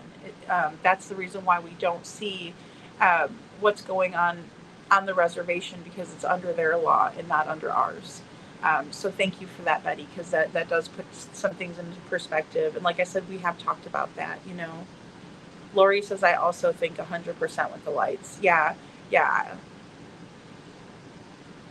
I would hope for a better outcome. You know what I mean? I really would. But it is what it is. And Joseph Raff says emails could use maybe if needed in court. Exactly. Like if they just go email, that way it's all like in black and white, right? And they can present that as evidence instead of like somebody calling you on the phone. See, because if she would have had it, and I'm not knocking Nina, I think she's a strong, beautiful, brave person. And, you know, she reminds me a lot of myself. And her story reminds me a lot of my story. And Chris Proudfoot reminds me a lot of my ex-husband. But if she had done this through email, there would have been all of this documented, right? But since they're over the phone, it's he said, she said. So that's why it's important with those people to set that boundary up clear and say, we're not going to talk unless it's about the kids or child. And then B, we're only going to do this through email to protect both of us. It's not only just to protect me or you, it's to protect both of us. And that's, a way to frame it out for these imbeciles who can't get it. And Betty says, I think Faith was enrolled into Native American school and CP did not approve. Yes, absolutely. Absolutely. Yes, on Name True Crime Channel, she is Mexican American and she's also Native American. And Betty says, yes, that's awful. And I know Chris McDonough has got involved in the endeavors for NA Missing Peoples. Yes, he has. And I love that. It's just something that I don't see. I'm happy for it. And I'm always willing to share a flyer of anybody's, but I also know the bureaucracy and the history behind the reason why. I'm not saying it makes it right. And I think that we need to be sharing these out. Anybody that's missing deserves to have the exposure, deserves to be found, shared, all of that. But I do understand why, unfortunately, the reasoning behind it is because they've separated from the United States in short form, short answer. And so that makes it so their jurisdiction is going to trump ours. And that's why whenever it happens on the reservation, it's for the reservation to deal with. It's no longer like an FBI issue per se. So it is, again, something that's very important for us to recognize. And it's important for us to share the flyers out when we see them because they don't get the exposure that they so well deserve. So,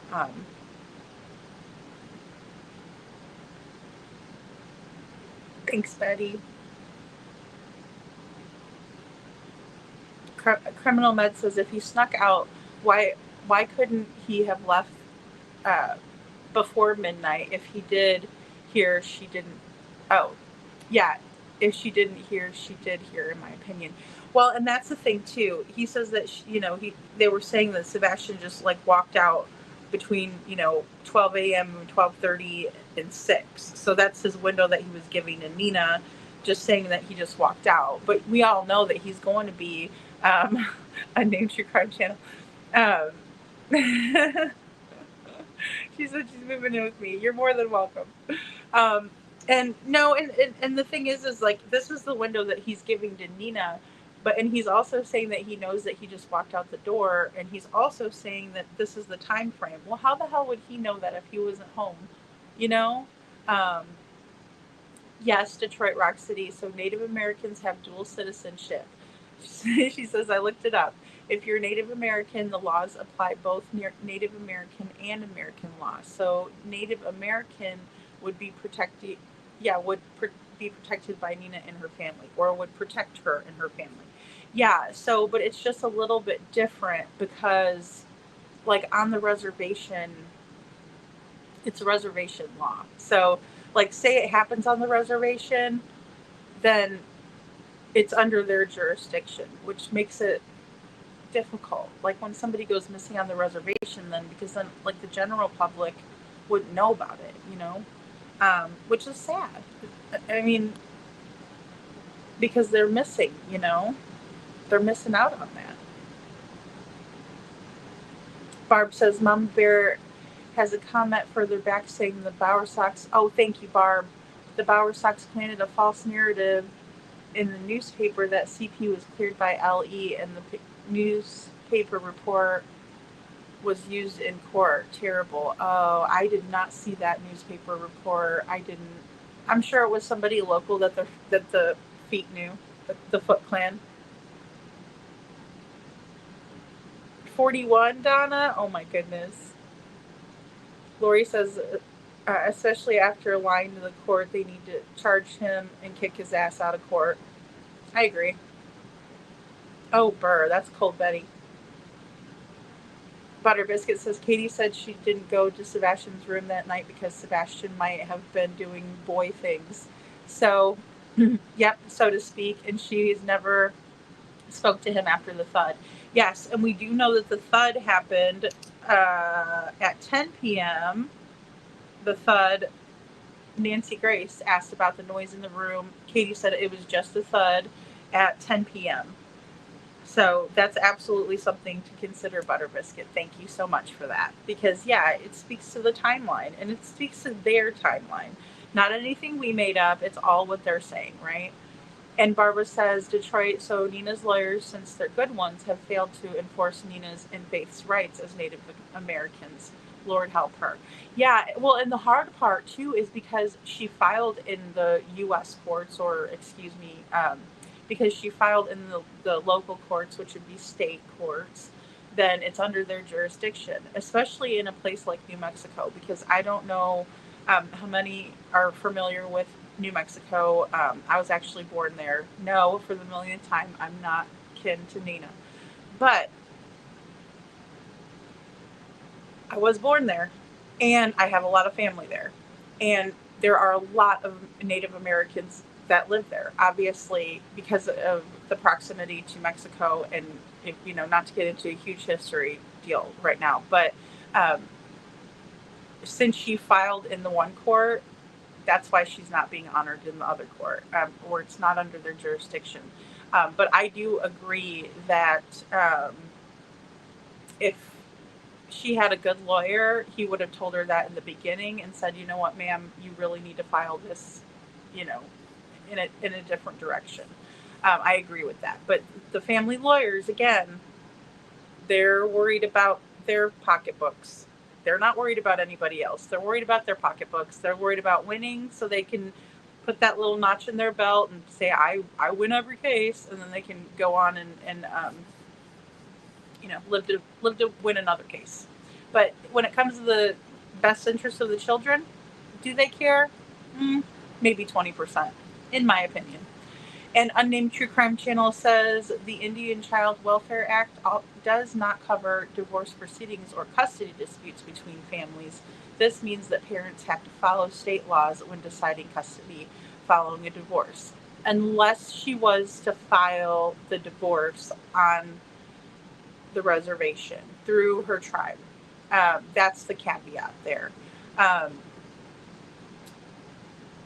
You know, that's why some states, and I can't speak for all of them, but I do know some states do ask, are you part of, you know, do you have a tribe, or are you under tribal law, type of a thing. And that's why Nina was like, if I would have filed with my tribe the divorce, then this wouldn't have happened. But since I didn't, then I was at the mercy of the family court system of Albuquerque, New Mexico, is where she filed the divorce. So, and Butter Biscuit says, Katie is saying that this is ridiculous. She doesn't know how to knock. Yeah, well, exactly. And why, okay, and why, if she put Sebastian to bed at 9, I'm sure he's not still doing boy things at midnight. You know what I mean? That was just a total lie, in my opinion. You know what I mean? It was just a total lie. CP is trying to get full custody of Faith. Yes. Oh yeah, he still is. Yeah. Oh yeah, he still is. He's been trying to get that. He won't stop. There ain't nothing gonna stop him until they shut him down. Till the courts shut him down, he's not gonna get shut down. He's just gonna continue to play the game. The lawyers are lining their pockets, and the children are suffering. All right, guys, I got to get onto this next clip, but thank you all for all of your comments. I really appreciate you guys. Are so smart. So then I said, I'm going to look this up. And I said, have you contacted your lawyer yet? I said, we still have a trial. I said at 8:30 next Tuesday. And he had raised his voice at me and he said, we're not going. And I was like, don't raise your voice at me.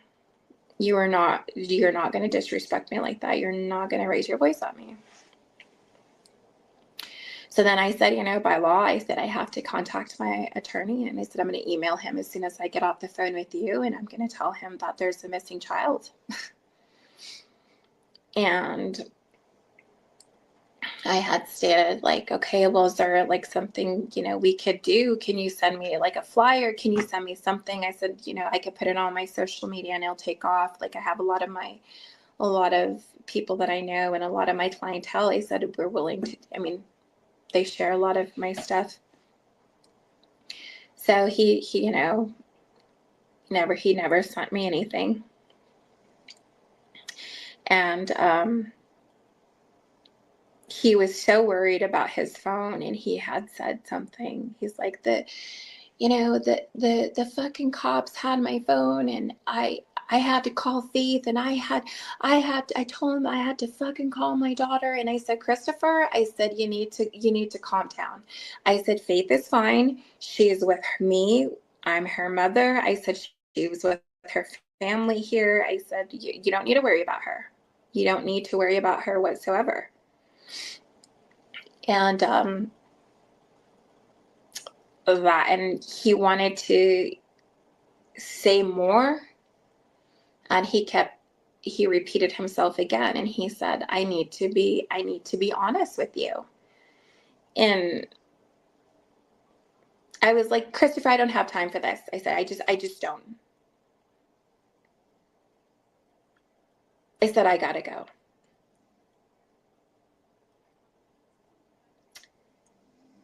And that was it, the conversation that I had with him.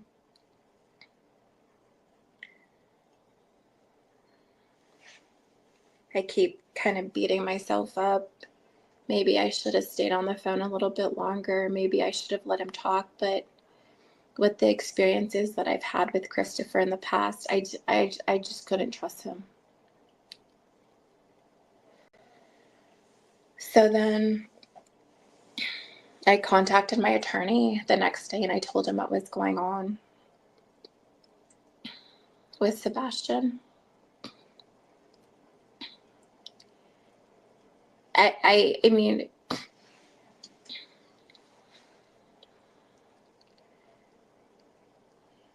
I was hoping that, and I keep hoping, and we're praying every single day for his return home. But the more and more days that had passed by, the more and more that I got, like, oh my God, like, this is crazy. Like, and the things that didn't make sense to me was why Christopher and Katie aren't looking for Sebastian.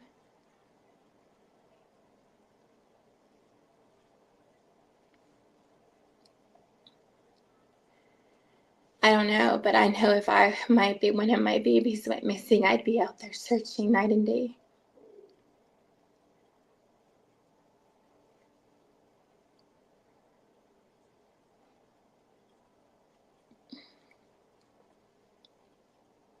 I don't know how somebody could just sit at home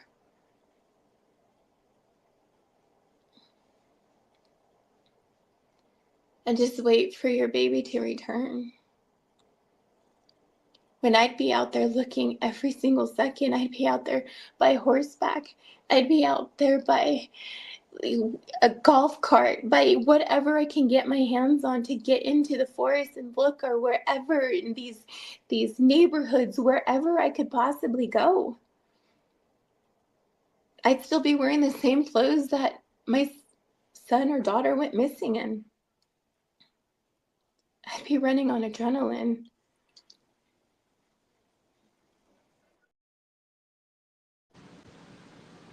All I could think about is the time that happened to me when they took Faith from me. I couldn't eat. I couldn't sleep. I couldn't even drink water. I lost so much weight. And I knew where my baby was at.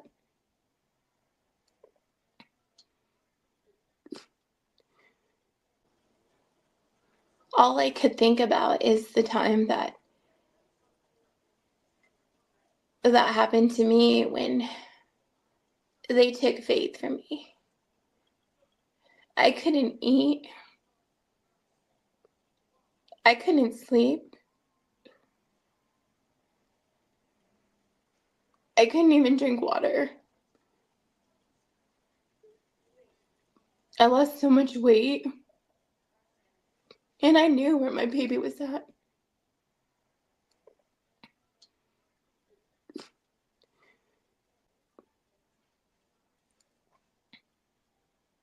And this hits home for us because of Faith. Faith's known Sebastian pretty much half of her life, or her whole entire life.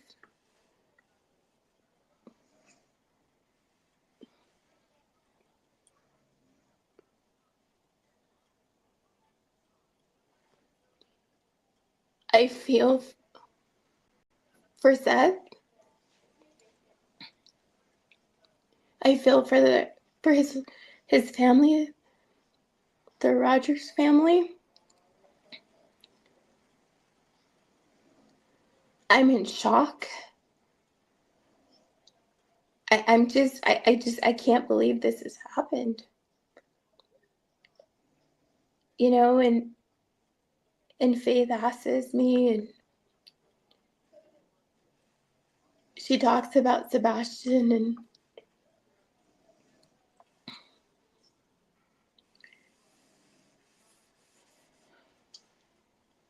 and she asks me, Mama, are they gonna find him?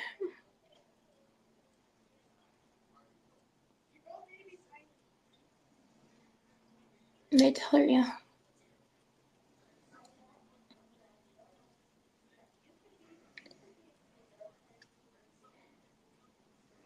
I've talked to Seth on a parent-to-parent level. And we talked about some things that, you know, we shed some tears together, and just the pain in his voice.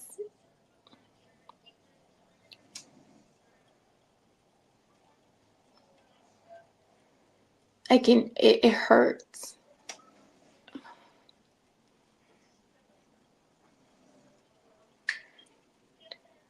But I feel like people now want to listen to me. People now want to hear my voice when I've been saying the hurtful things that were done to my children and to myself. Nobody wanted to listen to me before. And now that this baby is missing, you want to listen to me now? You want to ask me questions now?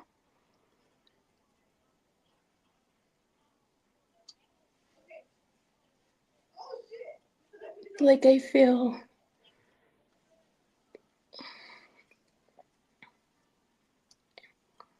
just feel helpless. Like I don't know what to even think anymore. I see all these things that are being said, and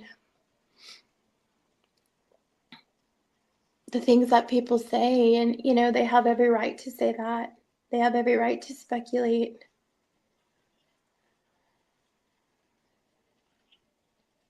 Just like I have.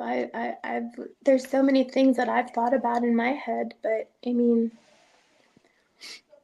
I've saw the things. I've sat back for a month literally and watched everything and followed every possible thing that I can, listened to what people have said, podcasts, like everything.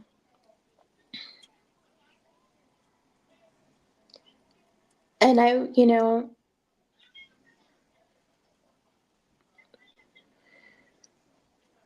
needed for my voice and my story to be heard, of my experiences with the Proudfoots and Christopher and Katie.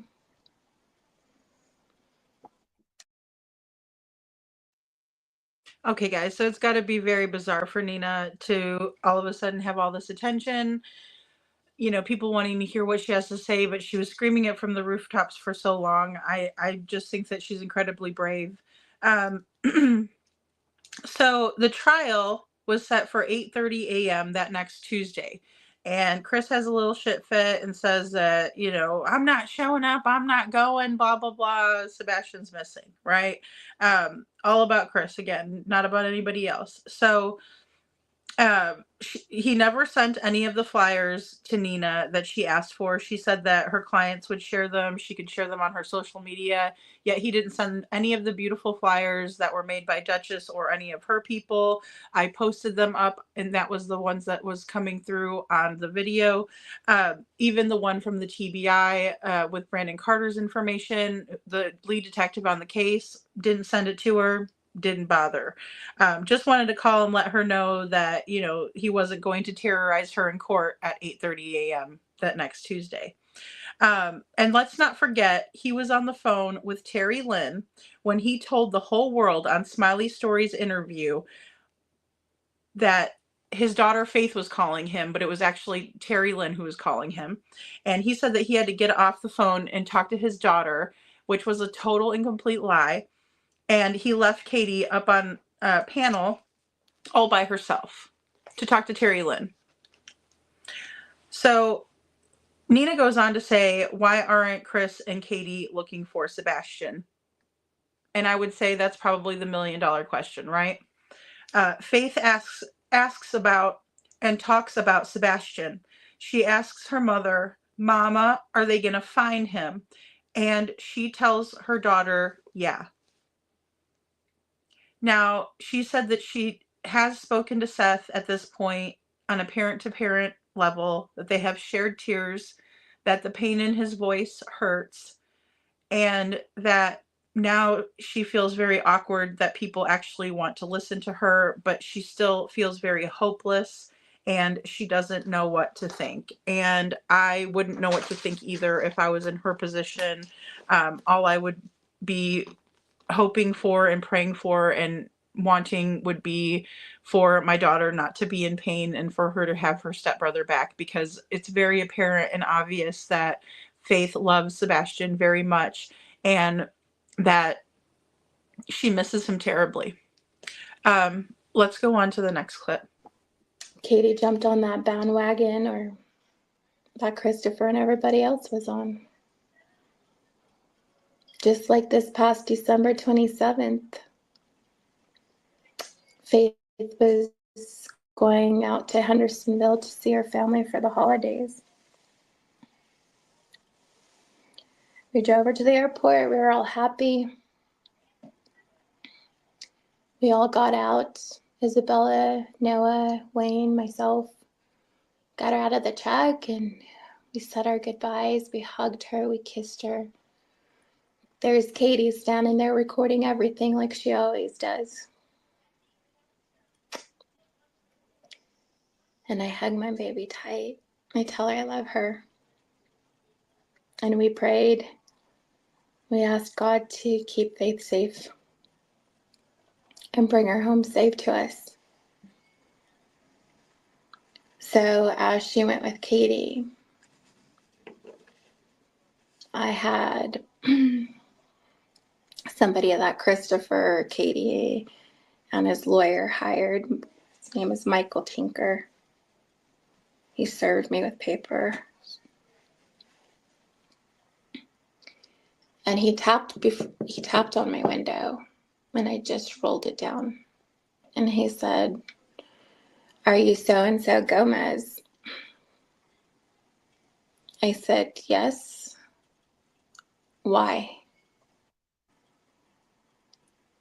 He said, "Because you've been served." And the first thing I thought of was, they're going to take Faith. I got out of that truck so fast and I ran into the airport. And I was yelling through the airport that she was going to kidnap Faith. Katie and Faith were standing at the Southwest counter. And I told them, I said, she's going to kidnap my baby.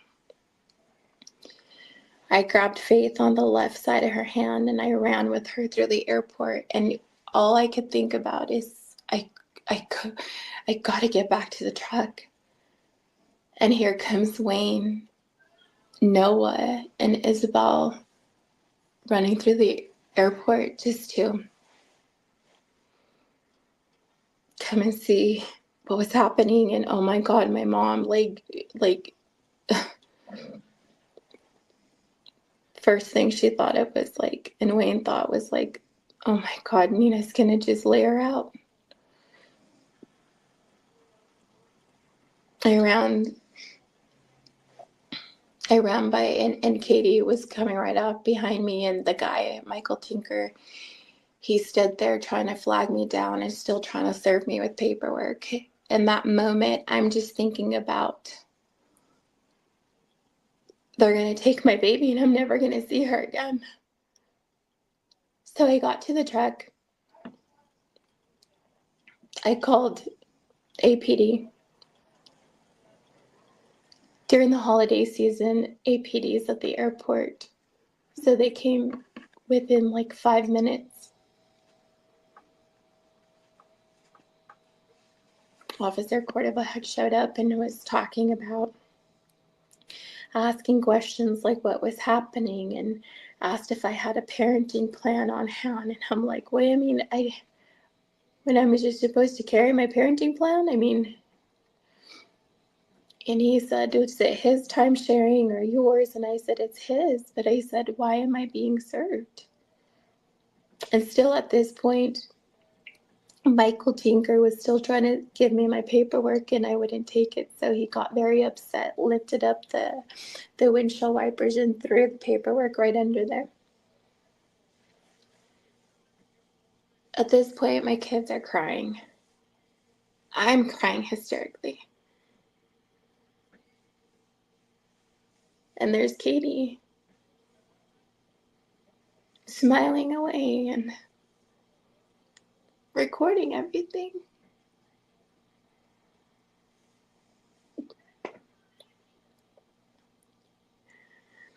Then the officer's like, Ms. Gomez,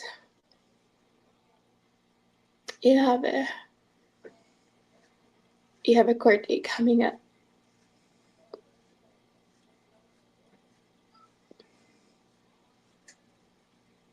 And if you don't want the judge to be upset with you, you need to let her go.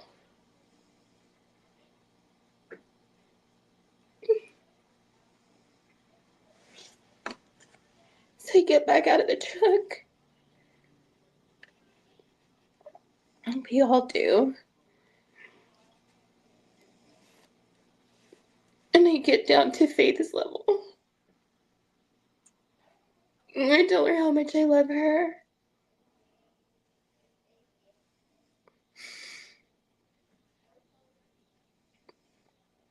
And that mommy's gonna always keep fighting for you. And don't ever for 1 second think that mommy does not love you.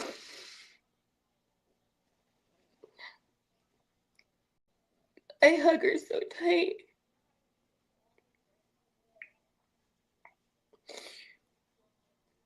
Because I don't know if that's the last time I was going to see my baby.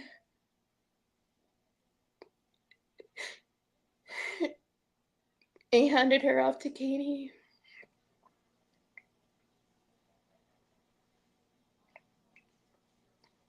And she left.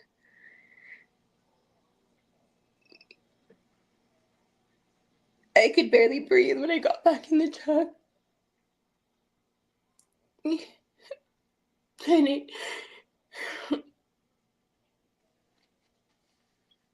Trying to think about, what do I do now?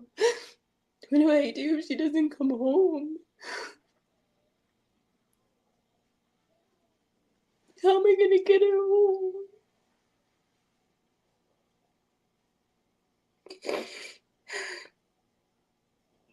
Faith stopped. And she looked at the truck driving away, and Wayne looked back, and she probably thought, is that the last time I'm going to see my family?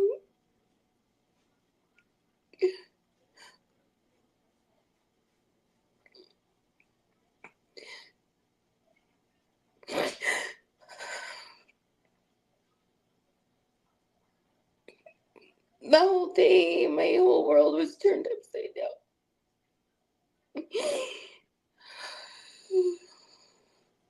I thought about everything that played in my head like a movie.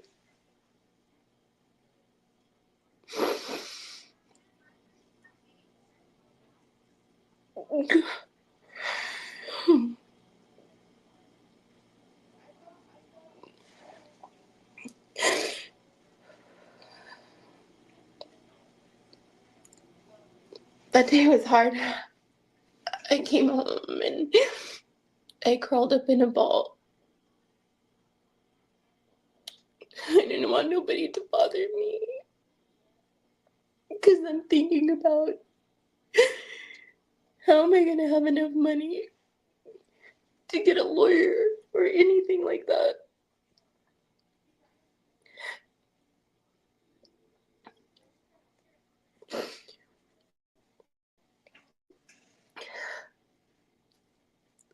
So what they did was they hired that server to come and serve me with a court hearing that I already knew about. The one that was going to take place January 2nd. So Christopher's lawyer, Christopher, Katie, they all knew what they were doing.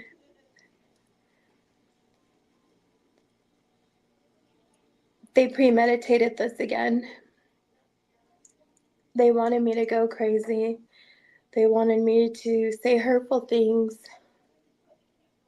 so they can go back to the courthouse and to the judge and say that I was unstable, that I'm mentally, something's wrong. And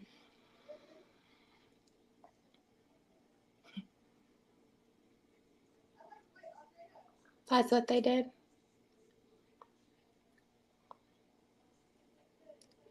Christopher and Katie and his attorney asked that I get evaluated by a psychiatric doctor.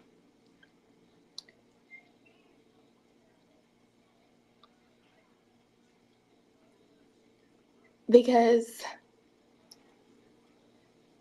I ran through the airport saying that she was gonna kidnap her. But in my mind, I've been traumatized by Mr. Proudfoot and his family.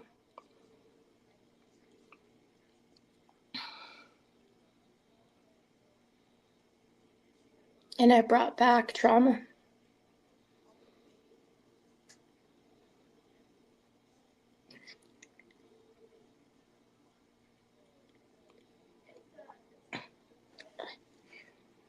And now, I mean, we're at this point where poor Sebastian is missing.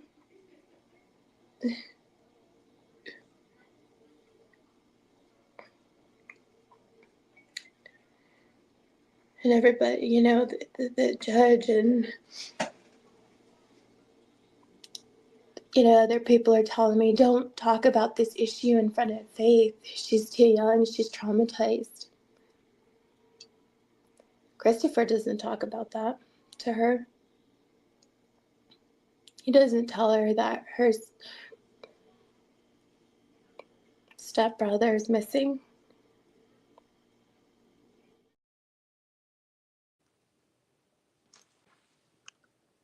Okay, guys. So really quick, I just want to address that. I understand that we need to keep the child's age and maturity level and all of these things into consideration when we're talking about trauma with little kids. But I'm here to tell you that children who have been involved with traumatic situations, toxic relationships like this, and this immense amount of trauma that they're kind of used to seeing in the family dynamic, those children know a lot more than we could ever give them credit for. And to underestimate that child and to push their feelings under the rug because you don't want to upset the situation, I think is a bunch of bullshit. Because let's be honest, when Mr. Proudfoot, I'm sorry, I think I moved my thing over just a little bit there with my notebook. When Mr. Proudfoot and Katie are sitting there, when all of these people are crying, we have Wayne running through the airport with 2 children. God love him for understanding Nina's trauma and maybe trying to be a good man for her. That's nice of him. But they're all up in arms. They're upset. Nina is upset. She's crying. Everybody is crying. But KP, in her toxicity, is smiling. Probably just like she's smiling over here, very satisfied. And she's recording the whole situation.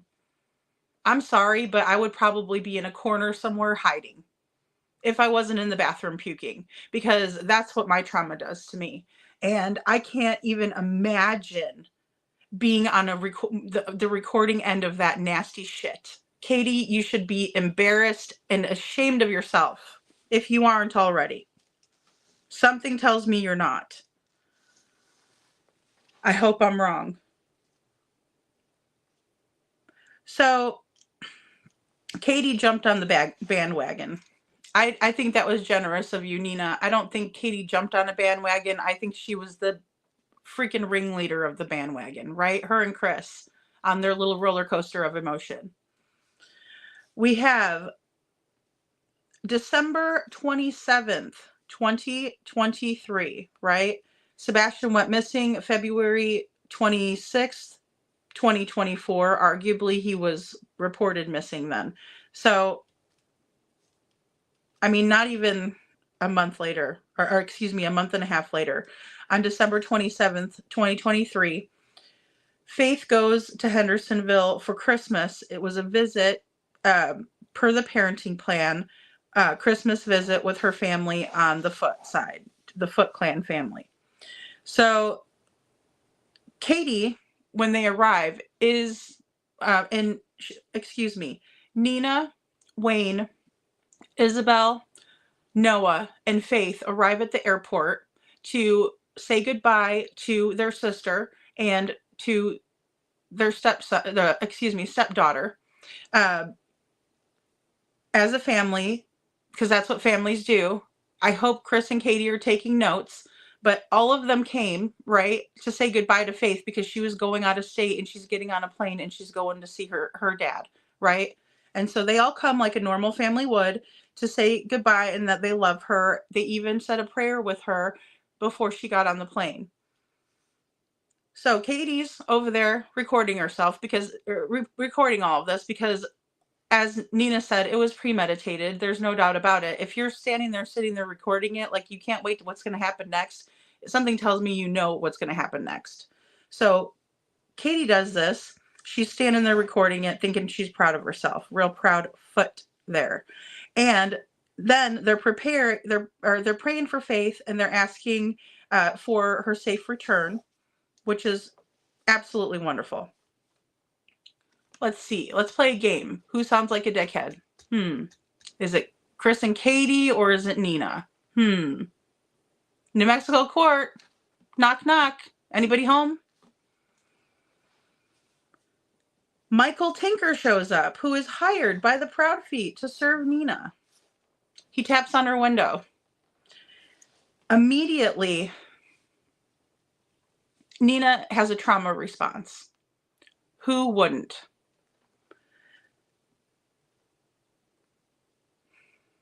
Nina goes running through the airport. She is in a panic. She is literally having a panic attack. If somebody doesn't know what a panic attack is out there, then I need you to rewind this and listen to what Nina was saying. And also she was having a post-traumatic stress moment, right? Okay, because she's having flashbacks. She says, hold on, I wrote it down here.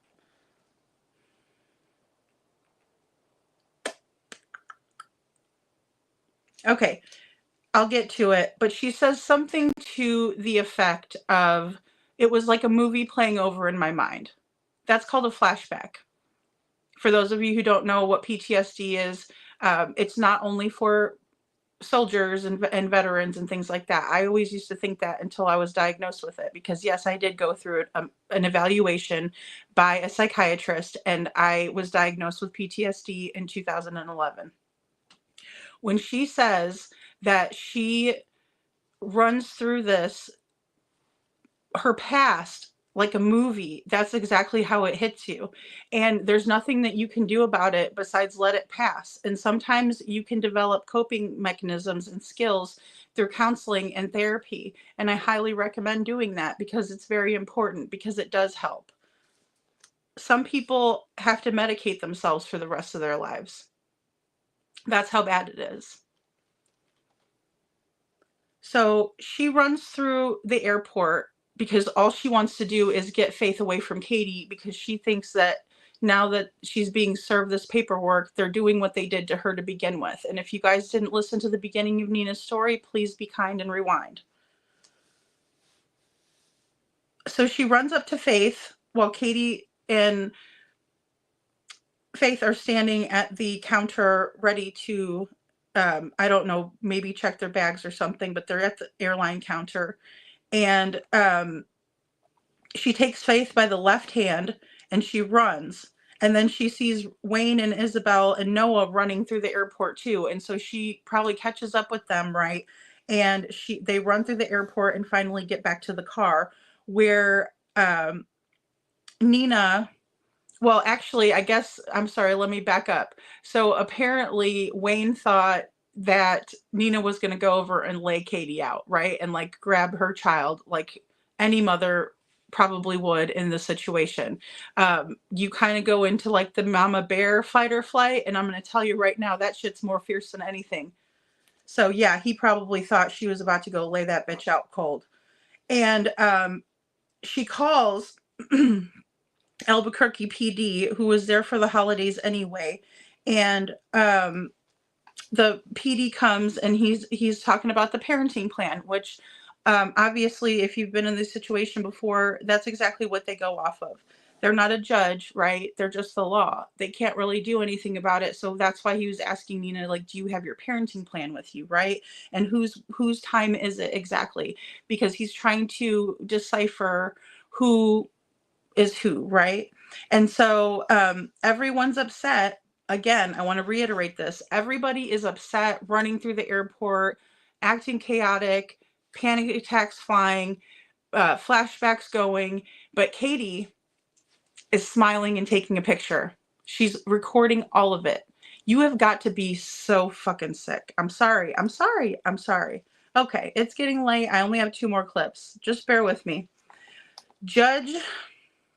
The judge would be mad at Nina if she takes Faith away from the situation. The judge isn't going to look at Nina's trauma. The judge isn't going to give a rat's ass about her trauma.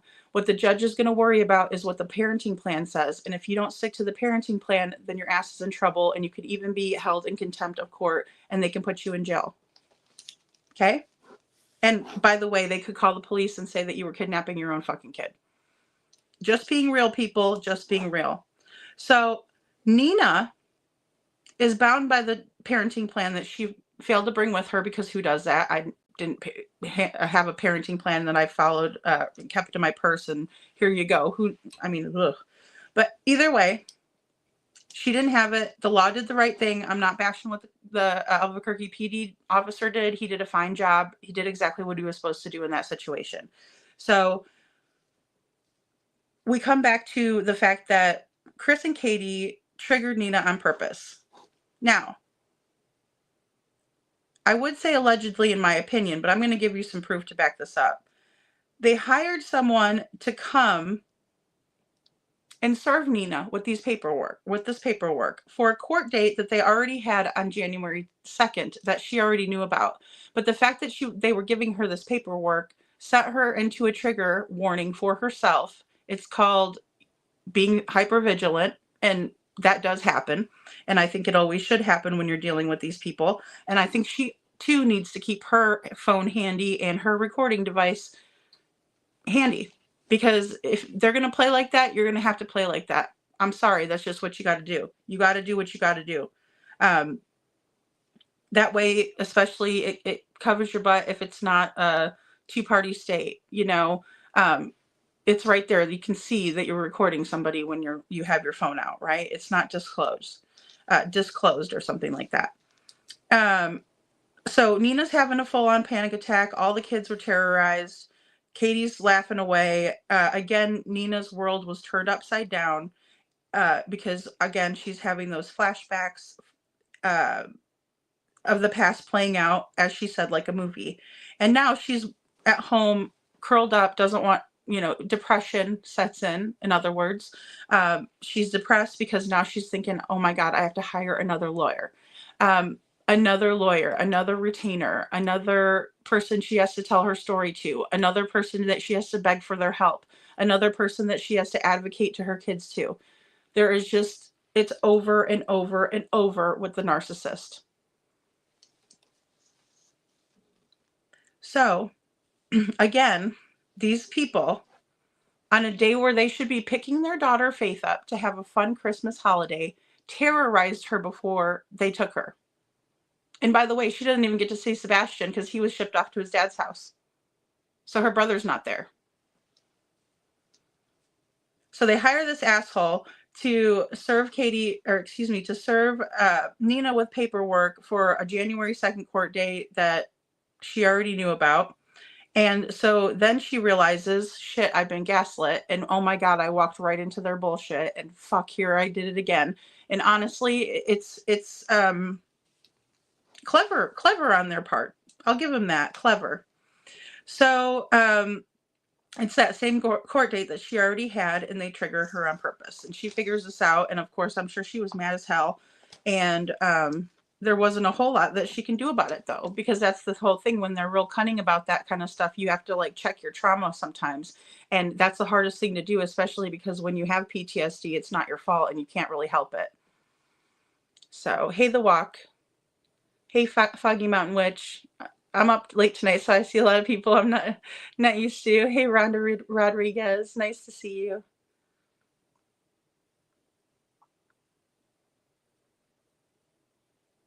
Yeah, I'm sorry. It's just triggering. It's awful. It's awful. The Foggy Mountain Witch says, in my opinion, Nina acts as normal mother would. Yeah, that's how I feel. I just feel like I'm sure that she wanted to make sure that she was going to protect her daughter and not have to subject her daughter to more than even the parenting plan would allow. I'm sure it scared the crap out of her. So thank you for being here. And the Foggy Mountain Witch says, also Chris' family did abduct Faith before, so Nina had a reason to believe that they would do it again. Absolutely. And it was all like they did it on purpose, like hiring that guy. It was just the reason to show, because it was the same court date. If it was a different court date, then she would have been served on a different, notice. And so, yeah, awful. Betty Maggers, Cornbread Mafia. Please don't get me started on the Cornbread Mafia at this hour. Please don't. Oh my God, because I will go down a rabbit hole with you guys that you guys won't be ready for. I'm just kidding. But not really, because Summer's case, the Cornbread Mafia was mentioned, and it wasn't mentioned by any of the strange characters involved in the case, in my opinion. It was actually by some kind of body language experts on Dr. Phil. So don't get me started. And BHB did a really good interview on the Cornbread Mafia, so please go check that out. I never thought I would ever stumble upon it, but when I was down that rabbit hole, I did. My walk says it's never them. It is again and again and again, they prove their own incapacity for anyone or anything but themselves. Yeah, I agree, my walk. Thank you for being here. Thank you for your comment. The Foggy Mountain Witch says, also, I don't understand why and how a judge could rule that Faith had to go to Chris and Katie's last summer. There was a child missing out of the house. Yeah, exactly. Because they lied to the courts and said that it was nothing of their doing.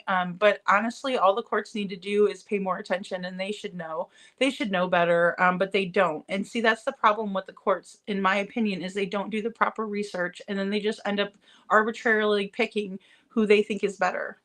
And the kids suffer. And sometimes they suffer grave consequences. I can't imagine, Rhonda. I can't. My walk, not even their own children. I mean, and I just can't imagine what Seth's going through. Like Nina said, she knew where Faith was and she was worried as hell, but he doesn't know where his son is. He doesn't know what happened to him. He doesn't know where he could be. I would never let her go back there. Detroit Rock City says I would do everything to keep them from knowing where I was. Catch me if you can. I love you, Detroit Rock City. We'd be in so much trouble. We need to get bail money for each other. Thank you for becoming a member. Goodness sakes. I'll get myself in trouble with my jokes.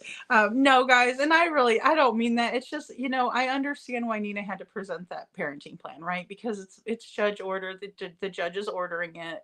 I understand that. And like I said, I will always try to give credit where credit is due. And the Albuquerque PD did a fine job, in my opinion. I know I'm not, I'm the expert on the cops. But I do. No, I like to, we need good law enforcement officers, and we have to trust them to a certain extent because they're who's supposed to protect us, right? But in the same way, when I see what they did with Nina in the exchange of giving Faith back to Nina from the Proudfoot's care, I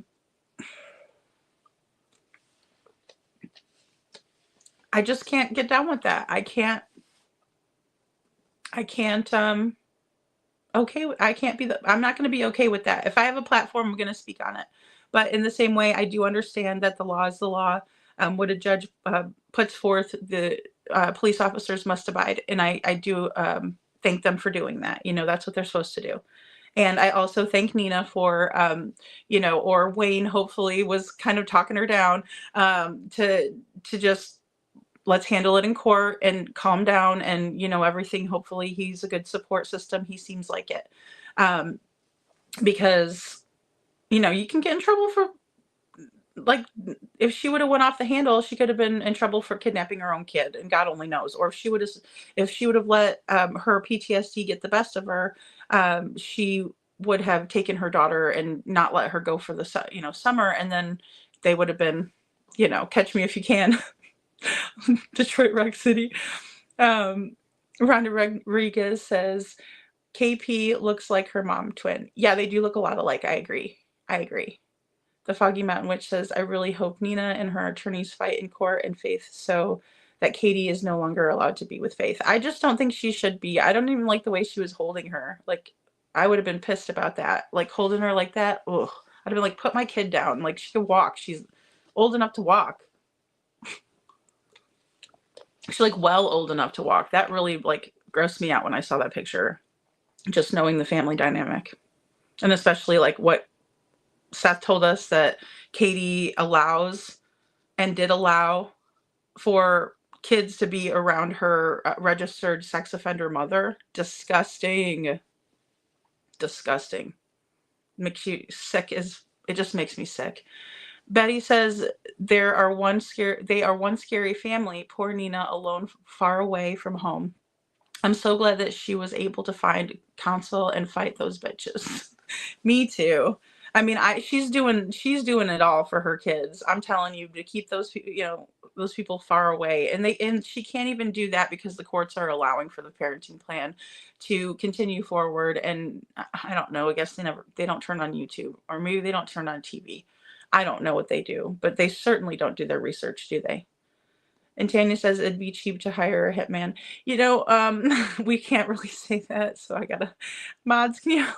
Tanya, I'm not going to put you in timeout, but I am going to delete this comment, okay? Because we can't say stuff like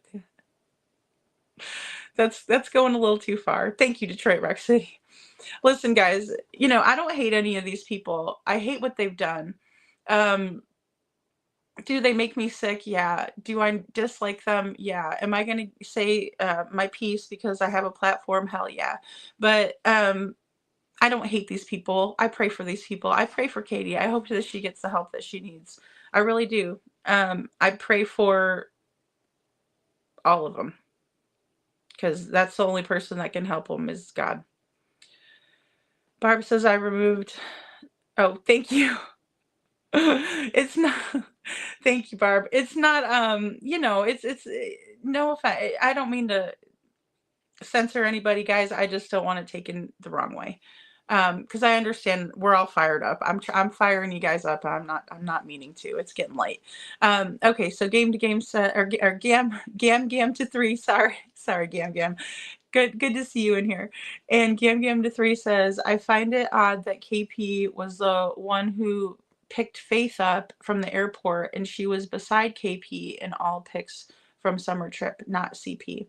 Yeah, we didn't see them together as a family. I saw her at the restaurant eating, I think they were out at a Mexican restaurant, and then I saw them at the church.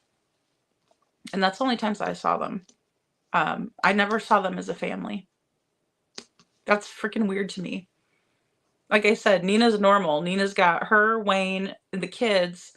Bye, Faith, we love you, praying with them, right? Then you have Katie by herself the whole freaking time, and Chris doing God knows what. That's not a family. It's just not a family. Best interest of the child? Nina. All day. Nina. Rhonda says, I would hate to have to let my child go to CP. I know she's paid so much money on her attorney. Oh, yeah.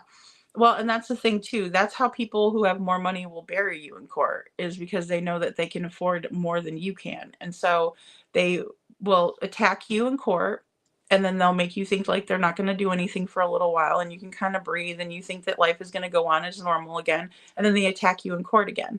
And then they'll do something with the kids, or something bad will happen in their house, and you'll have to call for a welfare check. Or there's a lot of things that can go right or wrong in the situation.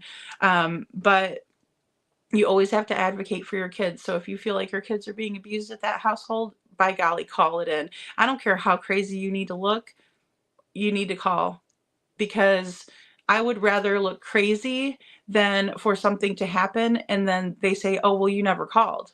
Like, shit, I didn't call. They didn't listen to me, So that's my claim to fame. And Rhonda Rodriguez says, I would hate to leave to let my child go to CP. Or excuse me, I would hate to have to let my child go with CP. I know he's paid so much money on her attorney. Oh, sorry, I just read that one. Yeah, I would hate for that to happen either. I wouldn't want to deal with it. It's typical. And Trek City says, I just realized I wasn't green anymore. Oh no, you better. This episode requires a lot of green. I should put that as a disclaimer, but I don't think I'm allowed to. And Barb said, medical purposes only. Barb says, Gam, how can Chris trust Katie with Faith when she puts the kids around an RSO? Yeah, see, and that's the thing we're going to get into. Well, now it's tonight, later on tonight, at 10:30 again, or maybe even 10. But we are going to go over that tomorrow, because that's the thing, is that there was no communication. And then also there was all the CPS involvement and no communication with CPS. There's a lot to be said about that. There is a lot to be said about the fact that Katie wasn't arrested the night that she allowed Sebastian to be with an RSO. Where were you at, Virginia? Again, guys, we're dealing with all of these different states. It's not just Tennessee. It's not just Louisiana. It's not just Virginia. It's all of these other states. So something's wrong, They are the Proud Sox Mafia. Foggy Mountain Witch. No kidding. I mean, I could do a conspiracy video. I could do one. I almost did one a long time ago, but it was more or less because, well, anyway, I'm not going to let you into my crazy thinking, but it was just something that I found to be kind of interesting. Tennessee connection. Gam to 3 says, Barb, true, and CP was so adamant about getting custody, and like Sebastian, no pics with he and her and not seeing together is strange to me. Absolutely. The family didn't have any pictures of Sebastian, really. Melissa did. which I'll show you this really quick while I remember, because I almost forgot. So Melissa puts this out. I believe it was on the 27th of February 27th, I believe. She says, "Hey everyone, this is my nephew. He is high functioning autistic." And Gam, let me put yours. There we go. Okay. It says, "Hey everyone, this is my nephew. He is high functioning autistic verbal. He walked out of the house in the middle of the night with his glasses, a small flashlight, and no shoes. We have been searching since 6:30 a.m. yesterday." Okay, remember that little tidbit? I'm glad it's highlighted. This is from Melissa Proudfoot, Chris's sister. "They are searching the 10 miles around his house, but I'm worried that he might have got in the back seat of a car, fell asleep, and woke up after someone got into their job and got out of the car. It's possible. I'm trying to think outside the box to help find him. Ugh, it's just so hard. You never know how kids think. Please keep a lookout. Thanks." Okay, so this is her post that she posts. She's got a picture of Sebastian up there at his birthday party. There's some other kids in there, so I didn't really want to show too much of it, obviously. So then people get hip to it, right? Like Jessica Bright here. Her name fits her. She's bright. So Kathy Guy Ballersock says these answers. Sorry, I had the right one to begin with. Okay, so she asks Kathy Guy Bowersock. She says, "Since you're on here, maybe you can help clear up some speculation, if you don't mind. Could you please answer these few questions? 1, can you tell us if you were at Worsham's the morning Sebastian was reported missing?" And Kathy responds, "Oop, my bad. No," with a big exclamation point. Whoa, Kathy's fired up. Okay, then she says, "What time did you arrive at Katie's house the morning Sebastian was reported missing?" This is Kathy's response. "After 10:30 a.m. Now I'll direct you back to Melissa's response. "We have been searching since 6:30 a.m. yesterday." But Kathy says they got there after 10:30 a.m. That also doesn't match up with when Seth got there, because by that time he said that the stinky socks was there. Number 3, and finally, the Alaska question. Why did you guys drive all the way Why did you guys drive all that way, then take a private jet at the border? Why not just fly the whole way on a commercial airline? Thank you. Praying for Sebastian to be found." And Kathy's response is, the longest one was number 3, the Alaska trip. "This did not happen. Whoever concocted this scenario is completely evil and delusional. They are the same people who create this crap for clicks and subscription payments.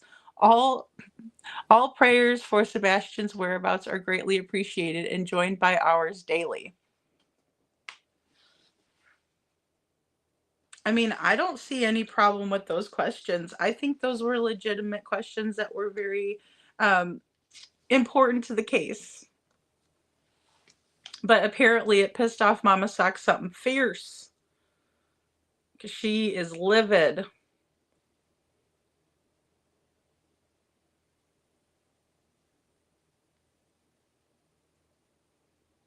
It's so nice to see new faces in here. Rhonda Rodriguez says, "CP's sister wrote that so scripted, in my opinion. She didn't even care for Sebastian. She was mean to him. She's a bully.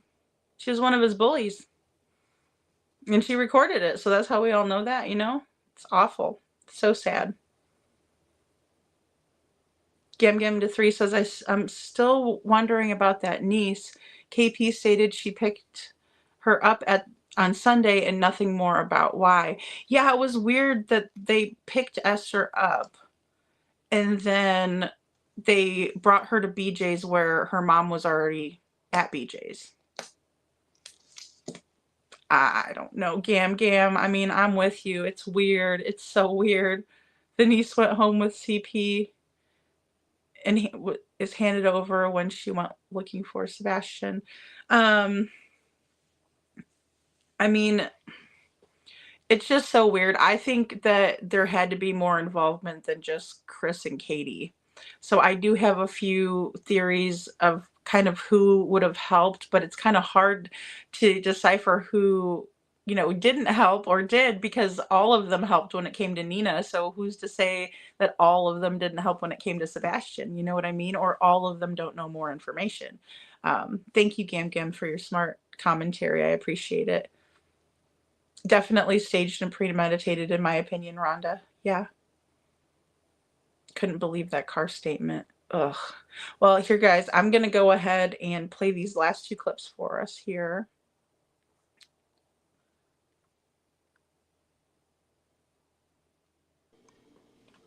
Not once has he said anything to her about it.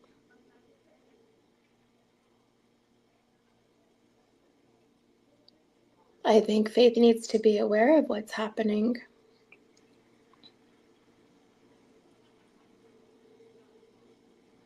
She did talk to Sebastian when she had FaceTimed Chris and he was at his house.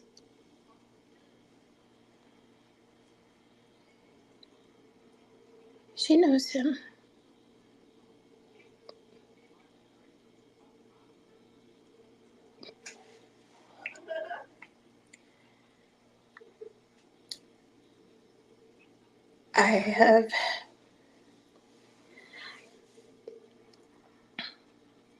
I really don't know what to say at this point. Like with Sebastian missing and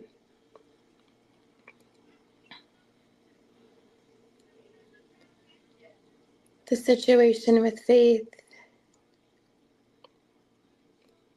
it's been an ongoing situation. I was unaware that Sebastian's father was getting him. I was unaware that he was going to live with his father permanently. Finally, that was disclosed to me about a week and a half ago. I was in shock because I went like, how can you know that you're getting your child for full custody? Like, I mean, you and Katie were preparing for this. You're giving away one kid to get another one. Like, I never understood that. I still don't understand that.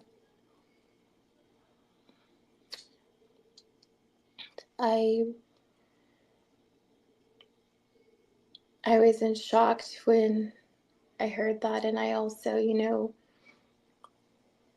it's sickening to think that, and to think that you would be getting a child. Why would you take Faith away from everything that she knows? Her mom, her siblings. She calls Wayne dad. She says, that's my daddy, Wayne. Her grandparents, like everything.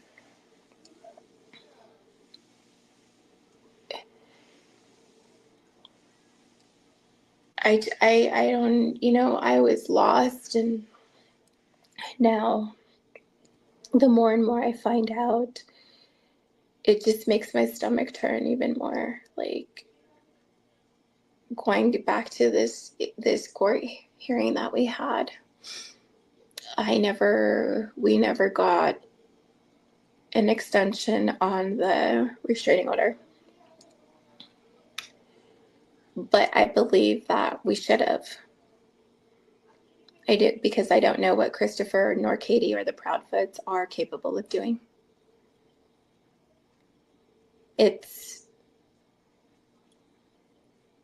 for all I know, they could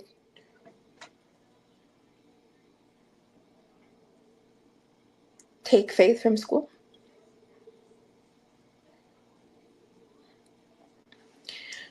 I do right now have temporary full custody of Faith till we go back to court.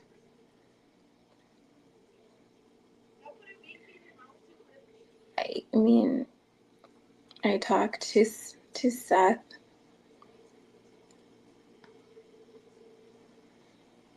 And I've always told him, I reach out to him and I let him know, you know, we're here, whatever you need.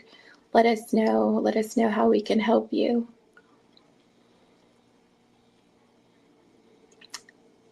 But I remember him telling me the first night that I reached out to him, or he reached out to me, and he said, you can help Sebastian and you can help me by keeping Faith there and keeping her safe.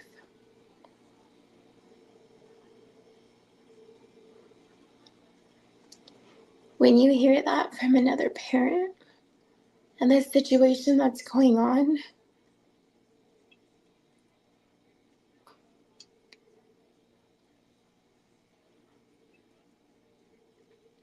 what do you say? Like, I'm doing the best that I can,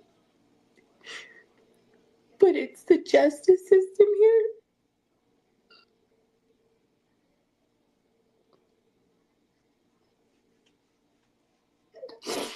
My biggest fear is that somebody's going to make the wrong decision for Faith and she goes out there. And what am I going to do?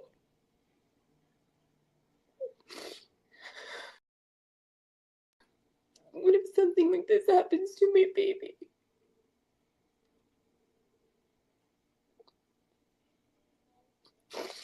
Are you going to tell me I'm sorry, Miss Gomez?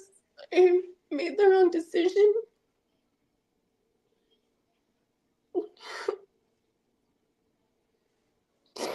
The justice system has failed a lot of kids, has failed my kids, and it's also failed Sebastian.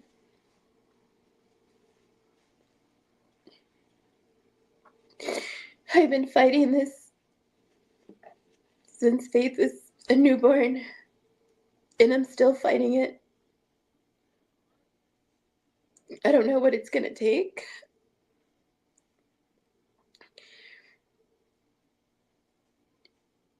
I don't really think anybody really cares the decisions that they make for children because it's not happening in their personal family. They don't know somebody. It doesn't hit home. It'll never happen to them.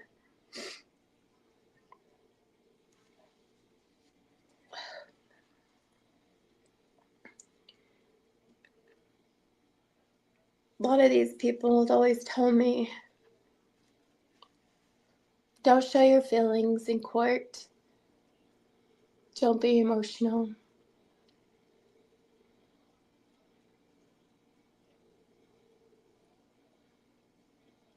So I'm just supposed to sit there without feelings, without crying, without telling people how I really feel.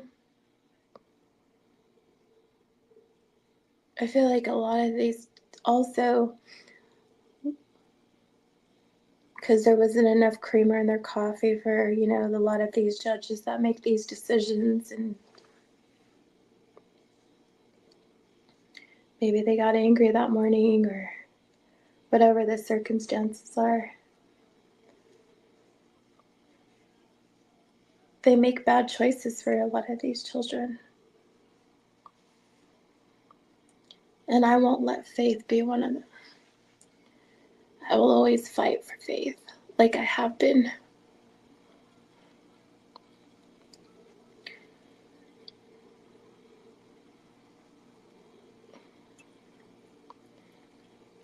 I wish people would open up their eyes and listen to when people are saying it's not a good idea. I don't think they're stable. I don't think that they're a healthy parent.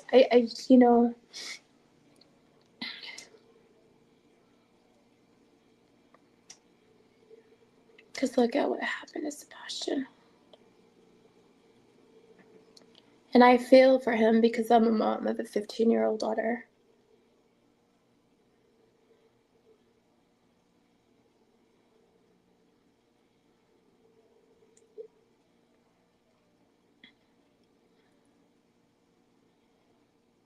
I hope and we pray every single day for his safe return.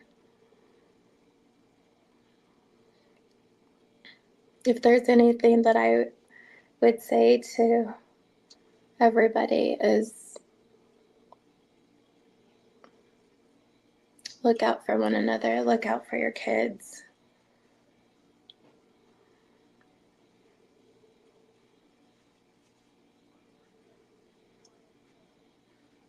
And no relationship is worth your children's relationship at all.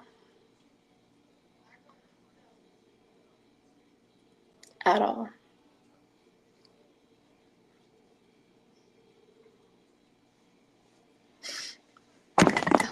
So, I believe I had to tell my story so it can get out there. Because it still haunts me to this day. It haunts my children. It haunts our everyday life. We don't live a normal life. We're always living on the edge because of Mr. Proudfoot.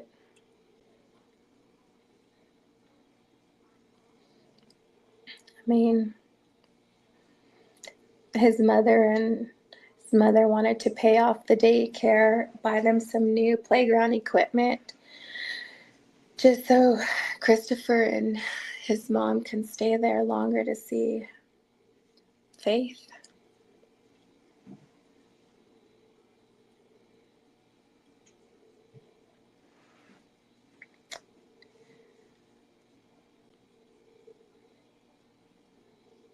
I mean, I'm sure, my mind is all foggy right now because thinking about everything that I've went through, I'm sure I left some bits and pieces out. But I know what I've experienced, and it wasn't a good experience at all whatsoever. So,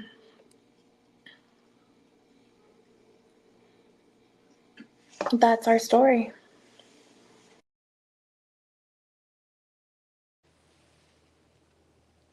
Okay, guys, so that's Nina's story.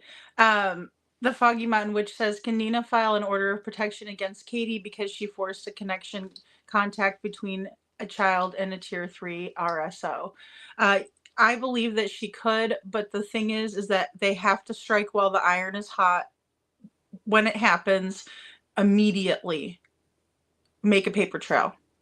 Because if you don't, then it gets harder and harder to prove, right? Especially with people who are as cunning as to do what Nina alleges, that CP and his mom bribed the playground, bribed with playground equipment to have more time with Faith. So they offered the owners of whatever park free playground equipment, or donated, of course, so they can get a tax write-off, playground equipment. I'm a Chicago girl. I know about bribes. All right. So, but yeah, they have to do it right away. It has to be immediate. They cannot let this stuff go and go and go and go. And I'm no way victim shaming or blaming, guys. It's just, it's awful. But you look like a crazy person when you report something over and over and over and nobody does anything about it. It's absolutely awful. And our friend Jana, who was in here earlier, she knows exactly how that feels because she's having to do the same thing in Louisiana with these crooked ass cops.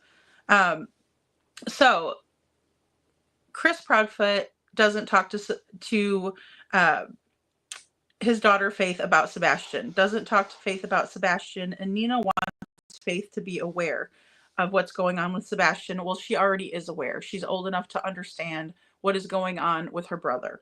She knows he's missing. That's bad enough.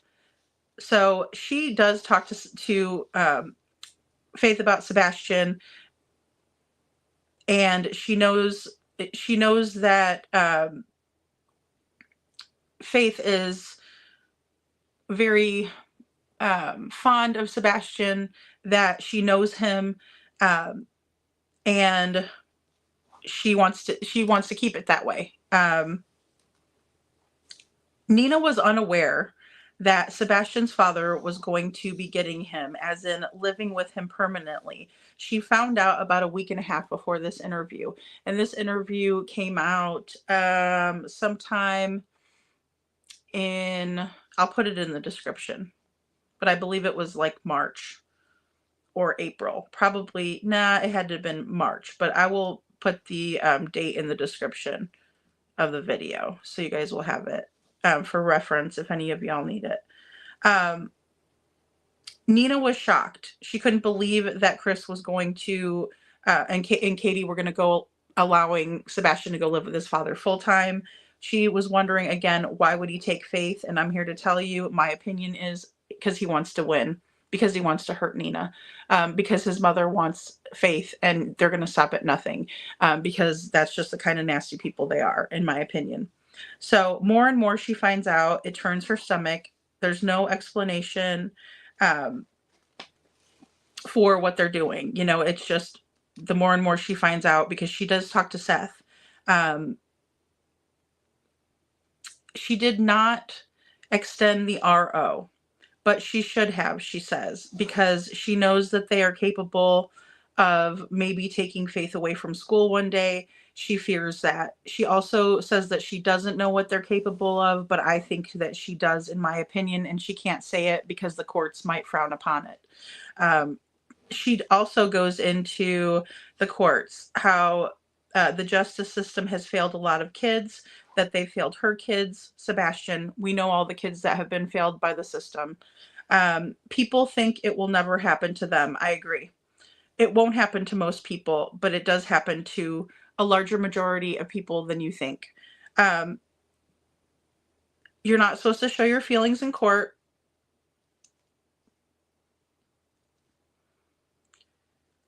I think for anybody who has feelings, it would be a very hard thing to do. I know it was for me. Nina says that the courts make bad choices for children all the time. I agree 100%. Nina says she's never going to give up for Faith. Thank God for that. Because all Seth asked her when she talked to him was this. She said, "How can I help?" And Seth says, quote, "You can help me by keeping Faith there and keeping her safe." And that is Seth's quote to Nina, end quote. Seth does talk to Nina, and they've become friendly. And Nina does have temporary full custody of Faith, and let's pray that she continues to have that when we know the people that we are dealing with. I want to thank you all so much for being here and being here for a long live again. We will be back tomorrow night, where we are going to discuss more about this case and Crystal McCrory Jones. So please do not miss it. It's going to be a good show. I really appreciate all of you, how smart you are, how intuitive you are, and how you will put very good information in the chat that is not misinformation. I can't thank you all enough for that.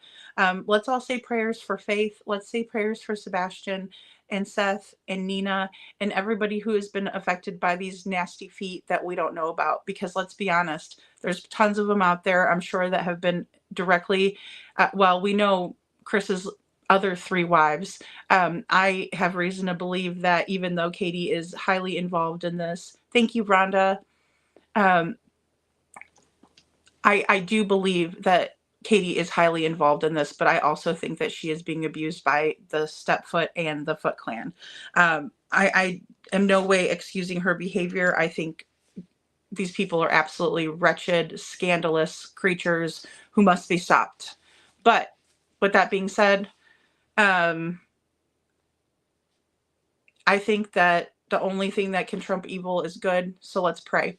And I appreciate all of you being here, and all of you survivors and all of you warriors out there. All of you who are going through this, please call the domestic violence hotline and get help. Please look for local resources. If you are going through this, shoot me an email and I can send you back some resources from the National Center for domestic violence, and it'll be the hotline. You can text it. You can, I believe there's a chat now option. So please do that. Please, please, please. If you don't know where to start, I can even try to help you research places, but we have to stop this cycle. We have to get people away from it safely, and you will have to develop a plan. It's not going to happen overnight. Don't let anybody shame you. Always fight back, okay, for your kids, because they're the ones that are going to suffer more than you ever will know, and you can't change what's already happened to them. I'm just begging you to get out of this nasty relationship, because as we're going to talk about tomorrow, our friend Jana, who was in chat earlier tonight, and please go click her links, sign the petition. I will link those also in the description box as well. Actually, I'll pin it. Excuse me. I'll pin that up there. Yes, I'm going to go live again at 10:30 tonight. Yes, Rhonda. I will pin that up there. Please go support our friend Jana. She lost her sister, in my opinion, to domestic violence. And if you go and watch my video on what happened to Jana, you will see that plainly yourself. Thank you all so much for being here. And I want you guys to pray for the TBI agent who is heading up Sebastian's case. His name is Brandon Carter. And I also want you to pray for Sheriff Eric Craddock. And I want you guys to do that on behalf of Sebastian. No matter what we think or feel, I think that we need to be praying for the ones who are out there looking for Sebastian and trying to find answers. So please, Brandon Carter and Eric Craddock. Thank you.